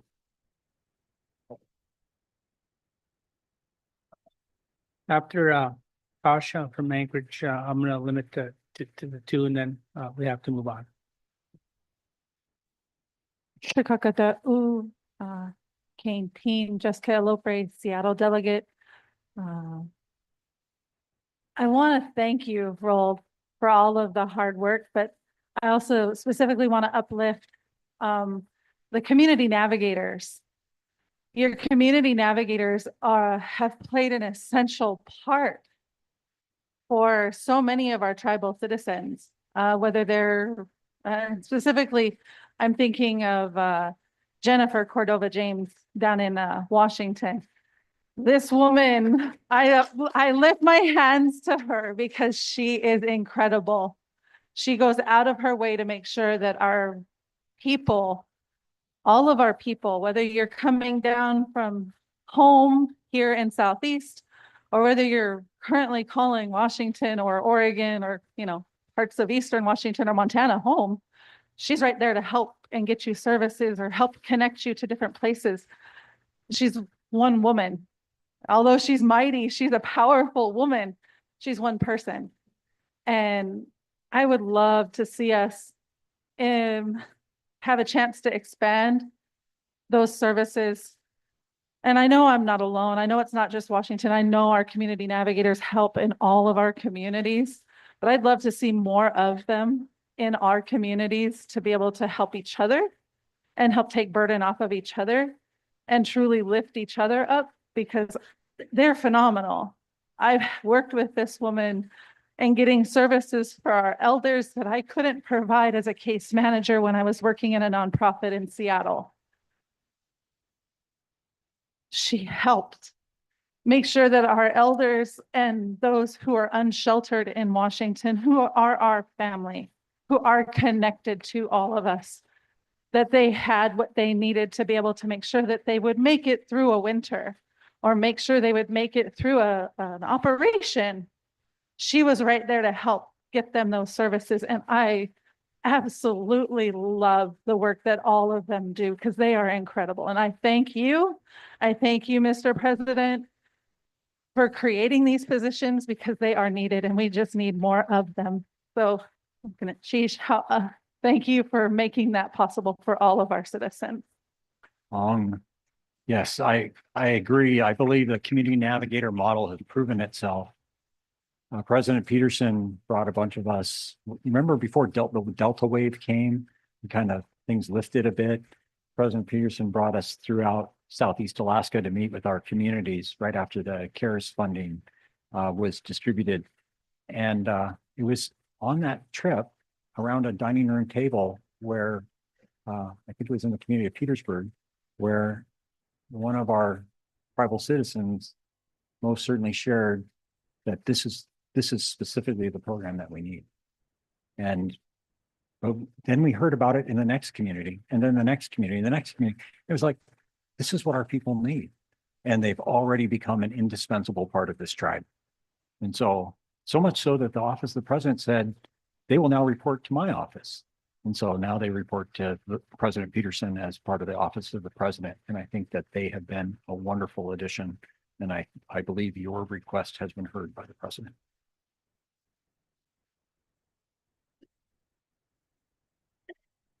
Asha?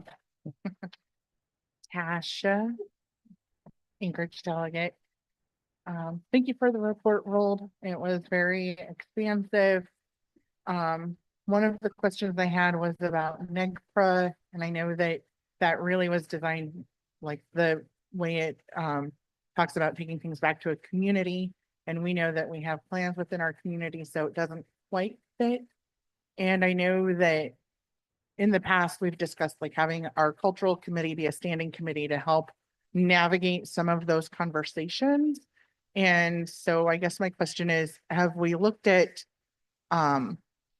changing the way that we engage our clans in the repatriation process, similar to how Sea Alaska Heritage, I think, has written up some guidelines that they try to use? Have we done anything like that to engage our clans?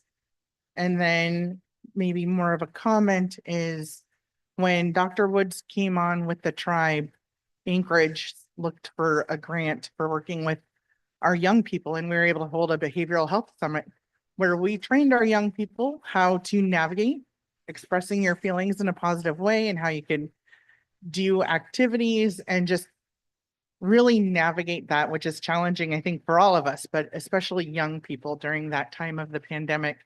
And I would like to see us start recreating that in our different communities so that people aren't struggling to learn those skills as adults, like some of us have.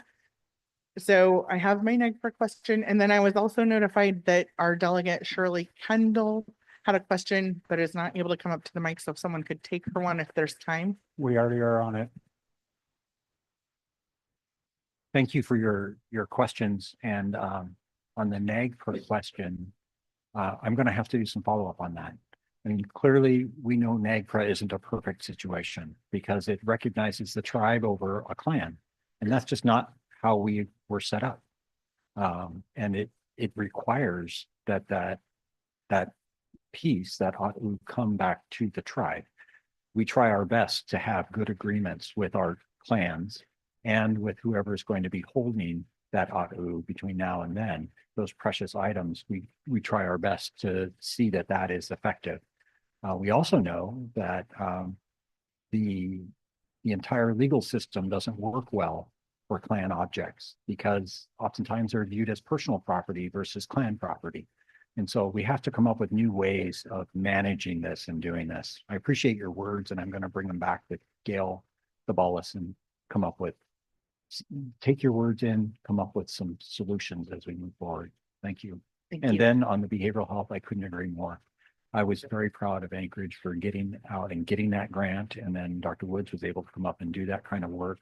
I think that is a place where we can work more closely with our individual community councils and bring out those resources. I do know that Washington is also had put under contract some of its funds for behavioral health as well, but there's still more opportunities available to us. We're just scratching the surface on what we can do with behavioral health. Thank you. Welcome. I would like to call on our esteemed Anchorage delegate, Shirley. Ganesh, I raised my invisible hand right away. I was hoping I didn't get left out, but I would like to say that I think that this is the only speaker that was introduced with the title of chief. Okay.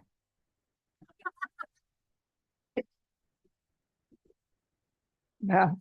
So we don't hold it against you to tell us all that you had to report. So, but the frustrations we have in Anchorage is to make contact with the staff members here, and we don't have any trouble getting a call through. The operator is usually very nice and very helpful, and we get the person we need to talk to, and there's a message.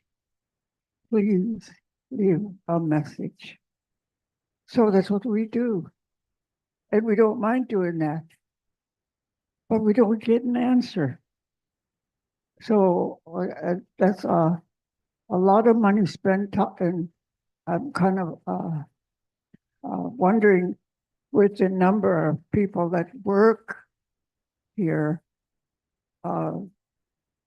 we don't know how come we don't get calls back.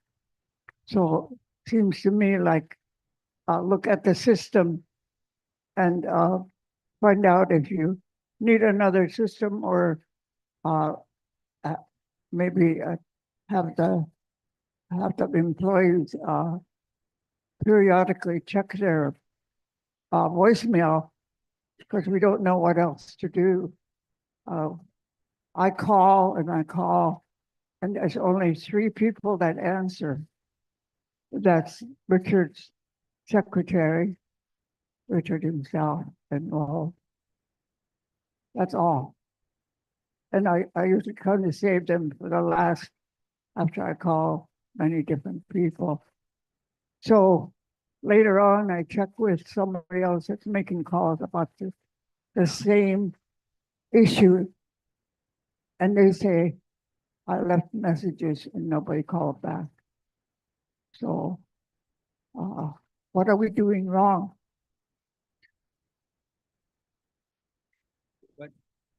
Thank you, Ms. Kendall, for your concerns, and we take them very seriously because our entire purpose is to serve our tribal citizens. We put together this new customer service department, and if people are not getting a response, but they get that switchboard, get that receptionist, ask for the customer service department, because Udine and her team will work down the issue.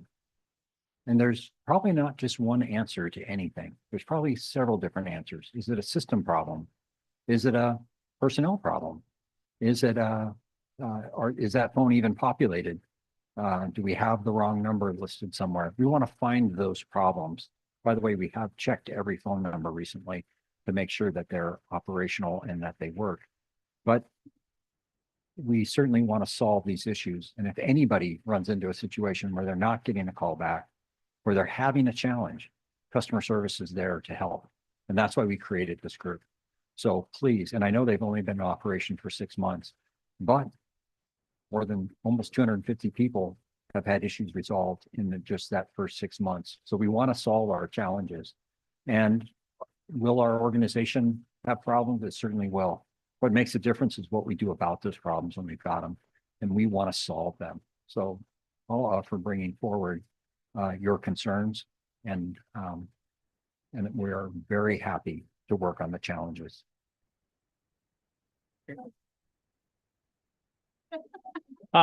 Let's give it up. Let's give it up to Roll one more time. The windiest Haida that I've ever known. We have a little change in the schedule, just real quick, like at this time, before we recognize our Chief Financial Officer, Charlene Robertson, I'd like to call on President Emeritus Ed Thomas.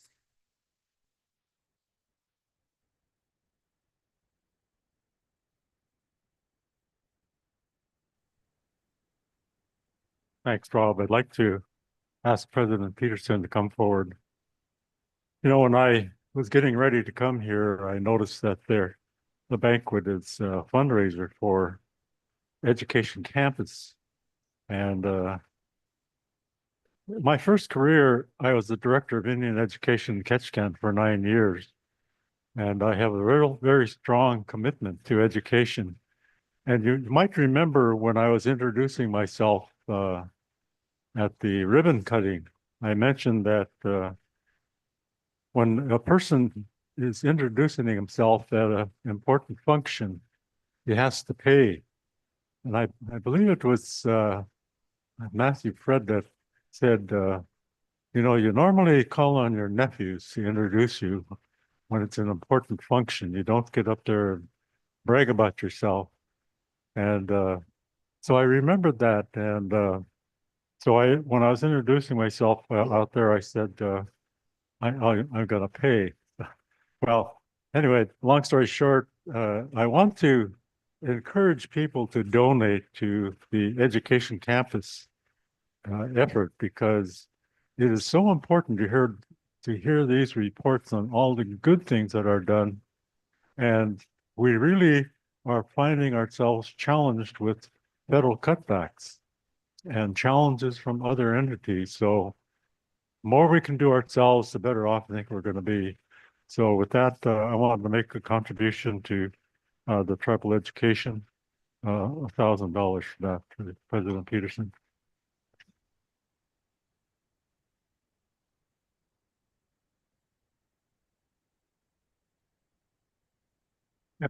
Chief Jahawa for that, President Emeritus. As I was the one responsible and set up, I will match your 1,000 donation.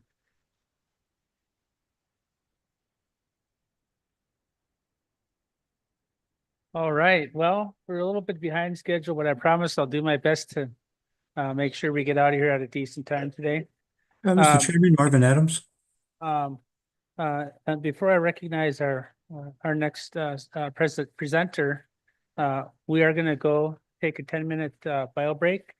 And with that, sitting here at the desk here, looking out at our delegation here, I've seen different faces, different looks on each of our delegates.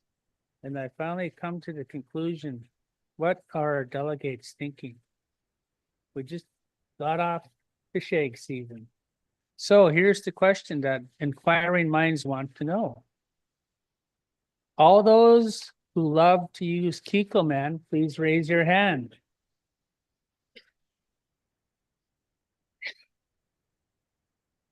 Okay. All those that like LaChoy, please raise your hand. Okay. I think LaChoy's have it. All right, 10 minutes. Mr. Chairman, can you hear me? Hello? Hello? We'll call her back in 10 minutes.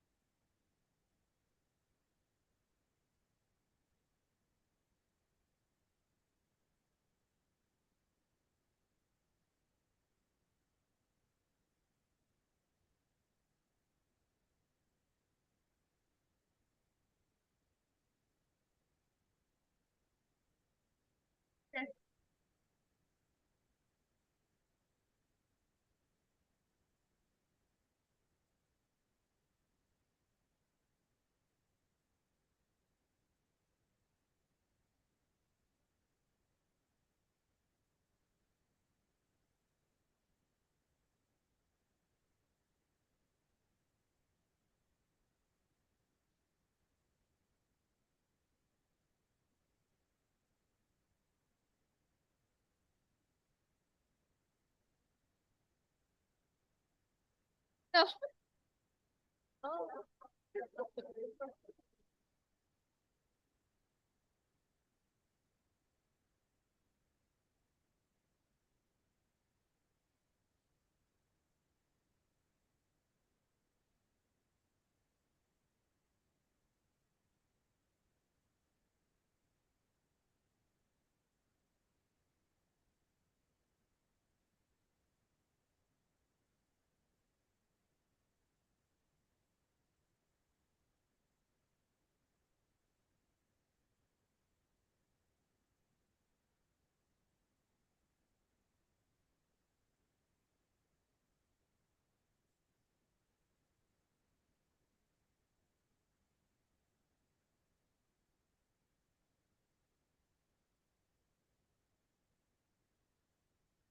You didn't want to be on TikTok. I'll get you.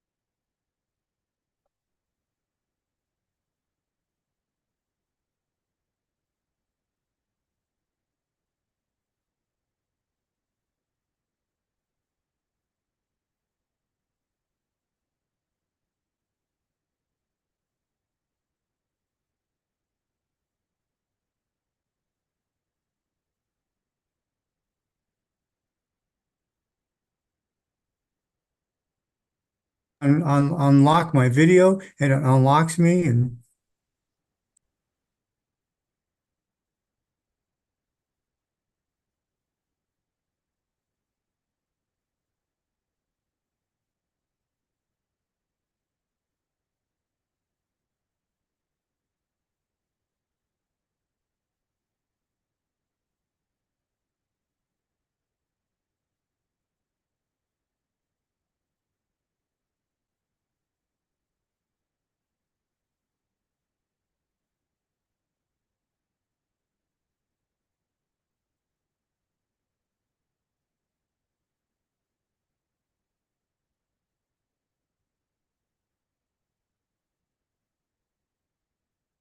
Yeah. I think they were looking for a couple pieces of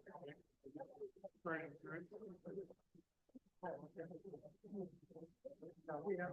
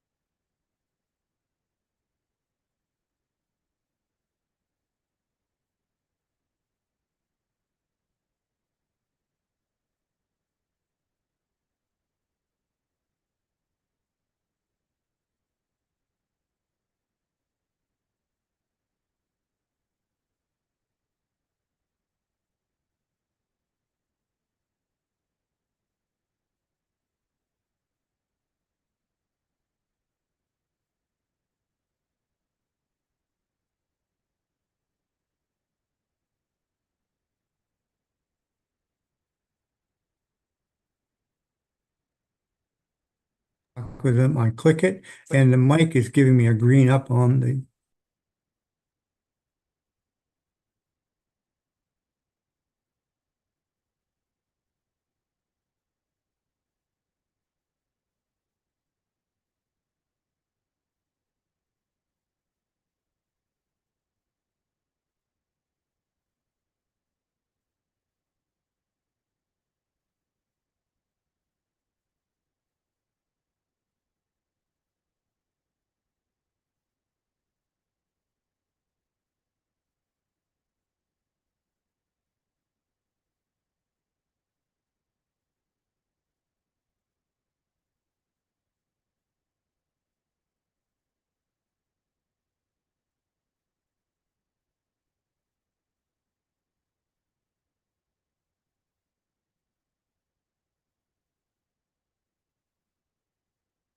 We're gonna call back to order in a couple of minutes, so just give our delegates some time to get to their seating.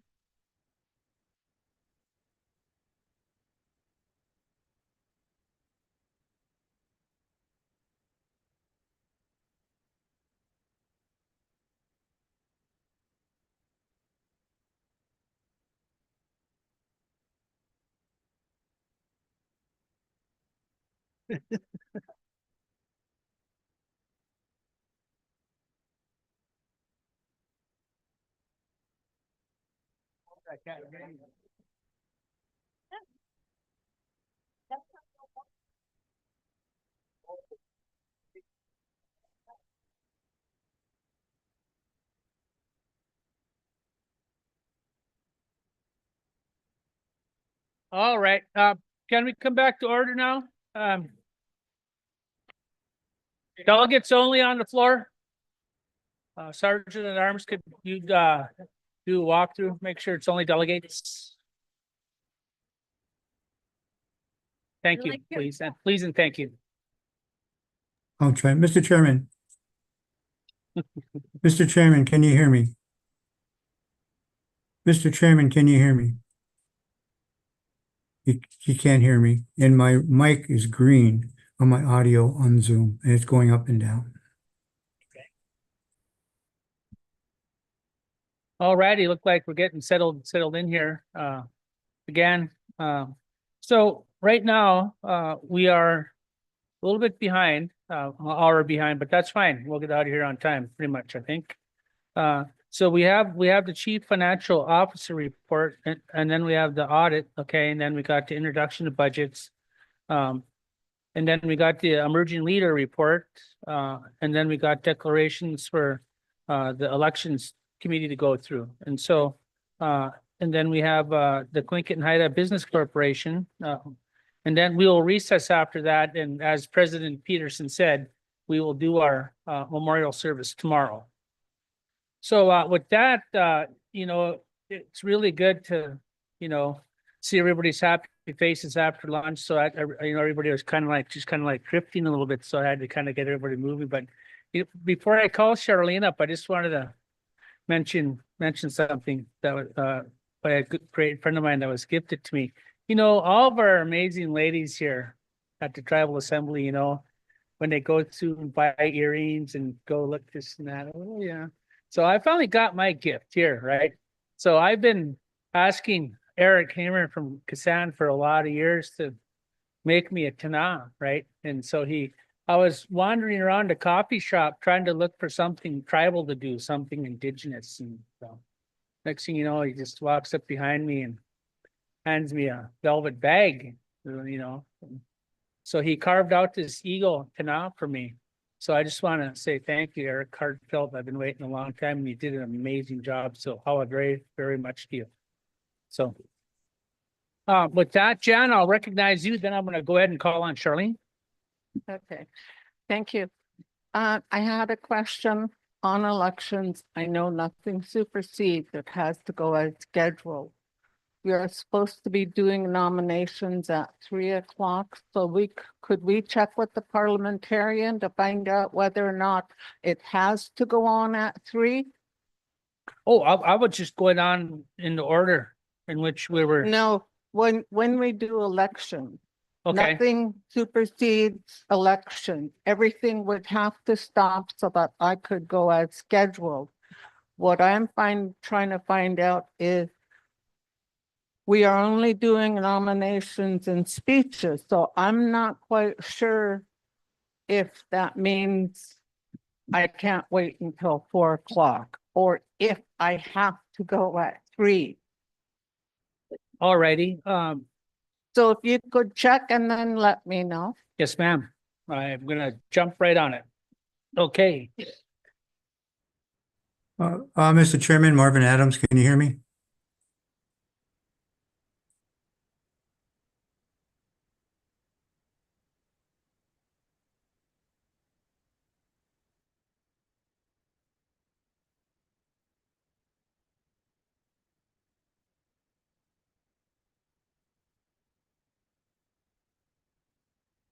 Once again, Jan, you're always right. All right, so at this time, we are gonna go into the declarations. So Jan, I'm assuming that your elections committee is gonna come forward or whoever's gonna handle this here. So if I can call those involved in this declarations for the Associate Justice, Delegate Citizen of the Year, and Emerging Leader. Come forward, please. Thank you.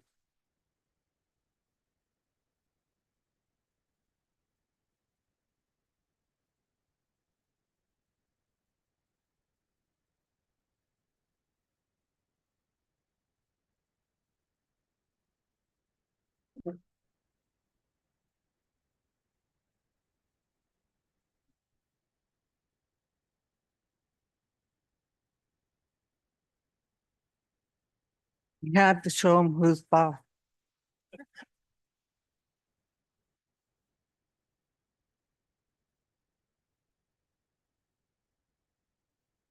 Okay,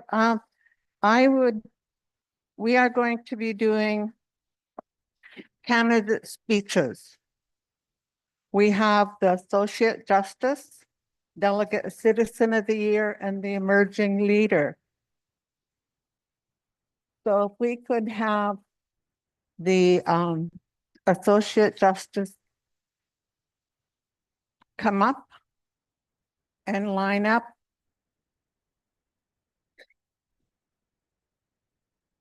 Now, we also have Emerging Leader, and I don't know if any of them are here in the building. So if you know of these youth, you could tell me. I have Amaya Johnson.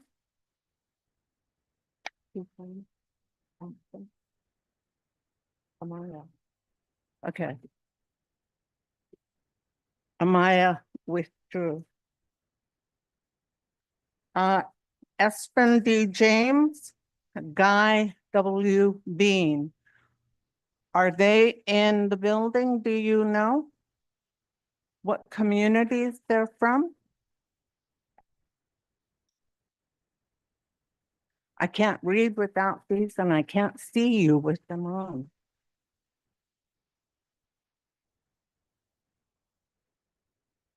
So nobody knows who Espen D. James is and Guy W. Bean?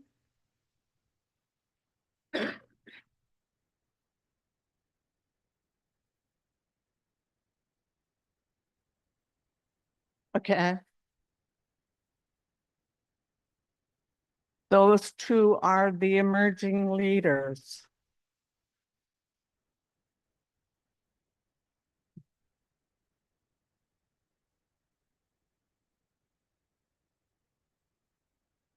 Okay, the Associate Justice, the candidates for Associate Justice will have a limit of 3 minutes. And they will be called in alphabetical order by their first name.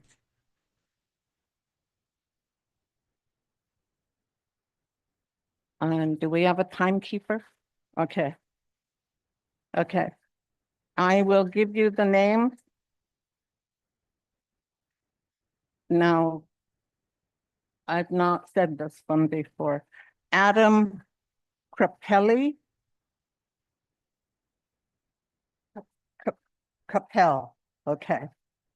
And then Barbara Lee is going to be on a video. Deborah O'Gara. Mary Ferguson will be on a video, and Roberta Wolf. So each candidate will have 3 minutes.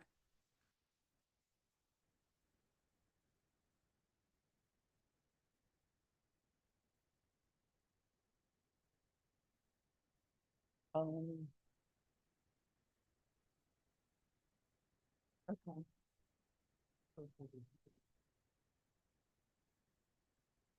Okay.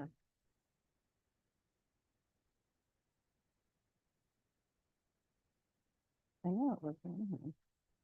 Yeah. Okay, the screen is Wrong. Okay. The associate justice will be elected by majority vote. The emerging leader and the delegate citizen of the year will be elected by plurality. Right now we will have Adam Krappel.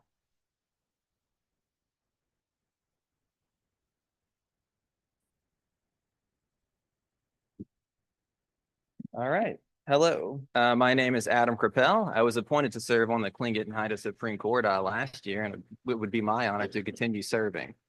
A little about me. I'm a professor at Loyola University, Chicago School of Law, where I specialize in federal Indian law.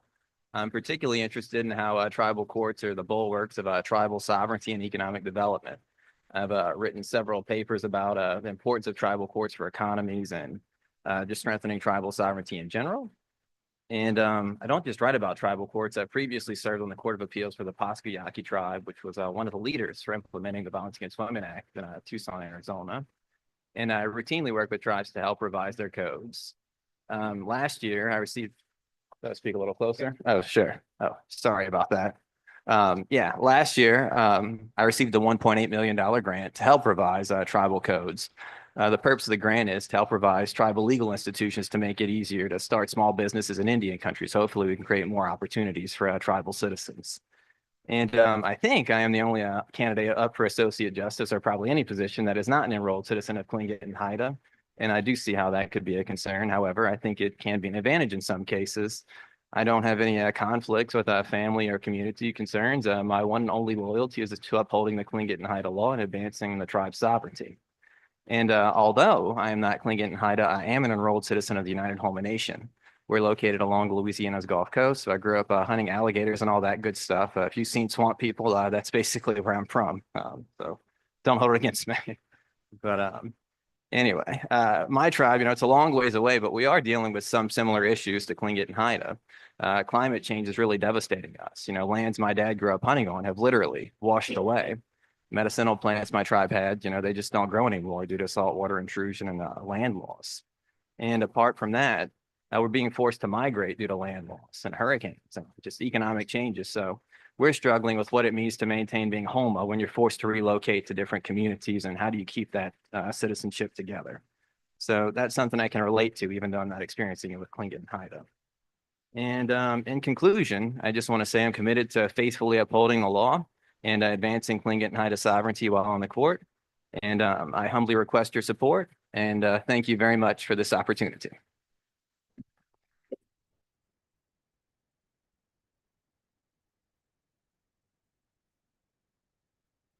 Thank you, Adam. Up next, we'll be watching Barbara Lee on the video.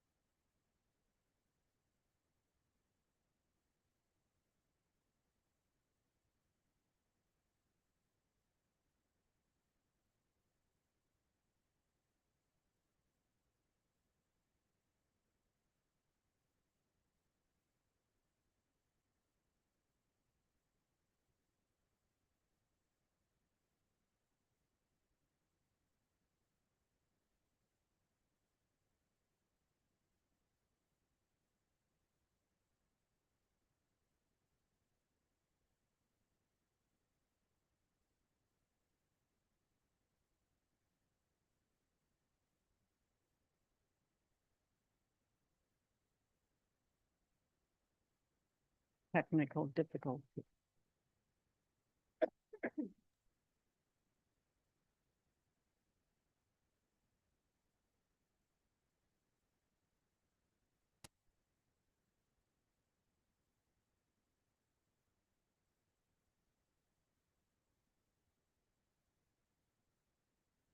I was told I had to behave, so I can't tell you any jokes.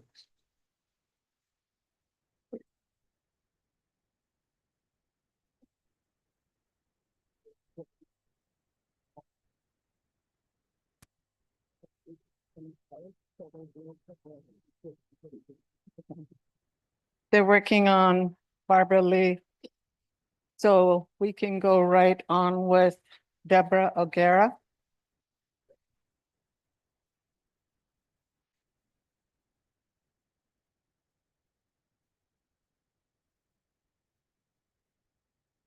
Good afternoon.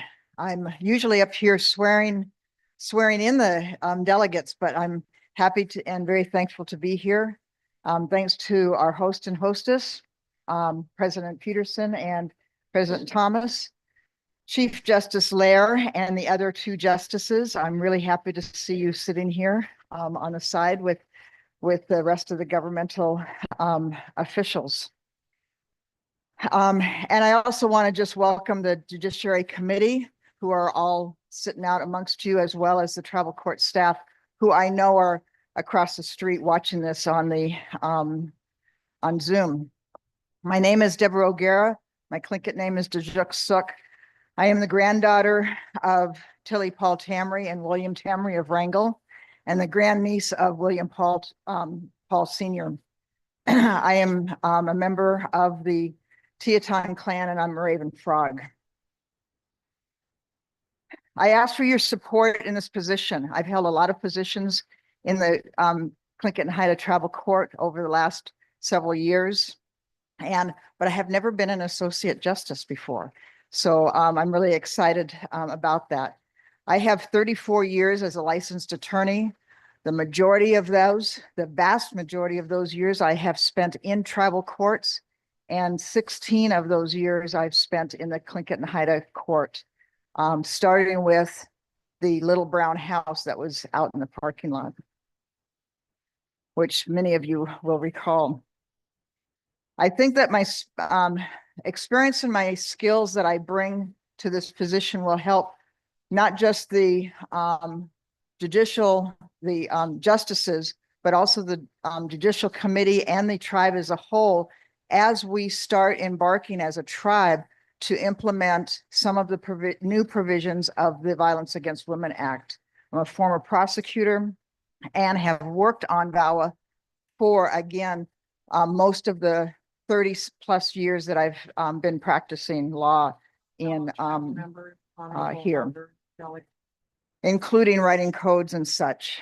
I'm looking at you to see how much time I have. I also know that culture is part of our healing. And I know that as a weaver, a beater, an artist. And I know that from all of the various jobs that I've held in a lot of different courts. Some of them work and some of them don't. And often what's missing is that healing and cultural part that is so important to our people, whether they are folks who are offending or have been offended and are hurting, have been hurt. And we need to provide services, judicial services for all of that. I believe that, and I look forward to being able to join Justice Lair in moving us forward. Thank you. Thank you, Deborah. Is the video for Barbara Lee ready?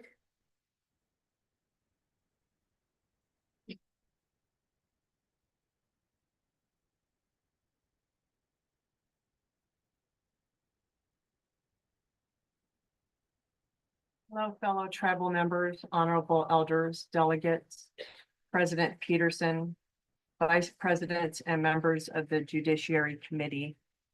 My name is Barbara Lee, and I am a candidate for the position of Associate Justice with the Tlingit and Haida Supreme Court.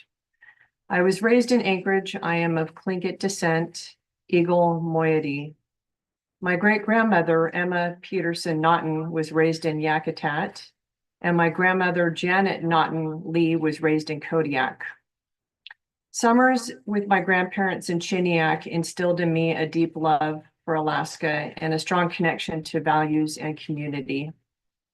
I bring over 29 years of experience in probation services across both juvenile and adult courts, focusing on rehabilitation and program development.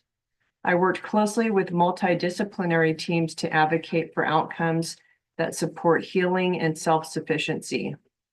I hold a master's degree in public administration from Cal State Long Beach in California, which has allowed me to teach at the college level, helping guide future justice professionals. If elected, I will serve with honesty and integrity, keeping an open mind, remaining unbiased and neutral in my role as Associate Justice, and helping to guide and develop the court. I believe that a strong, trusting team is a key in protecting the sovereignty of our people and of our core tribal values.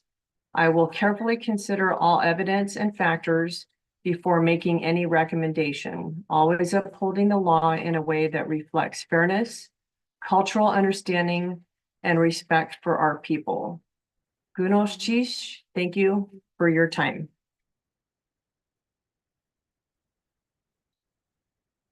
That was Barbara Lee. The next video, if it's ready, is Mary Ferguson.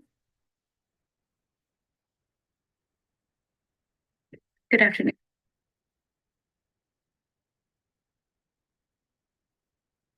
My name is Mary Ferguson. My Tlingit name is Stishaw. I'm of the Kiksadi clan. My family originates mostly from Sitka. I do live here in Sitka, Alaska, and I was born and raised. I wish I could be there in person to formally introduce myself, but it is an honor to be able to apply for the appointment of the Associate Justice for Tlingit and Haida. Having a tribal court and having the strong leadership to exercise sovereignty is no small feat, one that I would be proud to be a part of. I currently serve as an associate judge for Sitka Tribe of Alaska, and I've been doing so for about 4 years. This has given me experience on the bench, writing and making decisions, studying laws, working as a part of a judicial panel, all of which I get the privilege of incorporating my Tlingit customs and traditions in. I do have a law enforcement background, which I served as a patrol officer and a detective. All of my training and experience I've been able to directly bring home to my community, to my tribe, and to my state. I'm eager to continue this journey. I have a passion for peacekeeping and mediation and love to see people come to resolutions. I am proud to be a tribal citizen of Tlingit and Haida, and I look at this as an opportunity to give back to the tribe and to serve our people. I want to thank you all again for considering me as your Associate Justice. Thank you. That was Mary Ferguson. Our next is Roberta Wolf.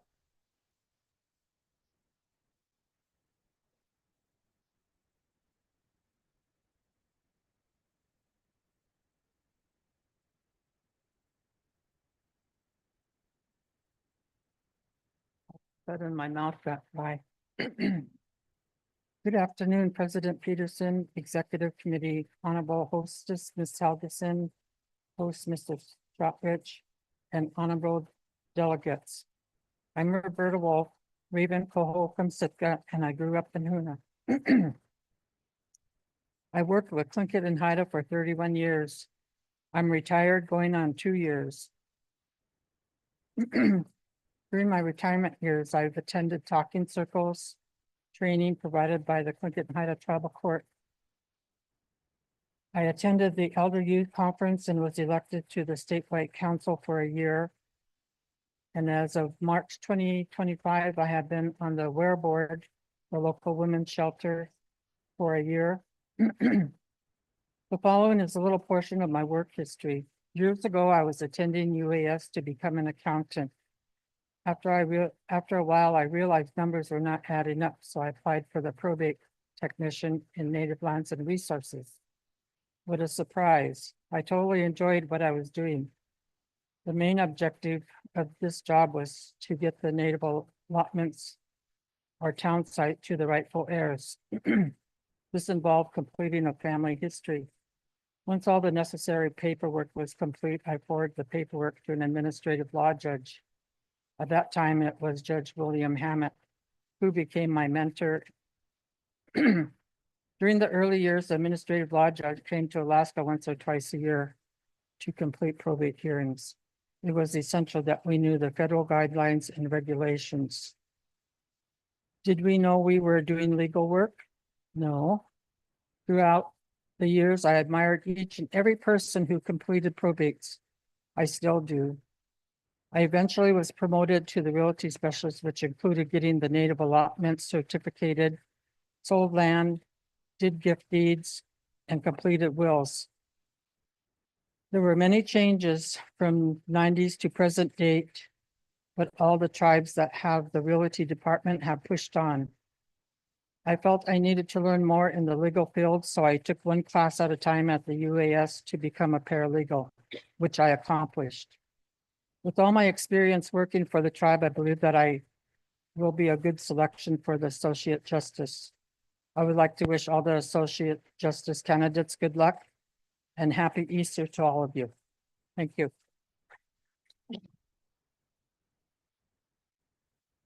Thank you, Roberta.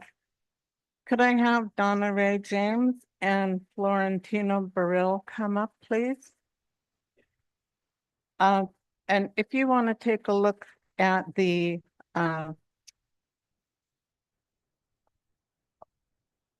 nomination letters that we received from the associate judge candidates, it's in the onboard on your laptop.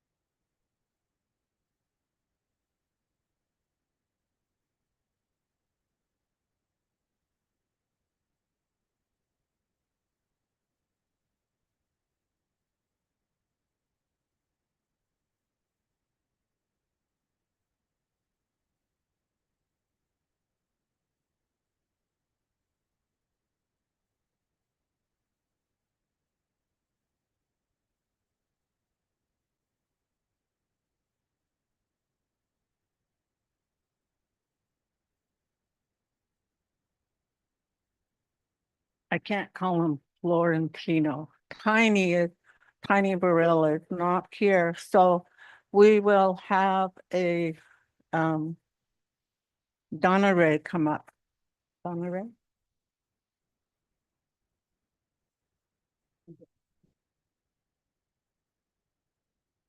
Donna Ray.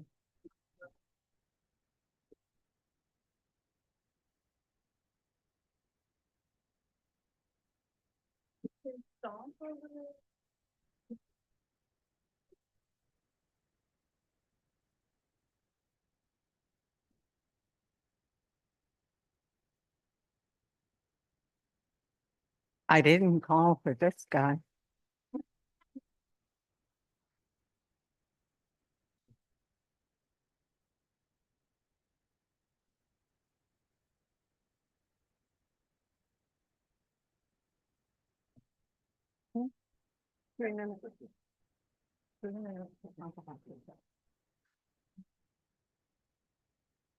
Thank you. Will Micklin, San Francisco Community Council, and former president and longtime council member, and introducing Donna Ray Hanlon, for the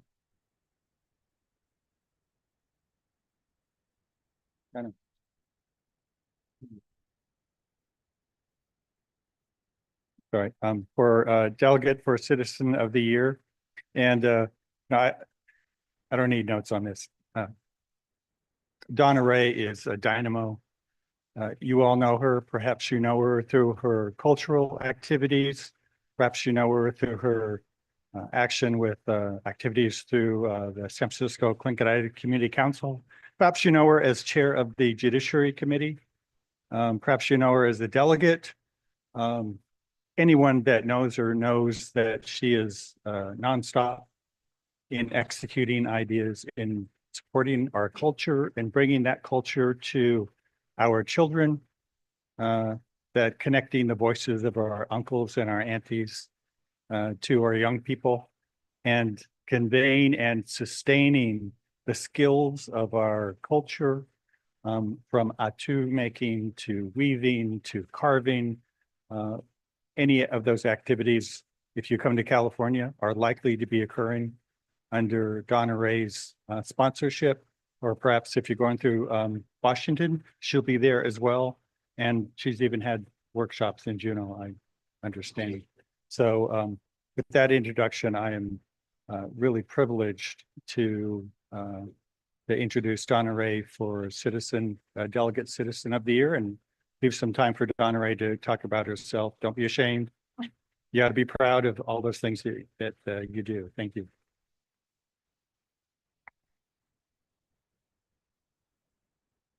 Thank you, Will.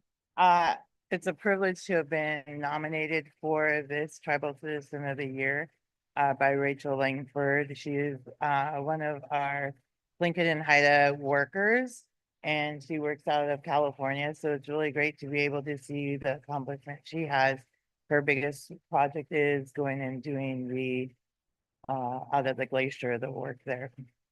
We've worked quite a bit together. I've done several different workshops, whether it's a paddle workshop, cedar hats. I'm really excited right now. I have my youngest going and teaching. I think that's wonderful, because if we don't teach our youth, we're not going to be able to carry these things on.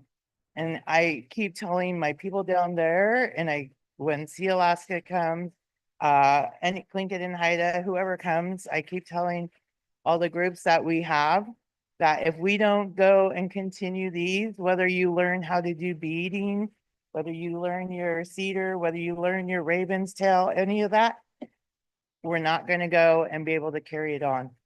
So thank you all, and I hope you read the bio. Thank you, Donna Ray. Okay, for Honey Burrell.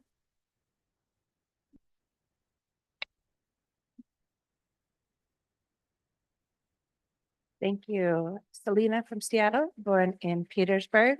I am a fellow Native veteran.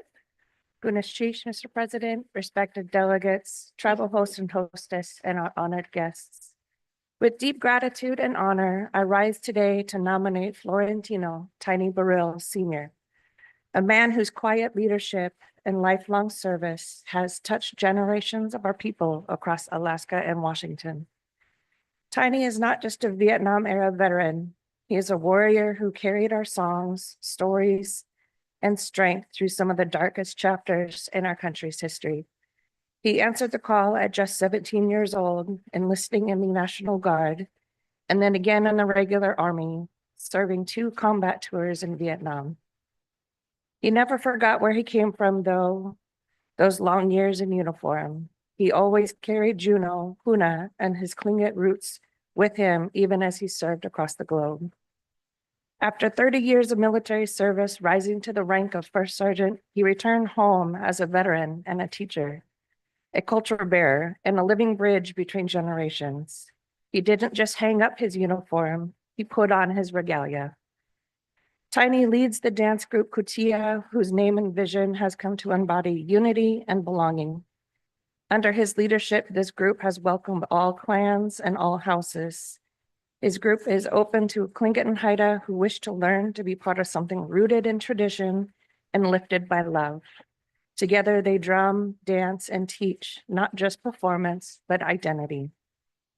Tiny has never sought attention for all that he does, but we must pay attention, especially now, because 2025 marks a significant year for honoring our Vietnam veterans. April 30th of 2025 marks the 50th anniversary of that war's end. So many of our veterans came home and were never truly welcomed. They carried that weight of war in silence. Tiny instead carries his stories. He holds, shares, and invites us into them, reminding us that healing does not happen in isolation. It occurs in community, over coffee gatherings, drum circles, canoe landings, and performance. He is there building that community for all of us. Tiny has dedicated his entire life serving his country, our people, our culture, and the generations after him. I know this personally because his presence has helped me see myself more clearly as a Native veteran.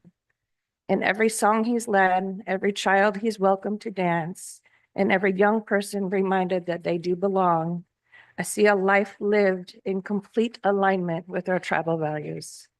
So today I ask this delegation to lift him up, honor him, and remind him that we see him. In honoring him, we honor our Vietnam veterans. So please join me in nominating Tiny Burrell for Citizen of the Year. Thank you. Thank you. Okay, now the candidates for emerging leader. Again, we have Espen D. James, Guy W. Bean. There is no video, and I don't believe they're here. So on board, you can look at their letter, their candidate letter.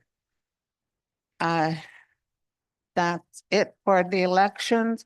I would like to remind you to please have your Simply voting cards with you tomorrow, along with your ID. Voting will start at 8 o'clock. And I'd like to say a hello to all of the people who are watching all of us work on the web. Thank you.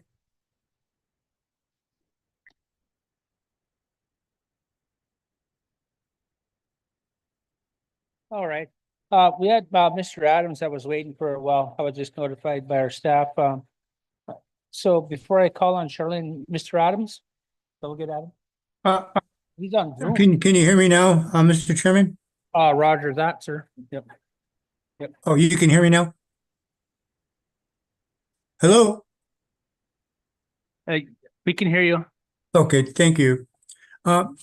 Mr. Chairman, I just wanted clarification this morning when we started the adopting the agenda.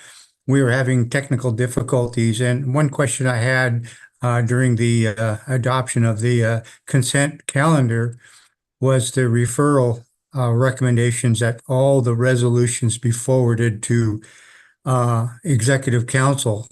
Now, is that my understanding or is that incorrect? Because that's correct. Okay, what I'd like to do, Mr. Chairman, based on that understanding, is that there's many resolutions that are really recommended for approval. They've done the due diligence on them, and they were really highly recommended. And I think they have a lot of weight by having the assembly body approve those. And what I would like to do is ask for a motion to reconsider that and open it up so we can at least approve those resolutions that are not under question that really would have normally, through normal processes, would have been approved this morning. So I would make that a motion for reconsideration.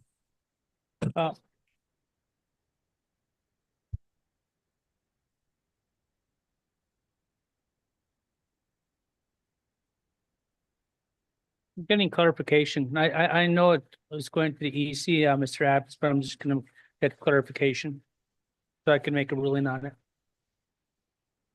Well, Mr. Chairman, a point of order. I'm a delegate and I made a motion. And, if it doesn't get a second, then it dies for discussion.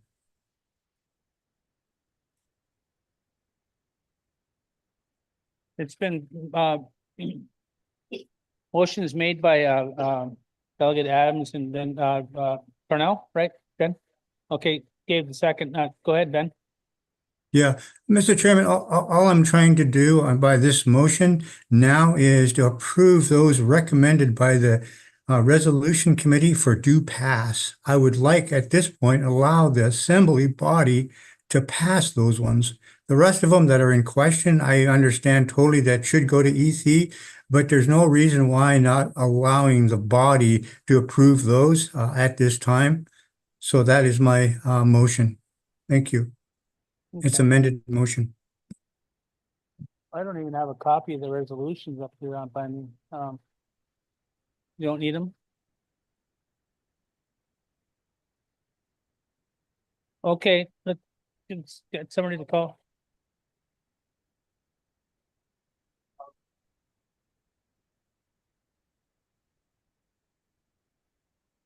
Okay. So,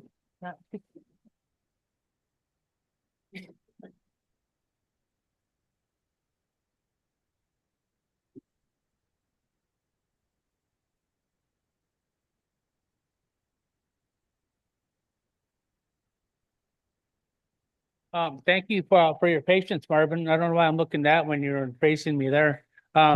Motion is in order to proceed, so I will call for the question. And Call for the question. And the motion is, Marvin, do you want to restate that just one more time? Yes, the motion, the amended motion, the first one was to reconsideration. The amended motion now is to approve those that were recommended for due pass under the consent calendar. Okay. That means they were recommended for approval. So that's what I'm asking on this amended motion. So moved. All right. So, Jackie? The floor is still open, so.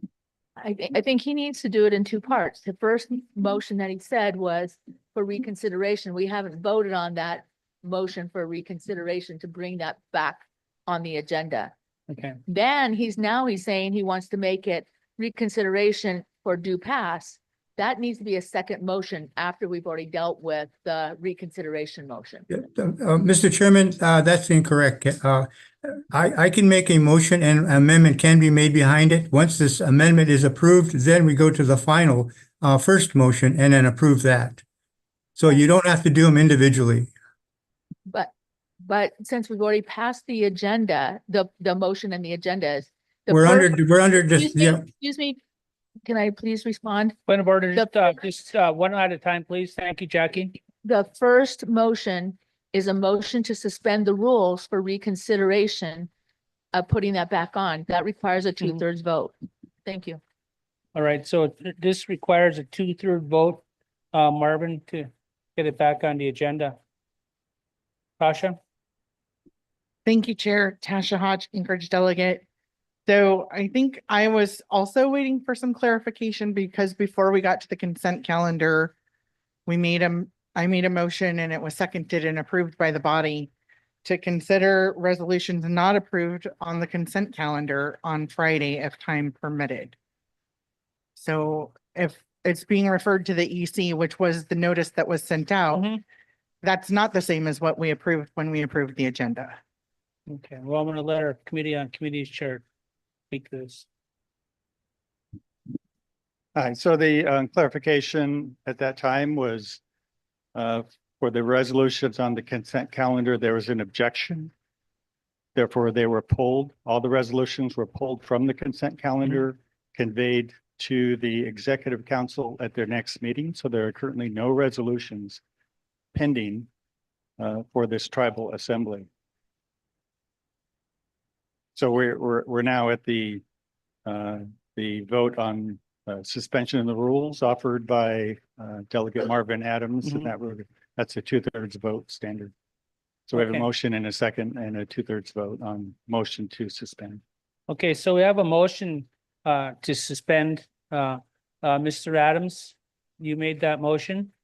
And Yes, Mr. Chairman, if I could make a clarification, please. Go ahead. Yeah, Mr. Chairman, we're only wanting to approve something that the recommendations by the resolution committee had already approved, done all the due diligence. So it would be almost disingenuous to sit there and just refer it back to the executive committee when it's already been through the due diligence process. All I'm trying to do is bring it back up and let the body approve it so it'll have Understood. more weight. Thank you.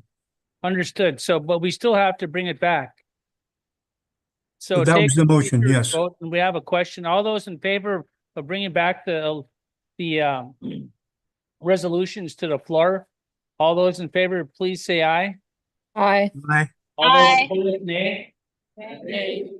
That was pretty close. Could we try her again? All those in favor of bringing back the resolutions? Will, I'm gonna let you speak real quick.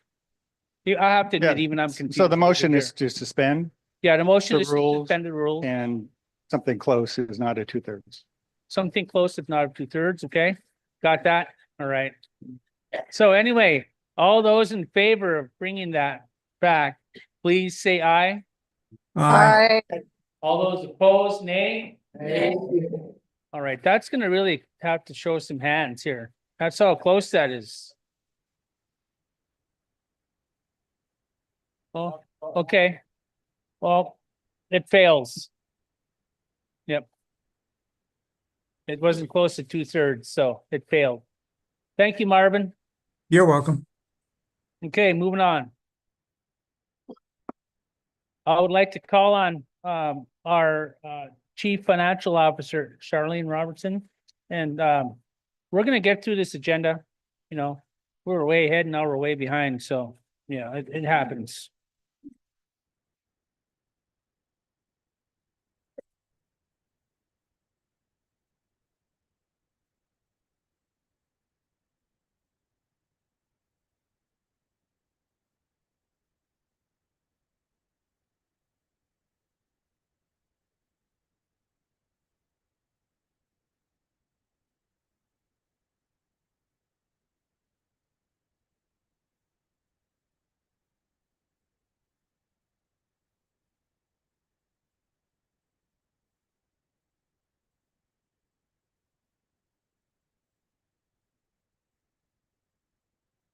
Good afternoon. Lucky for you all, I am over caffeinated and I'm going to talk really quickly.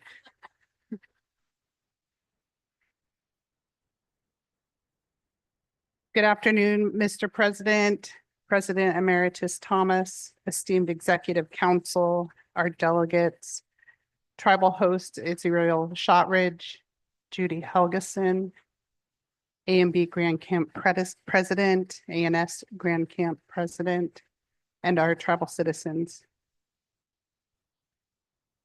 I am honored to be here to share our tribal financials and how we performed in 2024. Gunisha Duasak. My name is Charlene Robertson, and I grew up in Sitka, Alaska. I currently live in Anchorage with my family, and just grateful to be here today.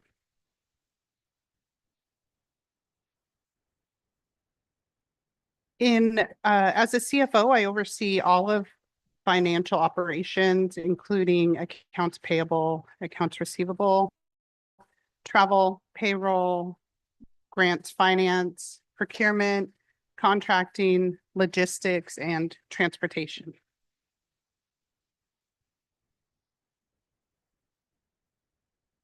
Today, I'm going to cover the 2024 results, including our trust fund, our general and grants and general funds, our enterprise funds, and we'll also cover the American Relief Program Act, the Tribal Assembly Expense Summary, the 2024 audit, the financial KPIs or key performance indicators, our 2025 finance goals, and then our 2025 and 2026 budget proposals.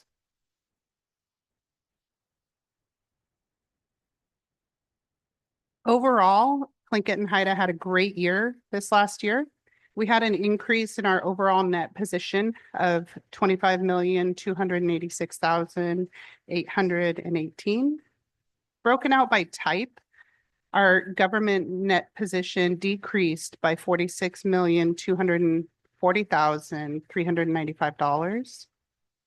But our business type or enterprise type had a net position increase of $71,527,213.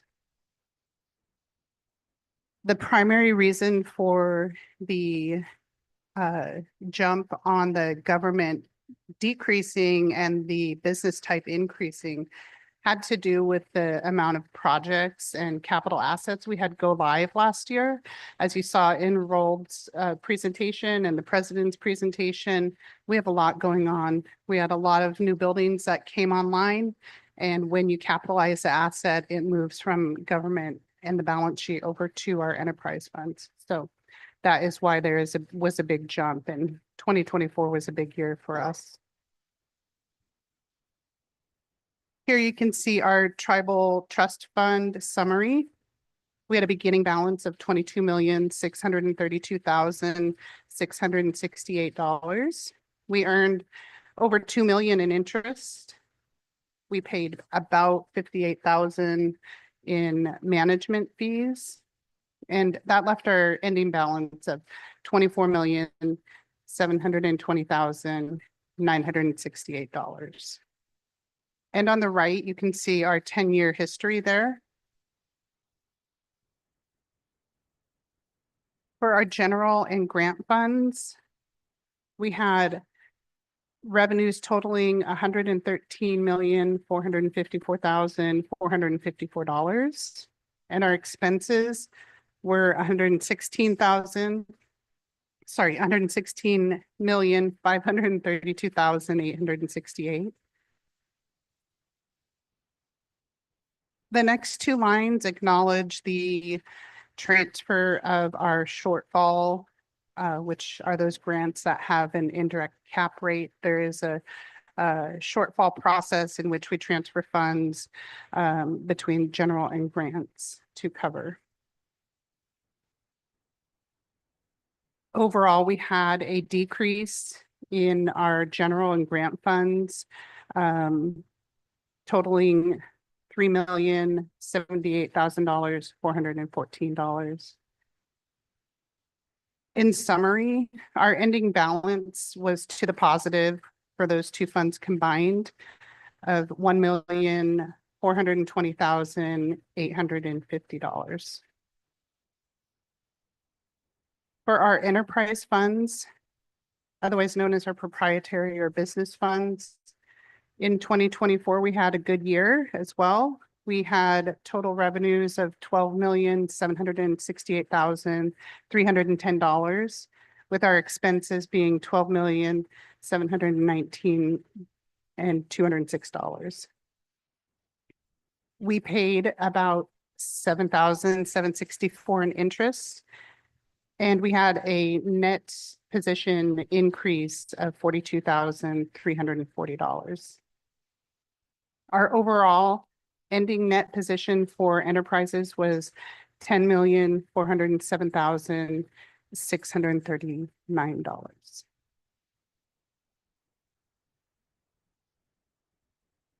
$2024 was a big year for many tribal organizations as we wrapped up our American Rescue Relief funds, otherwise known as ARPA.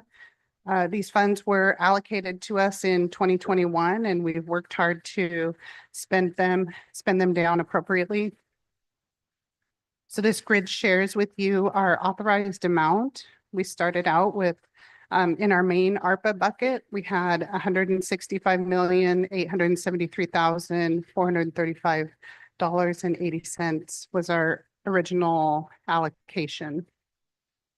As of December 31st, we had spent $157,579,331, leaving us just over $8 million that are currently contracted in projects that are in progress. We had a second source of funds through ARPA that was allocated for childcare specifically. Those funds do not have the same timeline as the main bucket, so we do split those out here. Our original allocation was $13,687,126. And we have spent just over 5 million so far, leaving us over 8 million to go in that one.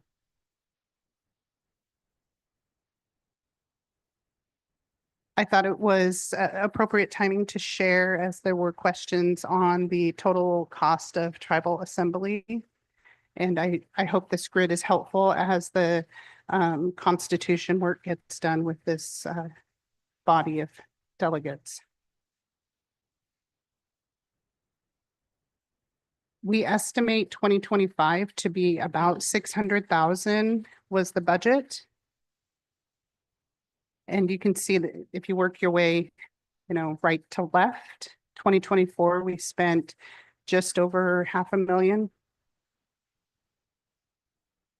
And then I did break it out by delegate, and that's assuming there's 124 delegates. So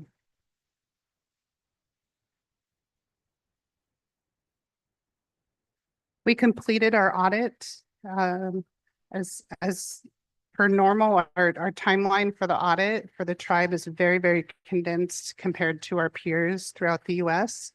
Our auditors shared that many of our other tribes take approximately 9 months to close their year in total with their audit. We closed it and we're done as of last week. And I think we all have the bags under our eyes in finance to prove it.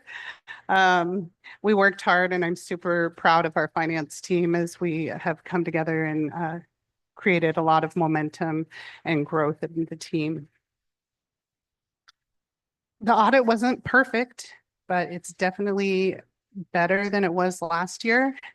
We did have 2 significant deficiencies, one of them being the timeline of the federal awards and internal controls. That's a really long way of saying our trial balance didn't finalize until I think late February timeline.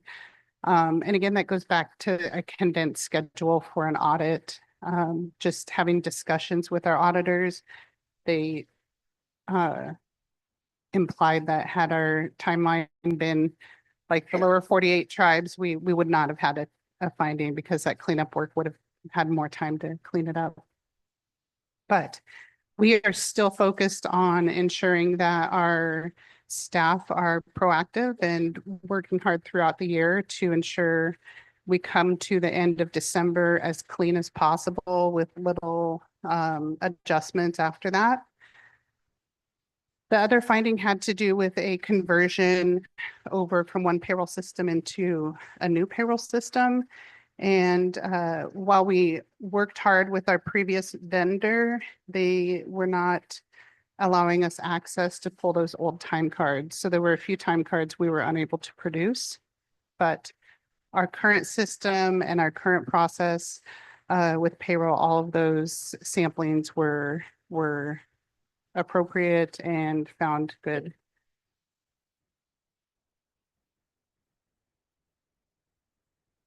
In finance, you saw one of the first slides there. We have a big and diverse team.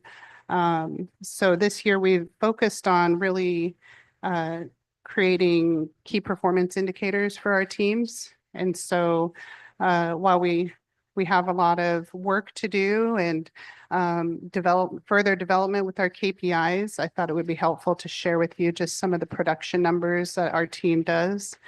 In contracting, they created 374 contracts totaling over $12 million.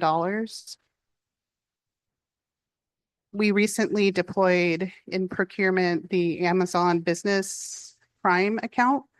And the idea being, you all have probably a personal Amazon Prime where you get free shipping. It's that, but for the business. And through that, we've spent over $374,000 and have seen $21,000 in savings in shipping alone. Our accounts payable team are lean and mighty, and they populated over 25,000 invoices.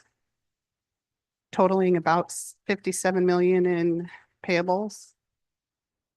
Our AR team created over 1,100 AR invoices, which equated to 4.5 million in revenue.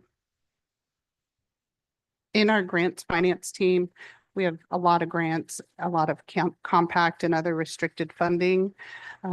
They produced over 400 annual or semi-annual or quarterly or monthly, depending on the funder, financial reports.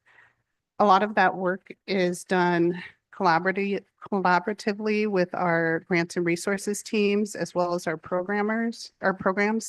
One thing our auditors noted is how well our program managers, our boots on the ground folks know their programs. And not only do they know their programs, but they know the compliance piece as well, which for myself and the finance team and our auditors makes our lives so much easier because they are well aware of what the guardrails are for their program. Our mailroom touched over 29,000 pieces of mail. They mailed out over 10,000 packages. Those were things like the elder winter care packages, the backpacks, sending those out. They're a busy group of people. We set out with really ambitious goals for 2024, and in hindsight, you know, we shot really big for our team, and I'm so proud of everything that they've accomplished. We do have a couple of projects that are still will carry over into 2025, but in 2024 we accomplished a lot. We completed the 2023 corrective action plan. We implemented a new HR and payroll system. We implemented a new government accounting standard, otherwise known as GASB 87. We deployed financial dashboards within Sage for our managers. We built out and developed our finance team, providing training and structure and mentorship for them. There are 3 software-like system projects that we'll carry into 2025. One of them being asset tracking.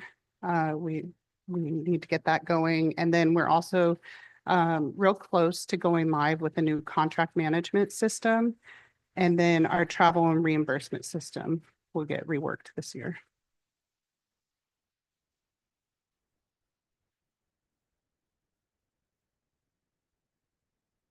Some other highlights I thought would be great to share about the finance team and everything they've accomplished. They really nailed down their month-end close timeline and are within 15 calendar days to close. And that is consistent, and I'm super proud of that. That's a huge lift. That's a lot of coordination between staff and our finance team to make that happen. We've supported a lot of cross-functional initiatives, including supporting our enterprises and our collaborating quite a bit with our grants and resources team. We've deployed a nice SharePoint hub for finance and procurement, where we have all of our forms and policies and our management reports. We also have started our finance policy review with a third-party contractor, and we're working through that. And the idea being getting our policies just freshened up to best practices and industry standards. We supported the flood response in Juneau. So we had all hands on deck throughout the tribe. We had payroll folks out in the field helping pick up trash. We had our transportation folks out there with flatbed trucks picking up wet appliances. We had our procurement and contracting team running around getting all the PPE they could for us to make sure that we were safe. In grants finance, they worked really hard this last year to streamline their grant reporting and their closeout processes, as well as they took on the task of deploying a full budget process for the 2025 year and took the time to meet with every single manager in every single department to help formulate those budgets. Our payroll team stabilized a new payroll software, which is no small undertaking. They developed a lot of reports for us so we can quickly access time and labor information. They focused on training, creating how-to documents for our staff to make sure they knew how to enter their time and approve time cards. Our fleet saw a great increase in vehicles and freshening up of their vehicles. So if you're renting or using one of the fleet vehicles, I'm sure you hopefully have seen that they are newer and fresher. They also have developed a business plan that we will deploy in 2025. Our procurement and supply chain folks assisted greatly with a lot of the operation side, getting the traditional food deliveries done to 21 communities, supporting internal moves with renovations in buildings. People have to get moved, and our logistics team was more than happy to help. They helped with backpack drives. You saw the picture of the new warehouse, and it's something we're super proud of, and they got to move in and get it all set up and start a plan for space management. We implemented the Amazon Prime, which I talked about. Our warehouse staff did a really great, robust forklift training. As mentioned, for 2025, we're going to continue our work with our 3 software implementations. We are also looking to build out our KPIs throughout the tribe, not just within finance. And then we're going to deploy that fleet business plan, working on assessing storage with our new warehouse, and then continuing our work to build out our finance team. We were successful in producing not only our 2025 amended budget request, but our 2026 proposed budget. I look forward to Chair Jack reporting on that here in a little bit. Thought I'd give you just a snapshot. It should be in your onboard packet there. There's 2025, 2026.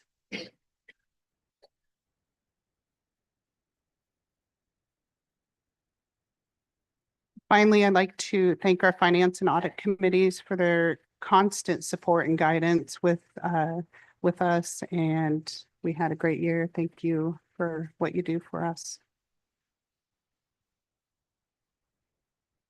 Mr. Chair, that concludes the report for the Chief Financial Officer.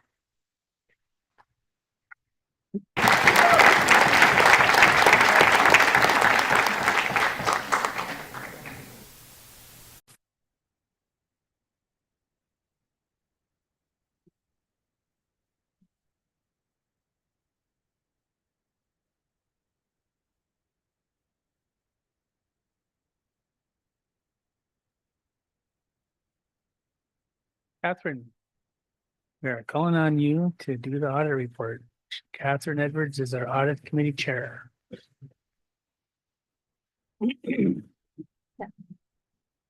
Mr. Chairman, we're just going to make a motion to accept the report since Charlene already gave it for us.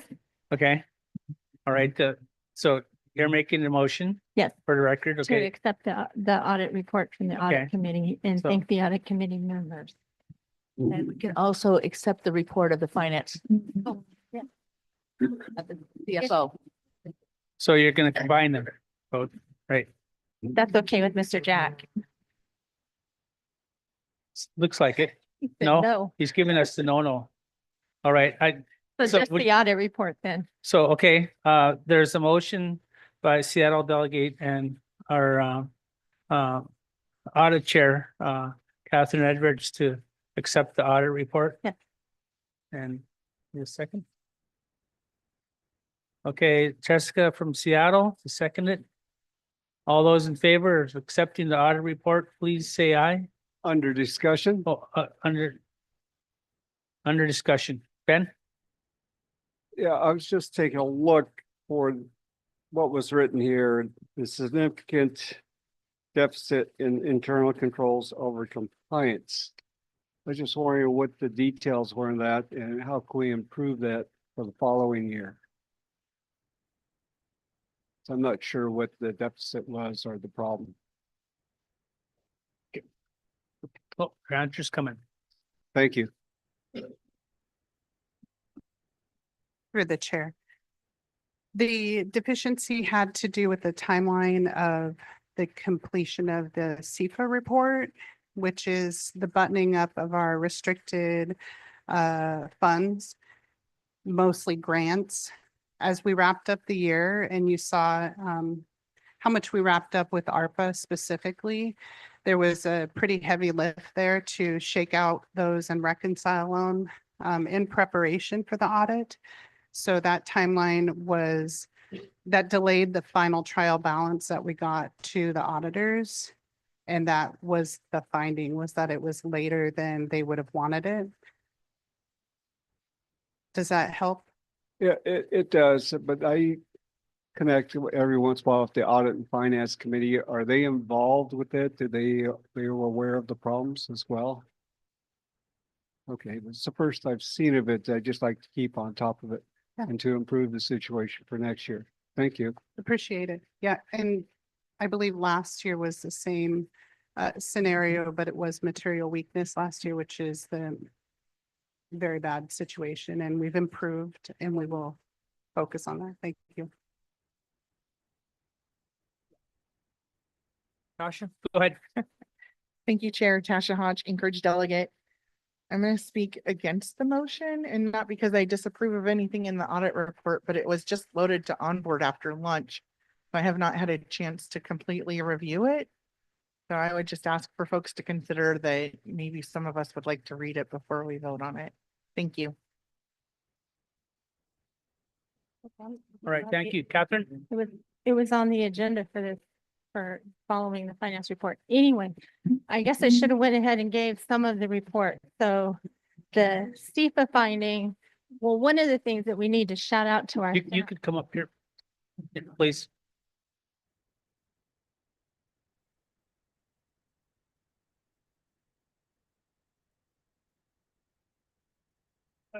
You need to spell out a few things.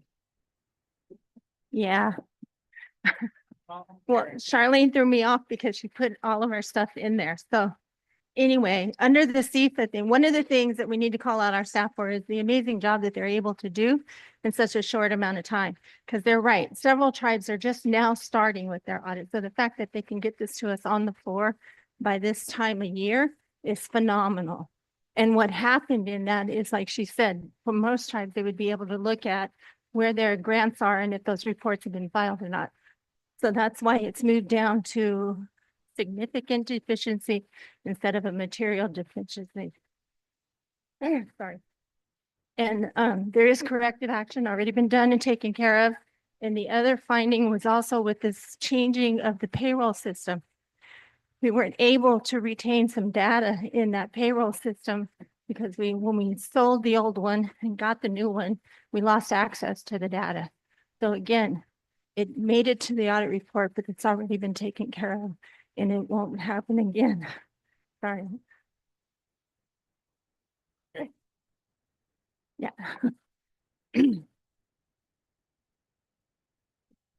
So anyway, that's what they were, and yes, the audit committee was aware of it when we had it. Again, they're doing an amazing job, especially want to call out the fact that they could go through, and the tribe could go through $186 million. 65, I did it, $165 million of ARPA funds and not have any findings and not have to cut a check back to the Department of Treasury, because that's a really difficult one that they are looking at all tribes. So the fact that we were able to have a clean audit there is also something that should be called out for the staff. And I hope that clarifies some of it. Oh, no, yeah, let's take your thinking on it.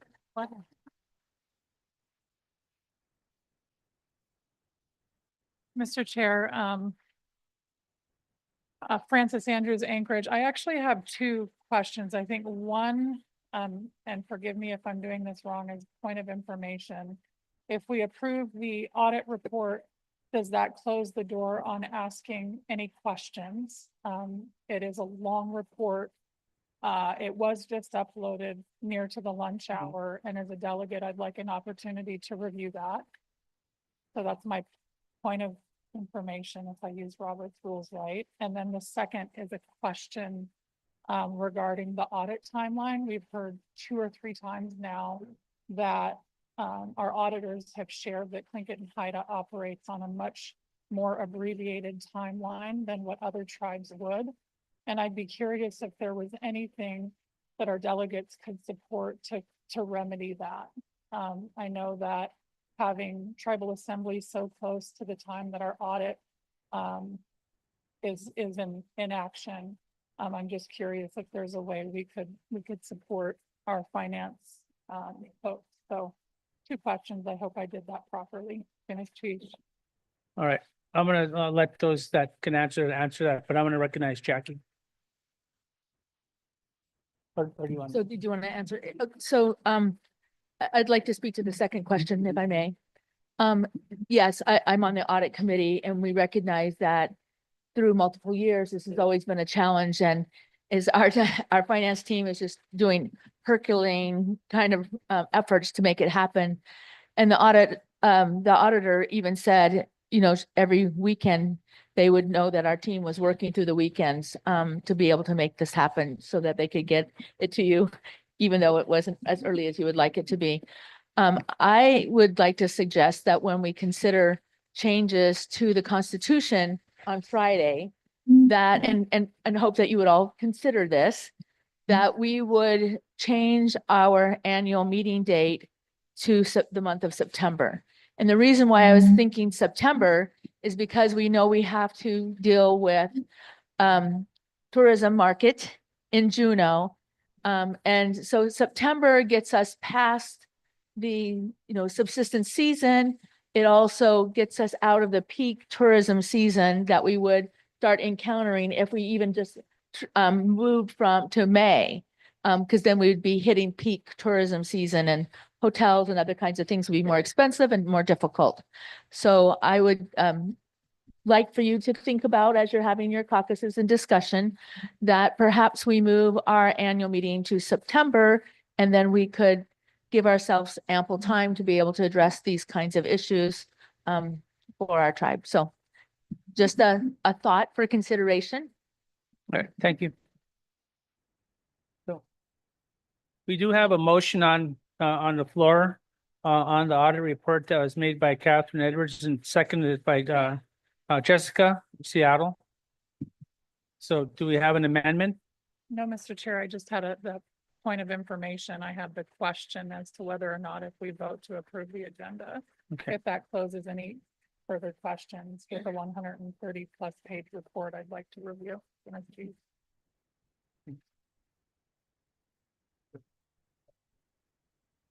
If we took a vote on it now, yes, it would be the end of the ability to read it and have any response on it. Somebody could amend the motion that we, I believe, amended so that we can pass it at a later date, giving you guys time, but since I made the main motion.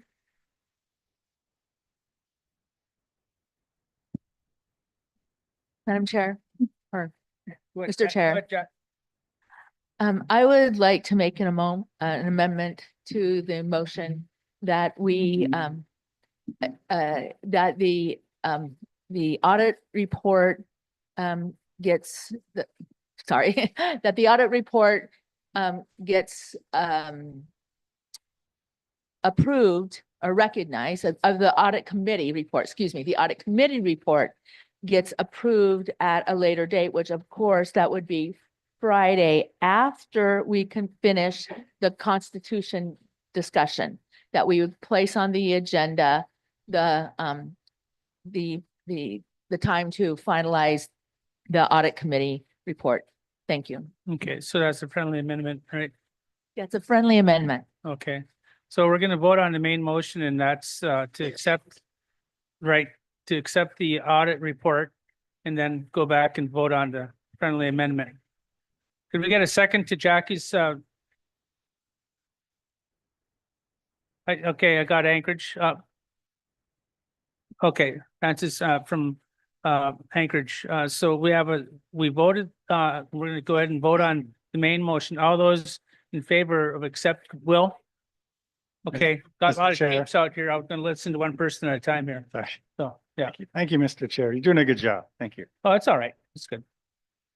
So I would just suggest to the maker of the amendment that the motion be a motion to lay on the table the audit committee report and the audit until 8:15 a.m. on Friday, which is the time set for adoption of the fiscal year 2025 proposed budget amendment and the 2026 proposed budget.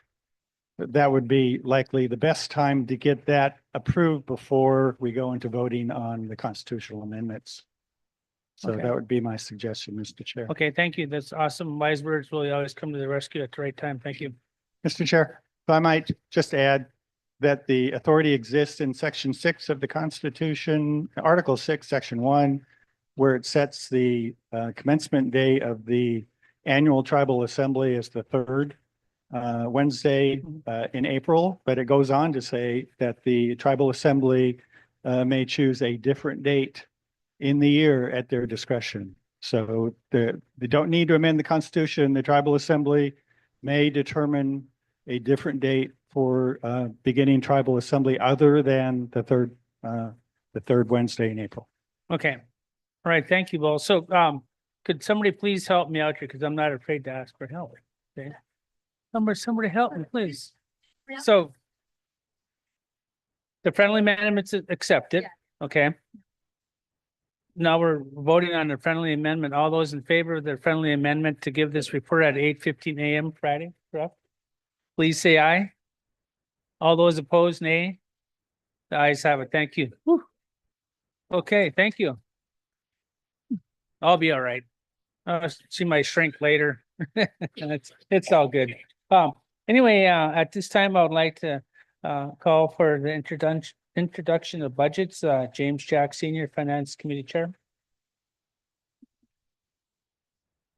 All good. Thanks, Will.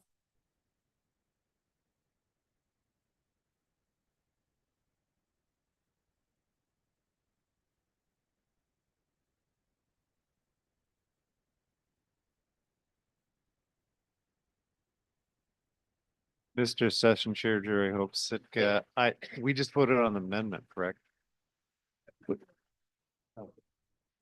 And did we vote on the main Yes, we motion did. as friendly amended? Yes, sir. Okay, just Thank you double for checking. offering us hope. Thank you.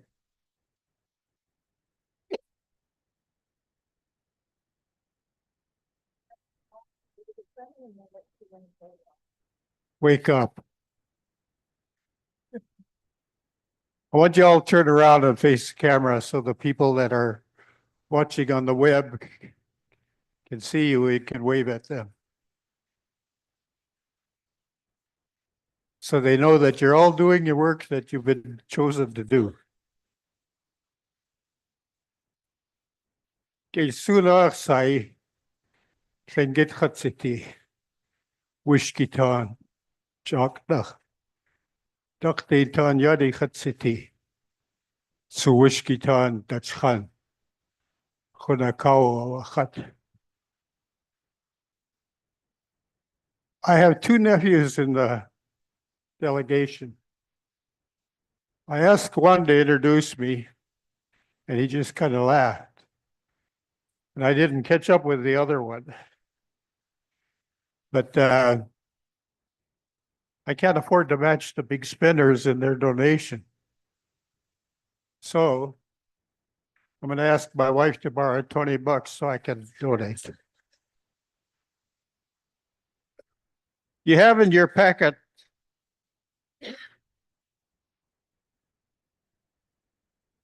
the 2025 proposed budget amendment. Also included is the 2026 proposed budget.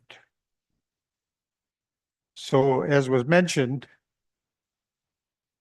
this will be, the action on this will be taken Friday morning. So right now, we don't have any action on this. It's just the introduction, just to let you know that in case you didn't know, and you should have all known,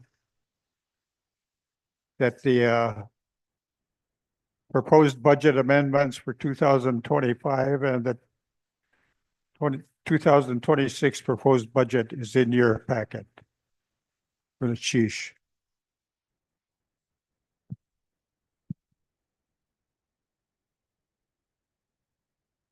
Mr. Chairman,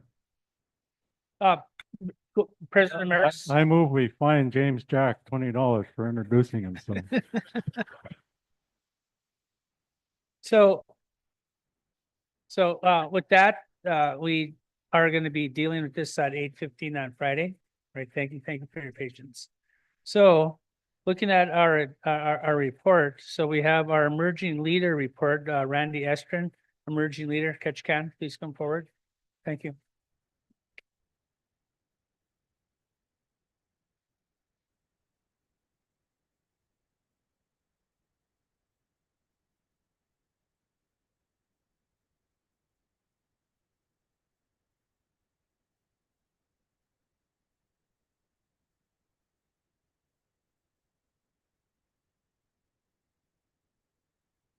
Well, at least one emerging leader is here.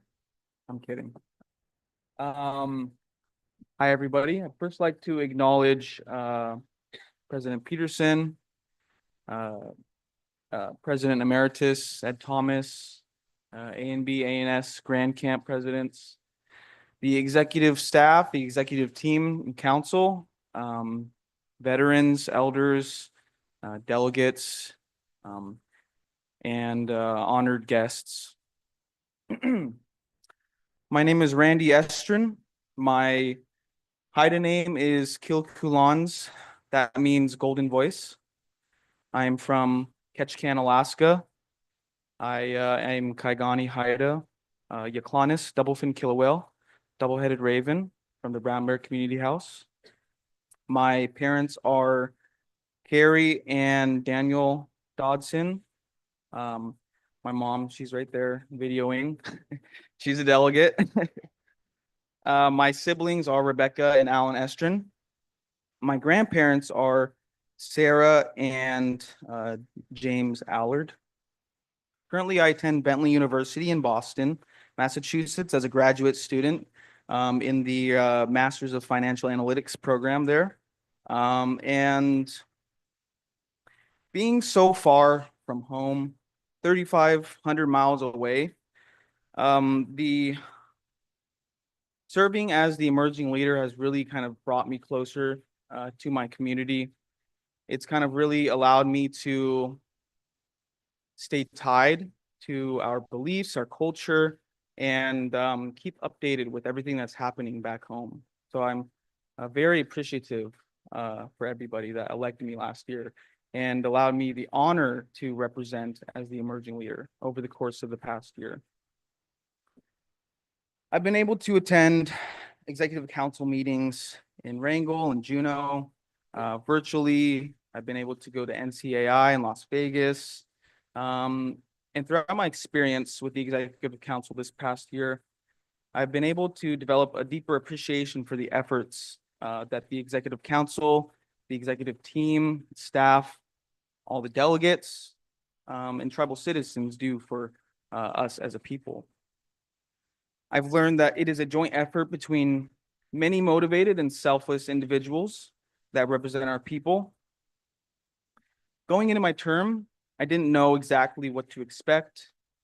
I'm a finance person, and policy and tribal governance aren't really my strong suits.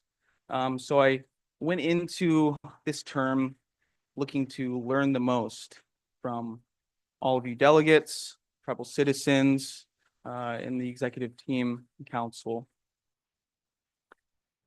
And also having conversations with a lot of tribal citizens and seeing the public comments. I learned a lot from that as well. It's very collaborative, and I think that is really what sets us apart as a nation and allows us to keep pushing forward. Under my term, I was able to really take a lot of these experiences and lessons that I've learned from the Executive Council and traveling to different communities and apply them in a lot of my outside activities. So I've recently joined the board of directors for a nonprofit. I've gotten involved on my campus in a couple of different initiatives that fight for inclusion and advocacy for Native people. But if there was one thing that I've taken away from this whole experience, it's that keeping an open mind is crucial for both self and community development. Having a closed mind is not good. My message to all of you is to keep an open mind to ideas, solutions, and beliefs that are presented in these spaces. Collaboration is the only thing that keeps our people together and it is at the heart of our beliefs as a people. Hold each other up, listen well and with respect, speak with care, patience, respect for self, elders, and others. Pride in family, clan, and tradition is found in love, loyalty, and generosity, and live in peace and harmony. These are some of the Southeast tribal values. These are values that I believe help us when we are lost and we are at a crossroads. These are values that highlight our beliefs in community over self and our values that we need to keep in mind. Being the emerging leader has brought me closer to these values as I got to witness them at every single meeting. The executive team has taught me more than they know about upholding these sacred values. President Chaish's sternness, Rob's candidness and honesty, Clint's humor and perspective, Paulette's empathy and kind-heartedness, Jackie's drive and determination, Will's observability and attention to detail, and Delbert's unapologetic advocacy. And these aren't exclusive either. Rob's pretty funny too, so you know there can be some overlap. Each of us has something that we can contribute to advocacy for our people, but it takes collaboration between us all. So to the delegates, I'd like to thank each and every one of you for believing in me and electing me last year to serve as the emerging leader. Having all of your support has been tremendously empowering, and I hope to be a delegate in the future so I can continue to help fight for our people. Gunakshish Hawa.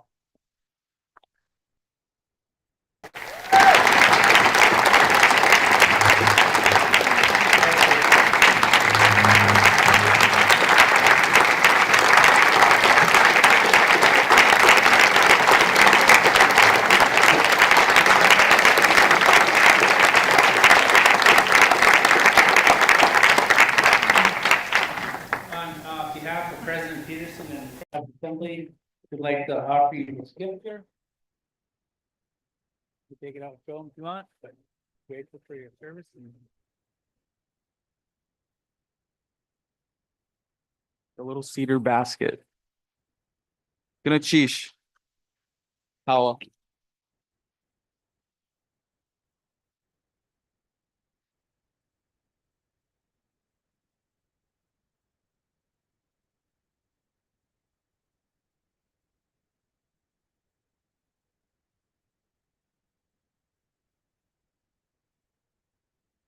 and our last business item of the day, and that will be Lincoln Haida Business Corporation CEO President Richard Reinhardt. Please give him a hand. Welcome.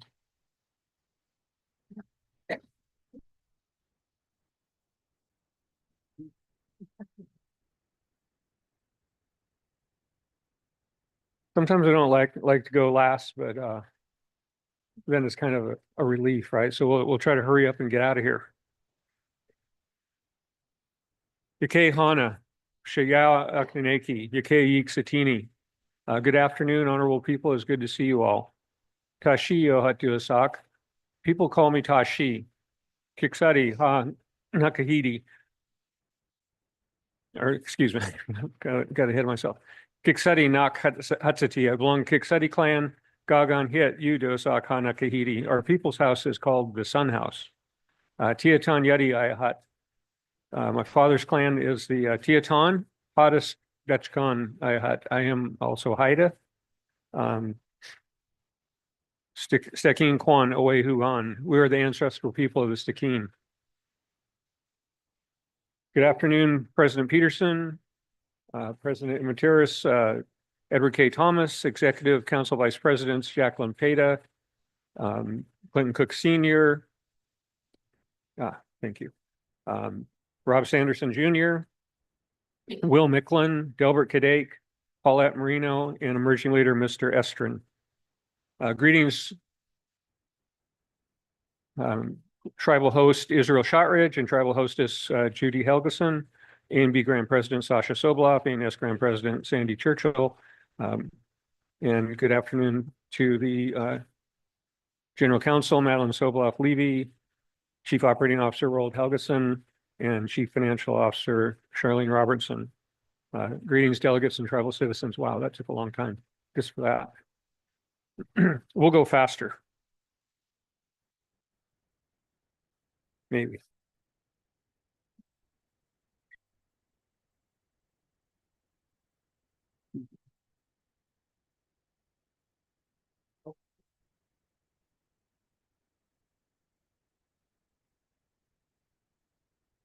Somehow she has a magic touch and I don't. A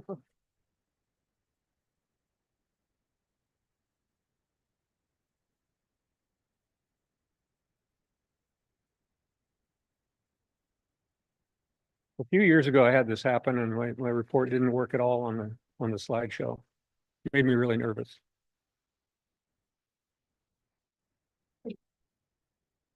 I know we're past time, right? Okay, here we go. Tlingit Haida Tribal Business Corporation, or THTBC for short, 100% owned by Tlingit Haida.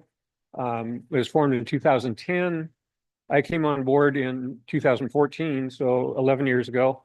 2016, we acquired Kira, and we've grown a lot since then.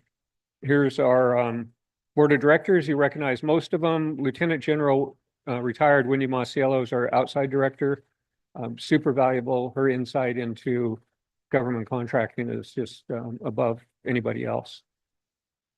Our mission is basically go out and make money and bring it back to the tribe to help the economic benefit of the tribe, short version. Values, always tell the truth. None of us smart as all of us. We're very team driven, and we're driven by our mission to support the tribe. Some people have asked before what we do, some of the things that we do. The biggest part out of 1,600 employees, about 1,200 of them work in what we call BOSS, or Base Operation Services. And it's all these different kinds of things. You know, basically we, like, in the winter, we plow the roads. In the summer, we cut the grass. We have lots of electricians, plumbers,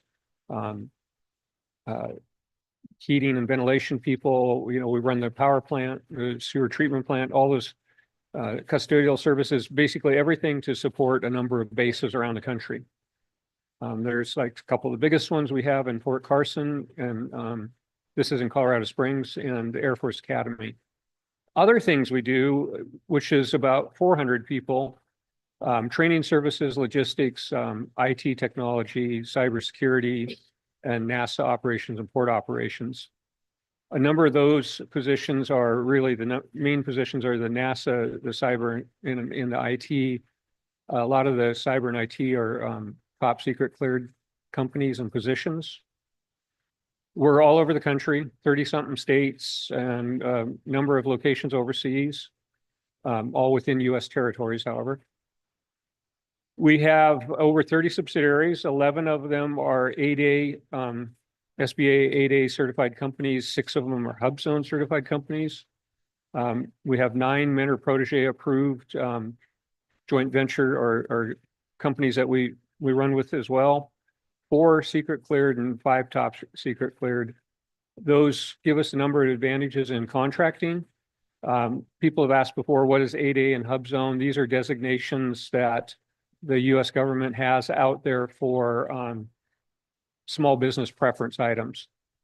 Some people have asked, are we affected by the new administration and all their things that they have going on? The DEI really hasn't affected us, and really 8A, I believe, is something that they will likely continue with. They like the rapid contracting. Financially, the company has been at about 200 million a year revenue for the last several years. The bottom line in profitability isn't fully telling in that we've had a lot of accounting cleanup that we did over the last couple of years. This year, I mean, in 24 and then in 23. In reality, our operating margin, our operating budget was for $3 million profit, and we hit within just a few $1,000s of that. And then we had some accounting changes, some looking backwards, some looking forwards, that made the profitability lower. The good news is, this is probably the part to pause on. Taking all that into account, we hit our budget. It didn't hit our budget on the operating side. It didn't affect our cash flow. We had budgeted $1 million, so you can see the 2024. So we will be paying a dividend of $1 million to the tribe again this year, which is back to where we were from the 2020 operations.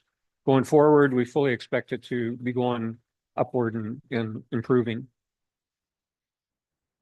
To get there, I had a number of things we had to work on, and reorganize an executive team. We had a major reduction in force of senior executives, all vice presidents. At the beginning of the year in January, I laid off 6 vice presidents.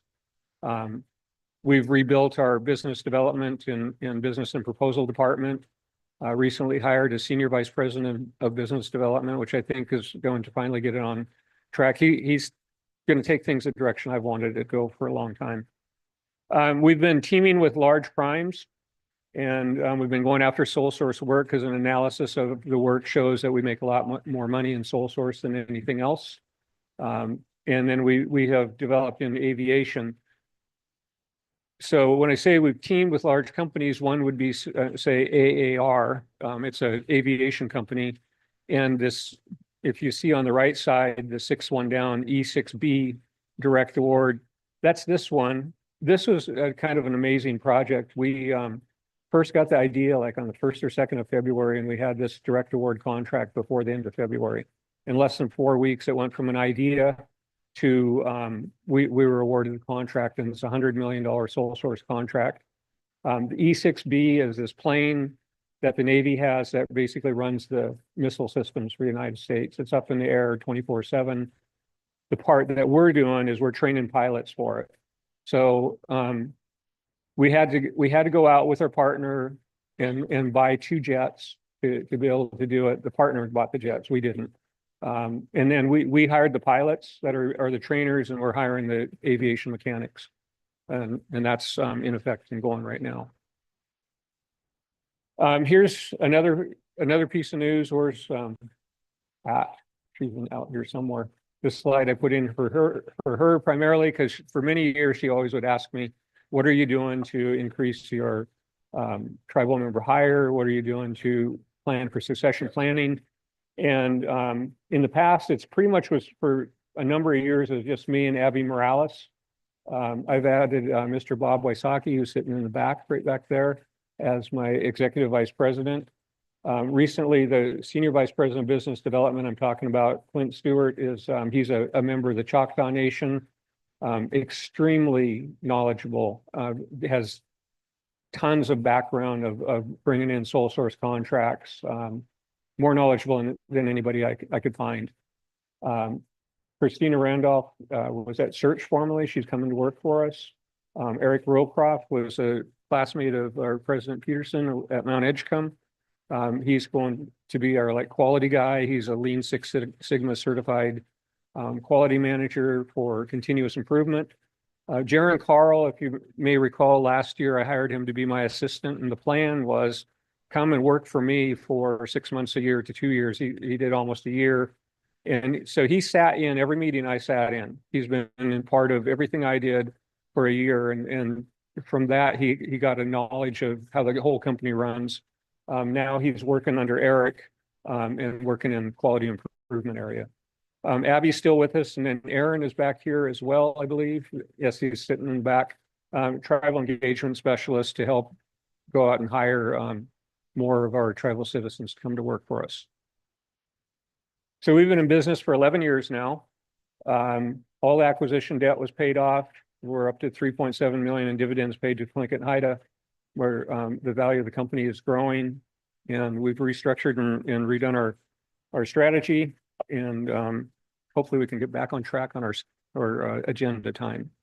Thank you. Been a shish hawa.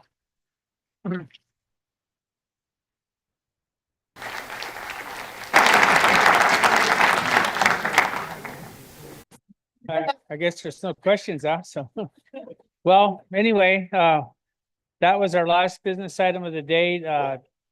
So you guys have a good night. We're gonna go ahead and recess until 7 a.m. Football breakfast will be served at 7 a.m. tomorrow morning. And y'all have a good night. I don't know if there's bingo tonight or nothing, but yes. At least it ain't raining out there. Y'all have a good night. Jan? Thank you, Mr. Chair. All right, I broke it. I would like to call election committee into the back, please. And in case they don't know who they are, Patricia Alexander, Devin, Ellen, Selena, Beerley, Kathy. Some of these names I've never said before. Berzanke, Richard George, Louise Cattinger, Crystalline Lemieux, Patricia Walker, Candace Williams, Laverne Wise, Jessica Elopre. Thank Okay. you. Election committees will meet in the back.